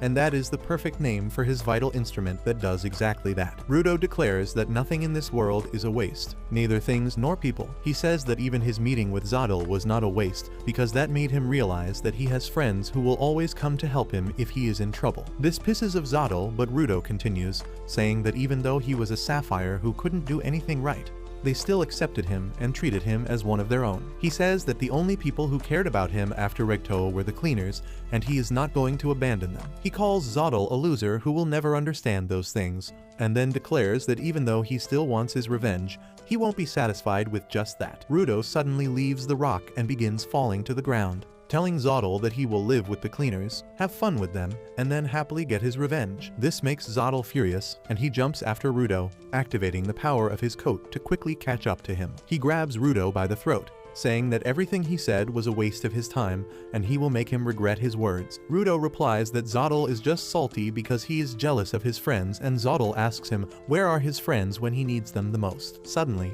the wall behind them is opened up by a massive explosion, and Injin comes out of the dust cloud, floating using his umbrella and telling Zodl that Rudo's friends are here to pick him up. A few moments earlier, when Injin declared that he would become the umbrella under which everyone would gather, Bundus scoffed at him, asking if he really thought he could do that. He told him that such a thing would not be possible inside a trash beast of this size, and Injin replied that it is easier to create a big show than he thinks, and they only need to put a lot of power into it. Bundus asked him if he thought his power was enough to take him out of this place, and Injin told him that he had already said everything he needed to say. With that, he took the leap of faith and jumped out of the pipe, using his umbrella to generate friction against the wall and slow down his fall. He then suddenly activated the power of his umbrella and turned it into a drill to quickly pierce the inner walls of the trash beast. Bundus was stunned speechless on seeing this because Injin had figured out the direction his friends were in. He wondered if the cleaners have some special technology or ability that lets them find their friends, and at the same time, Bro and Santa started swinging around like Spider-Man and following Injin's trail. Bro answered Bundus, saying that the cleaners have no special means to find each other, but he trusts Injin because his hunches are mostly right. Injin is proven right yet again as he reaches the room where Rudo and Zodl are. Zodl immediately stops his attack on Rudo and retracts his power as he sees Injin, and remarks that he did great in finding him, but just one more enemy is no match for him. Right at that moment, the rest of cleaners come out from the hole he drilled. Rio thanks him for creating the path because she was getting lost otherwise. Injin says he is glad to see that she is fine, but then he notices Zenka, who is barely alive. On the other hand, Bro asks Gita what is she doing on the ground, and she tells him that she hit her head somewhere, and now she feels like sleeping right here. Zodl gets distracted by this, and Rudo uses this chance to get away from him. He tells Zodl that all his friends are still alive because they have the power of friendship on their side. Rudo is done with Zodl's yapping about the experiments and declares that his plan will be foiled any moment now because the monster core is right in front of them and all the cleaners are here. Zodl's expression turns cold and menacing on hearing this, and he tells Rudo that before the cleaners can damage the trash beast's core, it will cross the border, and they will see what happens then. With that, the trash beast utilizes the cyclone and begins lifting itself upwards. On the other side, Injin notices that Rio's attire has changed, and she is no longer hiding her gun. He asks her if she killed anyone, and she freaks out as she tells him that she hasn't taken anyone's life as she drops Zanka on the ground, knocking him out once more. Suddenly, the trash beast changes its posture slightly, and the core room's angle is changed, forcing everyone to move along to regain their balance. Zodl is pleased that the trash beast is on the move already, and he tells Rudo that now they are in a race against time to see if they can cross the border in time. Rudo suddenly dashes towards the trash beast core, telling Zodl that he can yap as much as he wants, but the way to stop him is really simple. He remembers that they fought a trash beast with a vital instrument as its core, and they just need to destroy it to stop the beast. He pulls out an item from his bag and activates its power, turning it into a super-powered nail gun. Rudo shoots at the trash beast's core, and Injin excitedly tells Rio that Rudo is also using a gun, but she is still busy processing the fact that they are instead a trash beast. However, before Rudo's attack can hit the core, a set of metallic arms block it off completely. Zodl menacingly declares that neither his experiment nor his training is complete yet,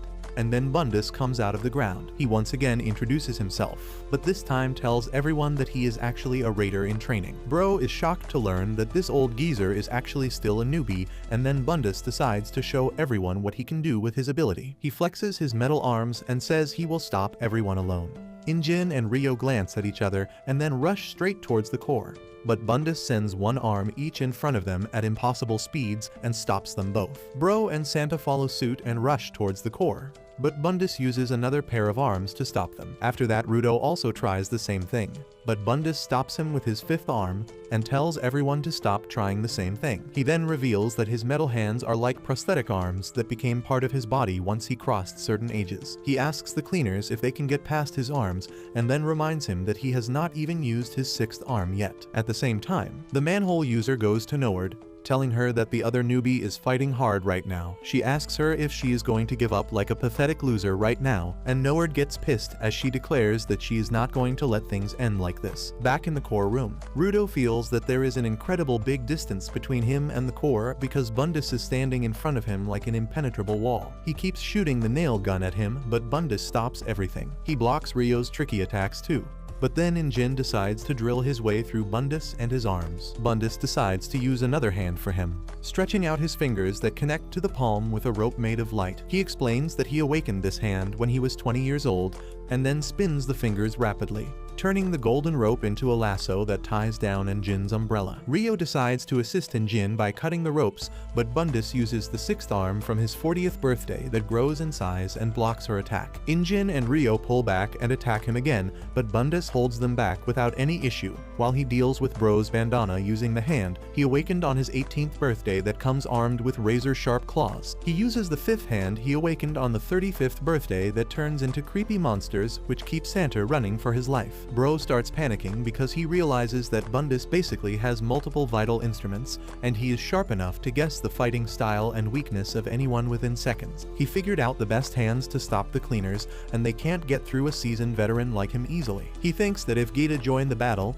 they would win soon, but she is currently sleeping. Meanwhile, Zodal just observes the fight from a distance, and he thinks that Bundus is doing quite well. He feels that the cleaners think that Bundus is using multiple vital instruments, and as long as they keep thinking that, they will not be able to get through him. Just then, the manhole user appears next to him and informs him that she retrieved Jabber, but he is no longer in the condition to fight. Zodal thinks that he should get away from this place soon, and Injin seems to notice his intentions. At the same time, Bro attempts to turn the tides by trapping the monster hand terrorizing Santa. However, the claw hand cuts the bandana, and another hand smacks him away. Bro realizes that Bundus is smarter than he seems because he is not letting the cleaners work together. He knocks down Santa, who can't deal with the creepy monsters, and keeps Injin constantly on the edge by trying to snatch his umbrella away. Meanwhile, Rio is still going solo because she is not going to lose in this real-life game of rock, paper, scissors. At the same time, Rudo tries to sneak in behind Bundus to attack the core, but Bundus has placed a finger on him to track him,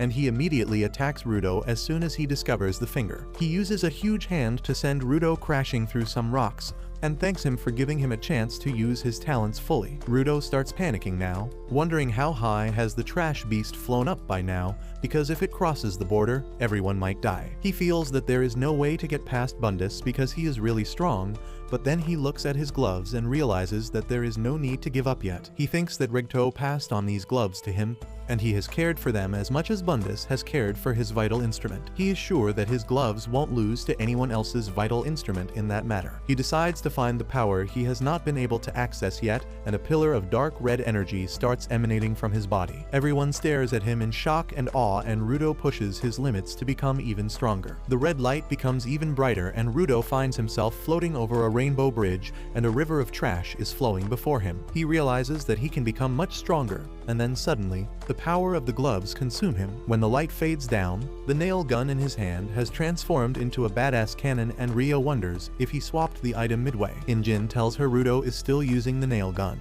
but this time, he is using his full power. She doesn't understand how that is possible, so Injin explains that Rudo can use the power of his gloves, 3R, to create 3 vital instruments at the same time. In doing that, he divides the power he gets from 3R into each item. However, if he channels the entire power of 3R into one item, he can take it to its ultimate form. Rio starts worrying about Rudo on hearing this because he passes out each time he uses up his power, but Injin knows that he is not thinking that far right now. Bundus also realizes that Rudo has already said screw you to the consequences of his actions, and that makes him incredibly dangerous.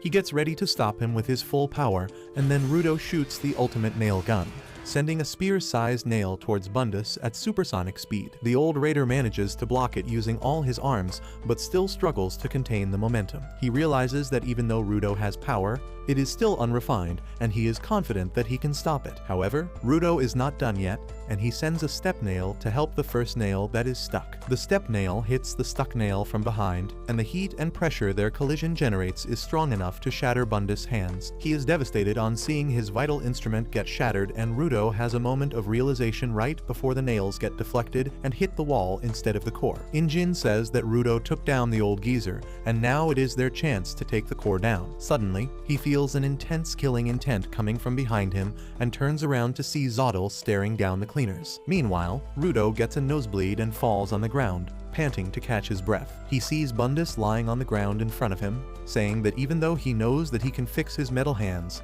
seeing something he cares so much about shattered like this breaks his heart. Rudo feels bad for him, and as he loses focus, the nail gun suddenly turns to dust and crumbles. Injin notices this and realizes that Rudo is feeling too sympathetic for the enemy's destroyed vital instrument, and he wants him to do that later. Just then, Zotl tells Bundus that he did great and asks him to come join them. Bundus is shocked because he failed to stop anyone, but Zotl tells him that he deserves it because he showed the true extent of his abilities. He says that they are almost at their first checkpoint because the trash beast is getting close to the border. Zotl then says that they have gained a lot of information from this mission, and he is satisfied with their progress. He decides that it is time for them to ditch the ride, and Bundus gets up to join his side. Rudo is shocked to see him go, leaving the shattered bits of his vital instrument behind, and Bundus just points at the furnace on his shoulder, and the shattered bits start flying towards it. He says that his metal arms are made from the broken parts of the original prosthetic arms he used, and the bit on his shoulder is apart from the original, and he has special attachment to it. He declares that this is the core of his abilities, and he can fix the metal arms using it. Rudo feels played on hearing this, and he wants the sympathy he gave the old man refunded. He yells at Zotl and tells him to stop running away, but he replies that he planned to get out of the trash beast from the start. He is sending the cleaners to the border as guinea pigs, and if they can make it through alive, he will start working on another trash beast to carry him to the sphere. Rudo starts cursing him, and Zotl tells him that he should have destroyed the core of the trash beast when he had the time just now, because now the other newbie raider has joined the fight. Just then, a lightning bolt fills the space behind them, and they turn around to see Nord unleashing her full power as she comes back for revenge on Rio. Everyone is stunned to see the ultimate evolution of Nord, and Rio wonders how can she return back to fight despite getting shot twice. Meanwhile, Zotl realizes that Nord has pulled all the stops, and she is going to use her entire power, even if it affects her teammates. He tells the manhole user that they should get out before Nord's power hits them. Before going, Zotl tells Rudo to see what a person can achieve after they have discarded everything precious to them. He declares that when the fight ends, he will come back to collect all the entries in the Watchmen series. Rudo chases after him, telling him to stop. He yells at Zotl to tell him what he did to Ammo, but the raiders vanish into the portals without saying anything meaningful. The portal vanishes by the time Rudo reaches it, and while he is calming his frustration about it, the rest of the cleaners are facing Nord. Nord realizes that Zotl has abandoned her and ran away to safety, but she doesn't mind that. Instead, she accepts her fate as Zotl's pawn and decides to show him what she can do when she unleashes all her power. She declares that she will give everything her hair has in store to the cleaners and make sure they never get out of this place alive. She expands her hair and creates a strong electric field in the air before releasing all the lightning she has stored. Rudo and the cleaners have no chance to dodge the powerful lightning bolt, and they get instantly. While they are somehow enduring the high voltage attack, Nord's hair starts burning because of overusing her power, and she starts taking damage from her own attack. The roof of the room starts cracking as a side effect of her devastating attack, and at the same time, Oros is still stuck in the pipe, crying at how useless he is. He is pretty sure that Zotl has left him behind because he is a pitiful loser who couldn't deal with his enemy. He blames Zotl for it, saying that he should have been around to give him orders, and then he could have defeated even Injin. He begins crying pathetically as he thinks that he will never be guided by Zotl again, and he will rot inside this pipe utterly clueless. Suddenly, he hears a commanding voice, calling him a disgusting weakling. The voice tells Oros that he can't do anything without him, and Oros starts smiling through his tears and snot. Addressing the voice as he, his alternate personality. He asks him to switch with him, because if they have really been abandoned here, he will get both of them out. Oros gladly accepts his orders and lets he take control over him. Back in the core room, Nord is under a lot of stress as her hair burn because of overusing her power. She tells the trash beast to hurry up and cross the border before her hair burn out. She just wants to keep the cleaners down just long enough for the border to kill them. And then, instead of conserving her strength, she increases the power in her lightning bolts. Everyone hits the ground under the pressure of the lightning bolts, and Rio realizes that the time limit Nord had on her power during their fight was to protect her hair from damage. She thinks that she should have killed the Chubarbi when she had the chance, but right now, she can't move a single muscle. She starts losing consciousness and hope, but then suddenly, she notices someone moving ahead. It is Rudo, who is crawling forward despite the lightning bolt pressing him into the hard ground beneath him. He has already covered a lot of distance, and Nord is shocked to see him move. She asks how the hell can he move when she is sacrificing her precious hair to stop him. She gets worried and insecure that even her sacrifice is not even to hold him back, but the only thing Rudo tells her is that he is going to smash the core. He yells that he will destroy the core and stop the trash beast, and Nord is intimidated by his intensity. Suddenly, the cracked part of the roof starts crumbling even more and begins sucking the air out of the room. Nord turns around to see the worsening condition of the crack, and Injin realizes that it was the crack created by Rudo's previous attack. He thinks that since they are in the middle of the trash storm, and if the hole opens up completely, it could be disastrous for them. His fears come true immediately, as the crack completely opens up, creating a huge hole leading outside the trash beast. The strong negative air pressure immediately sucks Nord towards it, and she is forced to cancel her power as she tries to grab the walls of the hole and stay inside the trash beast. However, her bullet wounds start hurting a lot as the suction pulls her body outside, and she runs out of strength pretty quickly. She loses her grip on the wall, and her body is sucked outside the trash beast, while the cleaners still hold on to the ground for their life. Outside, Nord wants to tell Zottel that she got the cleaners this far, and the rest is up to his luck now. She opens her eyes and finds herself floating over golden clouds. The scenery mesmerizes her, and she suddenly remembers the time when she was just a teenager in her village of only female warriors. That was when she met Zottel for the first time, who praised her hair. Nord thought that he was just a sleazy traveler trying to get lucky in the village of women, so she told him to praise someone else because she was not as easy as he thinks. However, Zottel nonchalantly replied that he didn't even know what she was talking about. He told her that he meant what he said about her hair,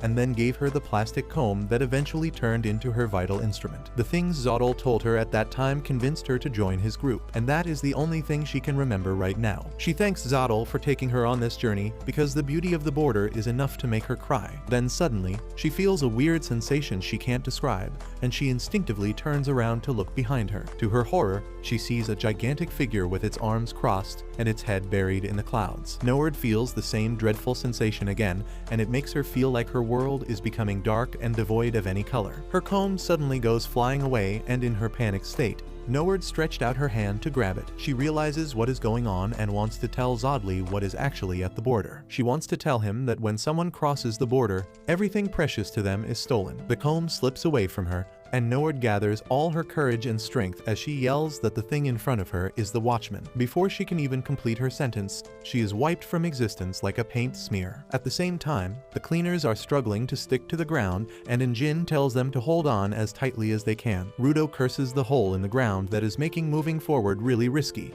when everyone hears a faint boom. But Rudo alone feels the world go dark for a split second. As he wonders what kind of sensation was that, everyone else can only hear the sound, and they think that Nord crossed the border first. Injin looks around the room and finds that everyone is exhausted because of Nord's attacks, and no one can destroy the core before the trash beast crosses the border. He wonders if he should use a secret weapon that he really doesn't want to use when he finds Gita sliding ahead because of the wind pressure without a care in the world. She is holding the unconscious Zanka, who is being dragged behind her, and Rio is glad that they are still with them because she was sure those two unconscious morons were already beyond the border. On the other hand, Injin and Bro start panicking as they tell Gita to hold the ground or she will be sucked out by the hole. Gita calmly apologizes for taking a nap earlier because her head hurt, but she assures them that now her head is fine so she can help them out. On seeing her so calm, both Injin and Bro realize that they were just caught up in tension because of the situation, when they have nothing to worry about in reality. Bro says that Gita is the one person in their group that doesn't have to worry about being sucked out. Gita asks him what level can she go to, and he immediately tells her that she shouldn't go beyond level 3. She obeys his orders and begins prancing around joyfully before jumping up in the air and activating her vital instrument, which is her Pokemon bodysuit. She merges with it and transforms into a giant dragon-type Pokemon. Rudo can only stare at her with his mouth wide open, and then Gita blocks the hole in the wall with her butt, telling everyone that they don't need to worry about getting sucked out now. Injin praises her, saying that she always amazes him with her super stylish vital instrument, and Gita is really happy to hear that. With that, all the cleaners get back up on their feet and shake off the lethargy and shock from Nowhere's attack as they get ready to destroy the trash beast's core. At the same time, Zotl, Bundus, and the manhole cover user are in a safe spot. Zotl watches over the trash storm that is slowly losing its velocity and feels that it should still be enough to get the trash beast to cross the border. Bundus asks him what made him think that an artificial trash beast could cross the border, because people in the past have tried almost everything but no one survived crossing the border. He asks Zotl why does he think that his trash beast can cross it safely, but gets no answer. He gives up on learning anything, but Zotl starts thinking about the day he accidentally created the trash beast that had the power of protection. Back inside the trash beast, Injin, Rio and Rudo lunge towards the trash beast's core with their weapons. They manage to pierce it, and Rudo plucks out the vital instrument at the core of the monster. The vital instrument crumbles in his hand, and then suddenly, the monster starts falling apart. Jin apologizes to everyone for not realizing earlier that the monster would fall apart the moment they destroyed its core. He tells everyone to stay alert and asks anyone to grab Zanka. Gita is already on the mission, and she grabs Zanka in her jaws while telling all other cleaners to climb on top of her because she is soft and squishy, so she should dampen the impact of the fall. Everyone climbs on her, and before Rudo can do that, he notices Ammo's boots. He first gathers those boots and then heads towards Gita, but he can't grab her properly with just one hand. He loses his grip and slips down, but luckily, Injin grabs his hand with his umbrella's handle and pulls him up. With that, Gita breaks through the walls of the trash beast and heads in another direction. Meanwhile, the trash beast starts breaking apart completely, and it crashes on the ground behind them, sending Gita and other cleaners away with its shockwave. They make a crash landing too, but luckily, no one took any damage because of Gita's soft body acting as a cushion. However, Gita immediately throws a tantrum on being buried under stinky trash, and everyone is thrown off her back. They quickly put on their masks and plop down on the ground to relax, and being the only responsible adult in the group, Bro tells them that they shouldn't stay too long in a polluted zone. Injin replies that ever since they returned from the no man's land,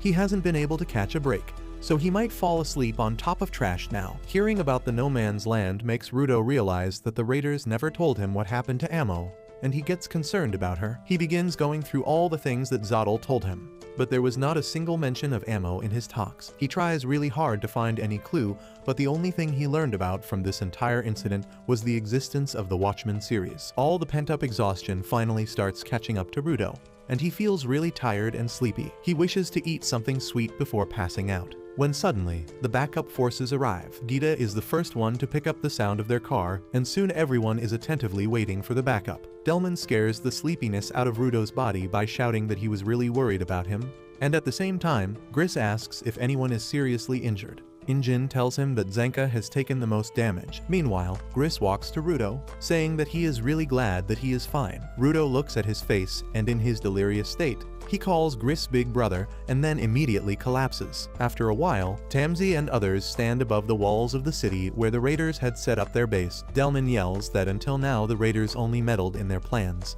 but now that they have started to build artificial trash beasts, it is a declaration of war against the cleaners. Tamsi says that they can fight the raiders later, because right now, there are more important questions they need to answer. His first question is how can the raiders create the artificial trash beasts? And the next question is how many artificial trash beasts do they have in their arsenal right now? Gita is there to answer his question, and she tells Tamsi that the leader of the raiders was trying to create entries in the Watchmen series, but he failed, and the result of his botched experiment was the artificial trash beast. While Bro gets traumatized because Gita is showing her skin, Tamsi is more focused on what she has to say. Gita wonders what is so special about the Watchmen series, and if putting all the pieces together will do something magical like granting all of their wishes. She says that if she can get a wish, it would be to turn back time so that she can fight the giant trash beast for real. Tamsi doesn't understand what making an entry in the Watchmen series even means, but then he realizes that they need to be patient to find out more information about the raiders. He says that they just need to stay alert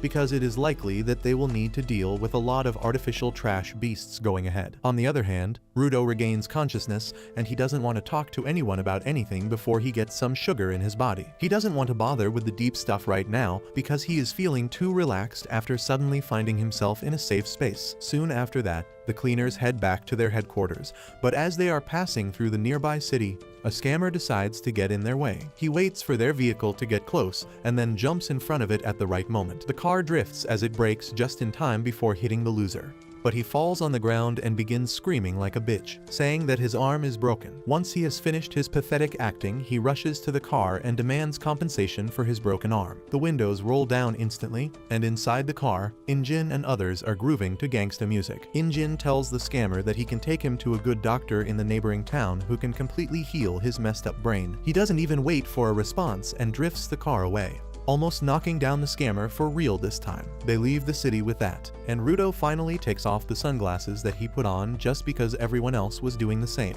Delman yells at Injin, telling him to learn how to drive smoothly from Gris. He says that Injin's rough driving style only gives creeps like the one they just met an excuse to sue them. Injin replies that he doesn't drive like Gris on purpose, because when Gris takes the wheel, everyone falls asleep. Folo immediately comes in support of Injin, saying that after the incident with the raiders 2 days ago, everyone fell asleep as soon as Gris started driving, with Rudo being the only exception. Injin remarks that Rudo is quite impressive to stay awake when everyone else was looking like a corpse. Rudo, on the other hand, is still stuck on the sunglasses and asks why did they both wearing them inside a car. No one answers his question and Delman begins telling Injin that the music is too loud. Injin replies that Delman is the last person who can lecture him about being loud and Folo yells at both of them to shut up. Rudo gets disappointed because he really wanted to know the reason behind the sunglasses, but now he has no hope of learning it. Soon, the group reaches the headquarters and they begin heading to the common room with some shopping bags. The weirdo named August approaches them and starts complimenting Rudo's dressing sense and the brand he is wearing.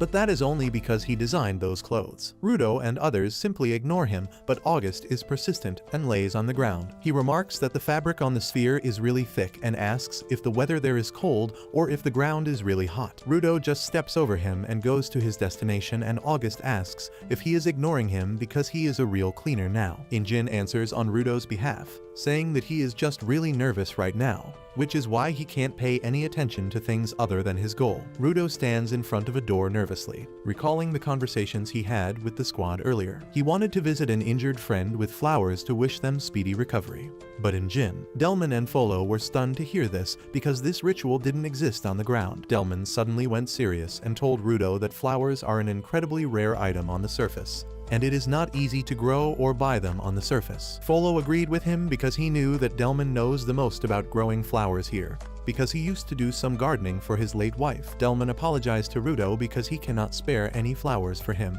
and Rudo apologized back for trying to ask him for the flowers that were so precious. However, Delman was hyped up on hearing about the ritual of the sphere, and he declared that giving flowers to patients was an excellent tradition they should copy. He told Rudo that if he didn't mind artificial flowers, he knows of a store that sells really good plastic flowers. Injin and Folo decided to tag along as well because they had to visit the bald Dr. Alice to restock their medicine supplies either way. Rudo felt a little bad about the development because to him, it seemed like he was pushing the culture of the sphere on his friends. Back to the present, Rudo stands in front of the door behind which Zanka is still in a critical condition. Rudo asks Injin if Zanka is really in a bad state even now, and he affirms, saying that they don't know exactly which poisons Jabber used on him, and even their healer Aishia could not completely remove the poison from Zanka's body. He says that they were lucky that Aishia managed to remove a lot of it because that boosted chances of Zanka's survival. Folo says that luckily, Jabber didn't use any lethal poison in the mix, but using non-lethal poisons on purpose is freaky in itself. He says that since Zanka was the only one injured so badly,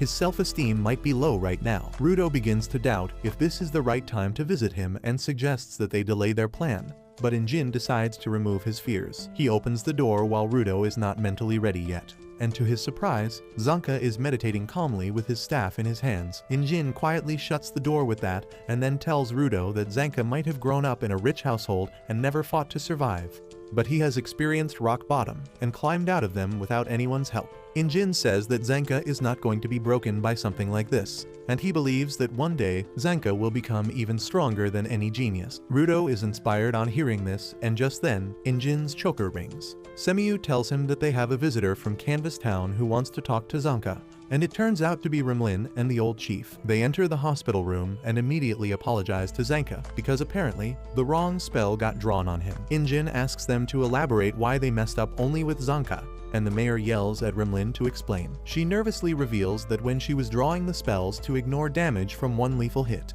she got a funny idea to draw a weird spell on the most serious guy in the group, so she drew another spell on Zanka's back instead of the ignore damage spell, and that is why he suffered. Injin asks her about the spell she cast, and Rimlin asks Zanka to flex his arm. As soon as Zanka does that, his arm swells up like he has been living on protein powder and creatine his entire life. Everyone is dumbfounded on seeing this, but Zanka remains silent even as his arm returns to the normal size. Rimlin apologizes to Zanka again, and Injin decides to talk to him as well because things look pretty bad. However, Zanka suddenly starts laughing, saying that no one has done such a thing to him before. Rimlin is dumbfounded by his response and asks why is he laughing when he got injured so badly because of her. Zanka replies that it is not her fault because spells are just for insurance, and he doesn't think about them when he is fighting. He says that he should have done better, and it is no one's fault that he is so weak. He tells Rimlin that he is not going to hold what happened to him against her, and the mayor asks him to let them at least pay for his hospital bills. Zanka replies that he has no need for that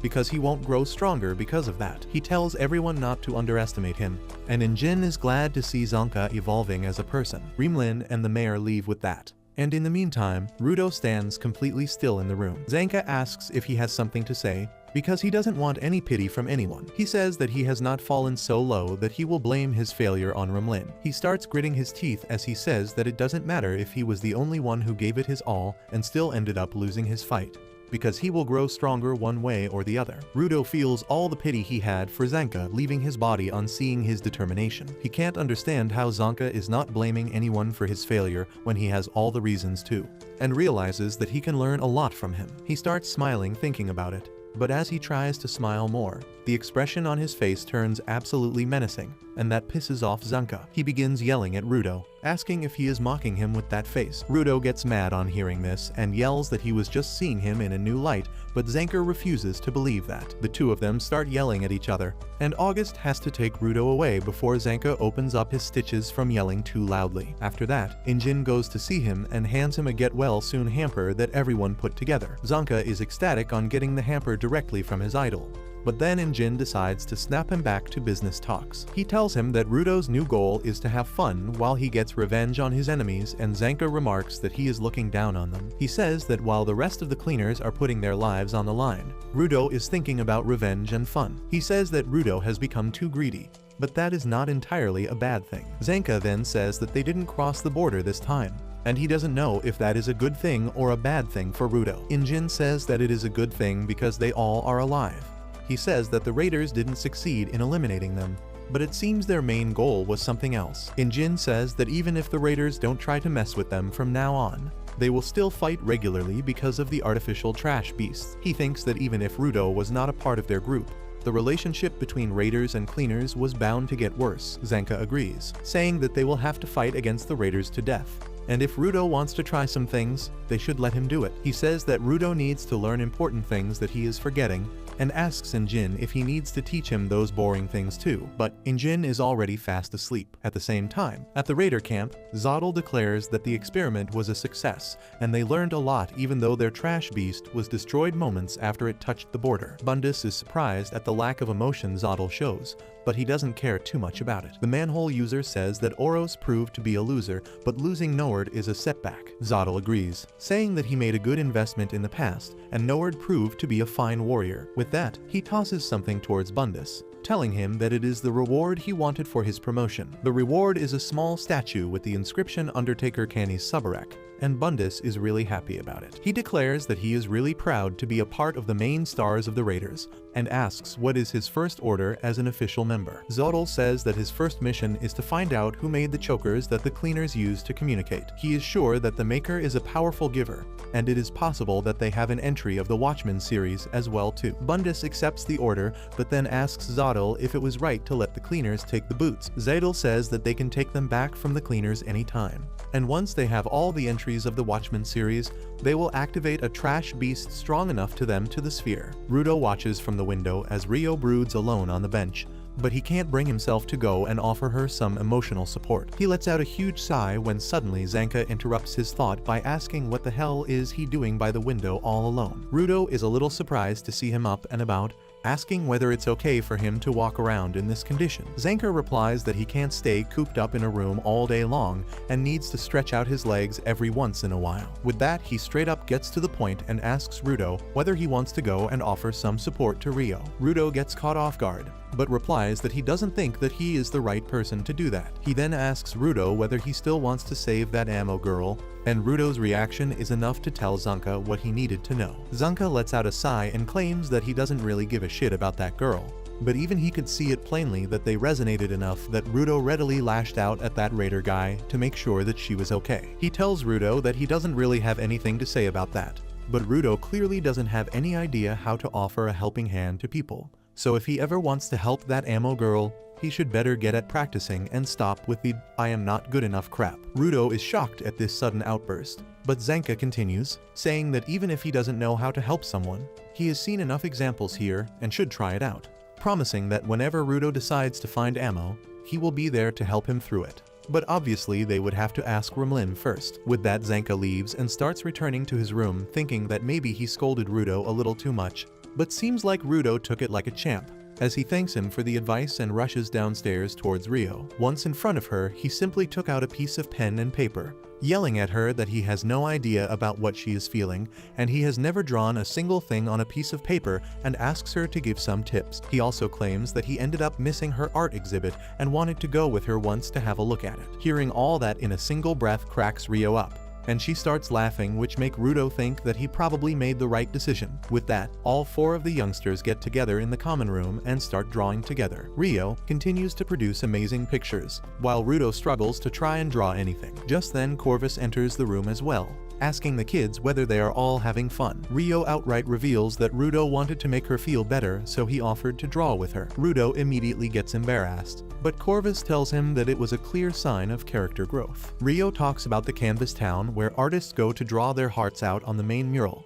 but since it's dangerous, she can't really go. This gives Corvus an idea, and he announces that he has a new mission for them. He tells them to head for the canvas town on a field trip and have fun. Others don't really agree with that idea since raiders just attacked them, even with the adults nearby. Corvus, however, is confident and tells them that these kids don't really need an adult to save them, as they are plenty strong themselves. He then turns towards Rudo and tells him that since he is the oldest in the group, it will be his responsibility to take care of everyone else in the group. With that responsibility on him, he gets out towards the canvas town, but immediately starts worrying about these little idiots in his team, who are literally without a care in this world, as the two girls play with a piece of feather, betting on who will get the most amount of feathers in the trip. He hypes himself up, excited at the new opportunity, but unbeknownst to him, they are being followed by both Engine, who is keeping an eye on them from afar. Bro is still not very sure of the plan, claiming that this is still too dangerous, especially after the most recent attack. Engine reminds him that the kids did more work than them in the last battle against the trash beasts, so they should give them all some more credit. Back at the headquarters, Semui asks whether Corvus is expecting a visit, and he responds by saying that some very esteemed guests might be arriving soon at their abode. Right on cue, a small retinue of guards alongside their leader Nijiku. Corvus invites them inside and sits down for some tea, while Semui realizes that these people are straight from the upper world and are from an elite group known as the Hell Guards. It suddenly clicks to her that Corvus didn't send the kids away on a field trip on a whim, but he already knew about the arrival of these people, and that's why he sent them all away on a mission. Nijiku straight up tells Corvus that their city just saw the largest trash storm in the last 6 years. She claims that the cleaners are supposed to deal with the trash beasts while making sure that none of the humans above get harmed, But during the last storm, body parts of the beasts ended up flying up and injuring people, which is not going to be tolerated. She claims that unless Corvus has some good excuse for not reporting that, the Hell Knights might need to take a closer look at the way the cleaners are being managed. Corvus looks as cool as ice as he replies that the Hell Knights have never taken any interests in the working of their organization, and asks her directly the reason for their sudden interest. Back on the field trip, Rio takes them through the whole town, which is known for its inks, as there is a special kind of oil which gives the ink made here a really vibrant look and they don't fade easily. With that, she also tells them that they need to stick together since this town is also known for a string of kidnappings. They don't really give any thought to that, though, as Rudo finds an ice cream shop and gets distracted. Meanwhile, they continue getting tailed by Fu, a former member of the Raiders who now wants to join the cleaners. He tries to get his act together and summon the courage to go and talk to the kids, when he notices that these cleaners seem no better or less animalistic than the Raiders. He sees Rudo trying to break through everyone to reach a candy shop, as the ice cream gave him a sugar rush, and now he has basically gone berserk. Meanwhile, Rio finds it funny for some reason and starts laughing like a maniac, scaring Fu even more. Suddenly, a creepy old man appears behind the kids, and Fu immediately realizes that the man is a kidnapper. He asks Rudo whether he wants some candies, and claims that he has loads of them at his house. Rudo doesn't even think twice and starts following the man when he suddenly takes a sniff and claims that the man smells nothing like candies and decides to launch a strong kick which extinguished the man's entire family line. Watching that, Fu decides that there is no way he is going towards these demonic kids, and decides that it would be better to simply contact the organization headquarters itself. With that out of the way, the kids walk another 17 kilometers to finally reach the canvas town. By that time, Rio is totally beat and complains about how they should have simply taken a car, but Rudo claims that this is nothing and they should walk even more if they want to become good cleaners. There they meet the guy who takes them inside, claiming that they should stay the night here itself.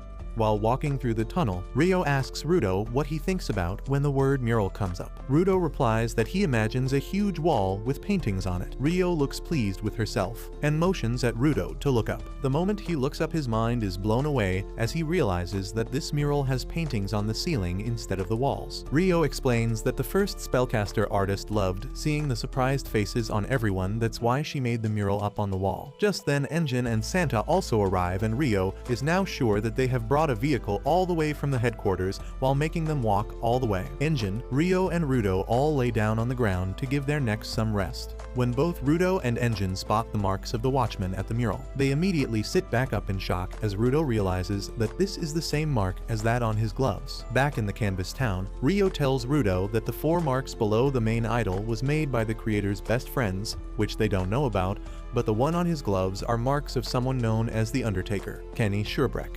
Rudo looks at Engine with an empty expression as he tells him that his full name is Engine Schurbreck. But that's where this video ends. Remember to like and subscribe to the channel. Thanks for watching, and I'll see you next time.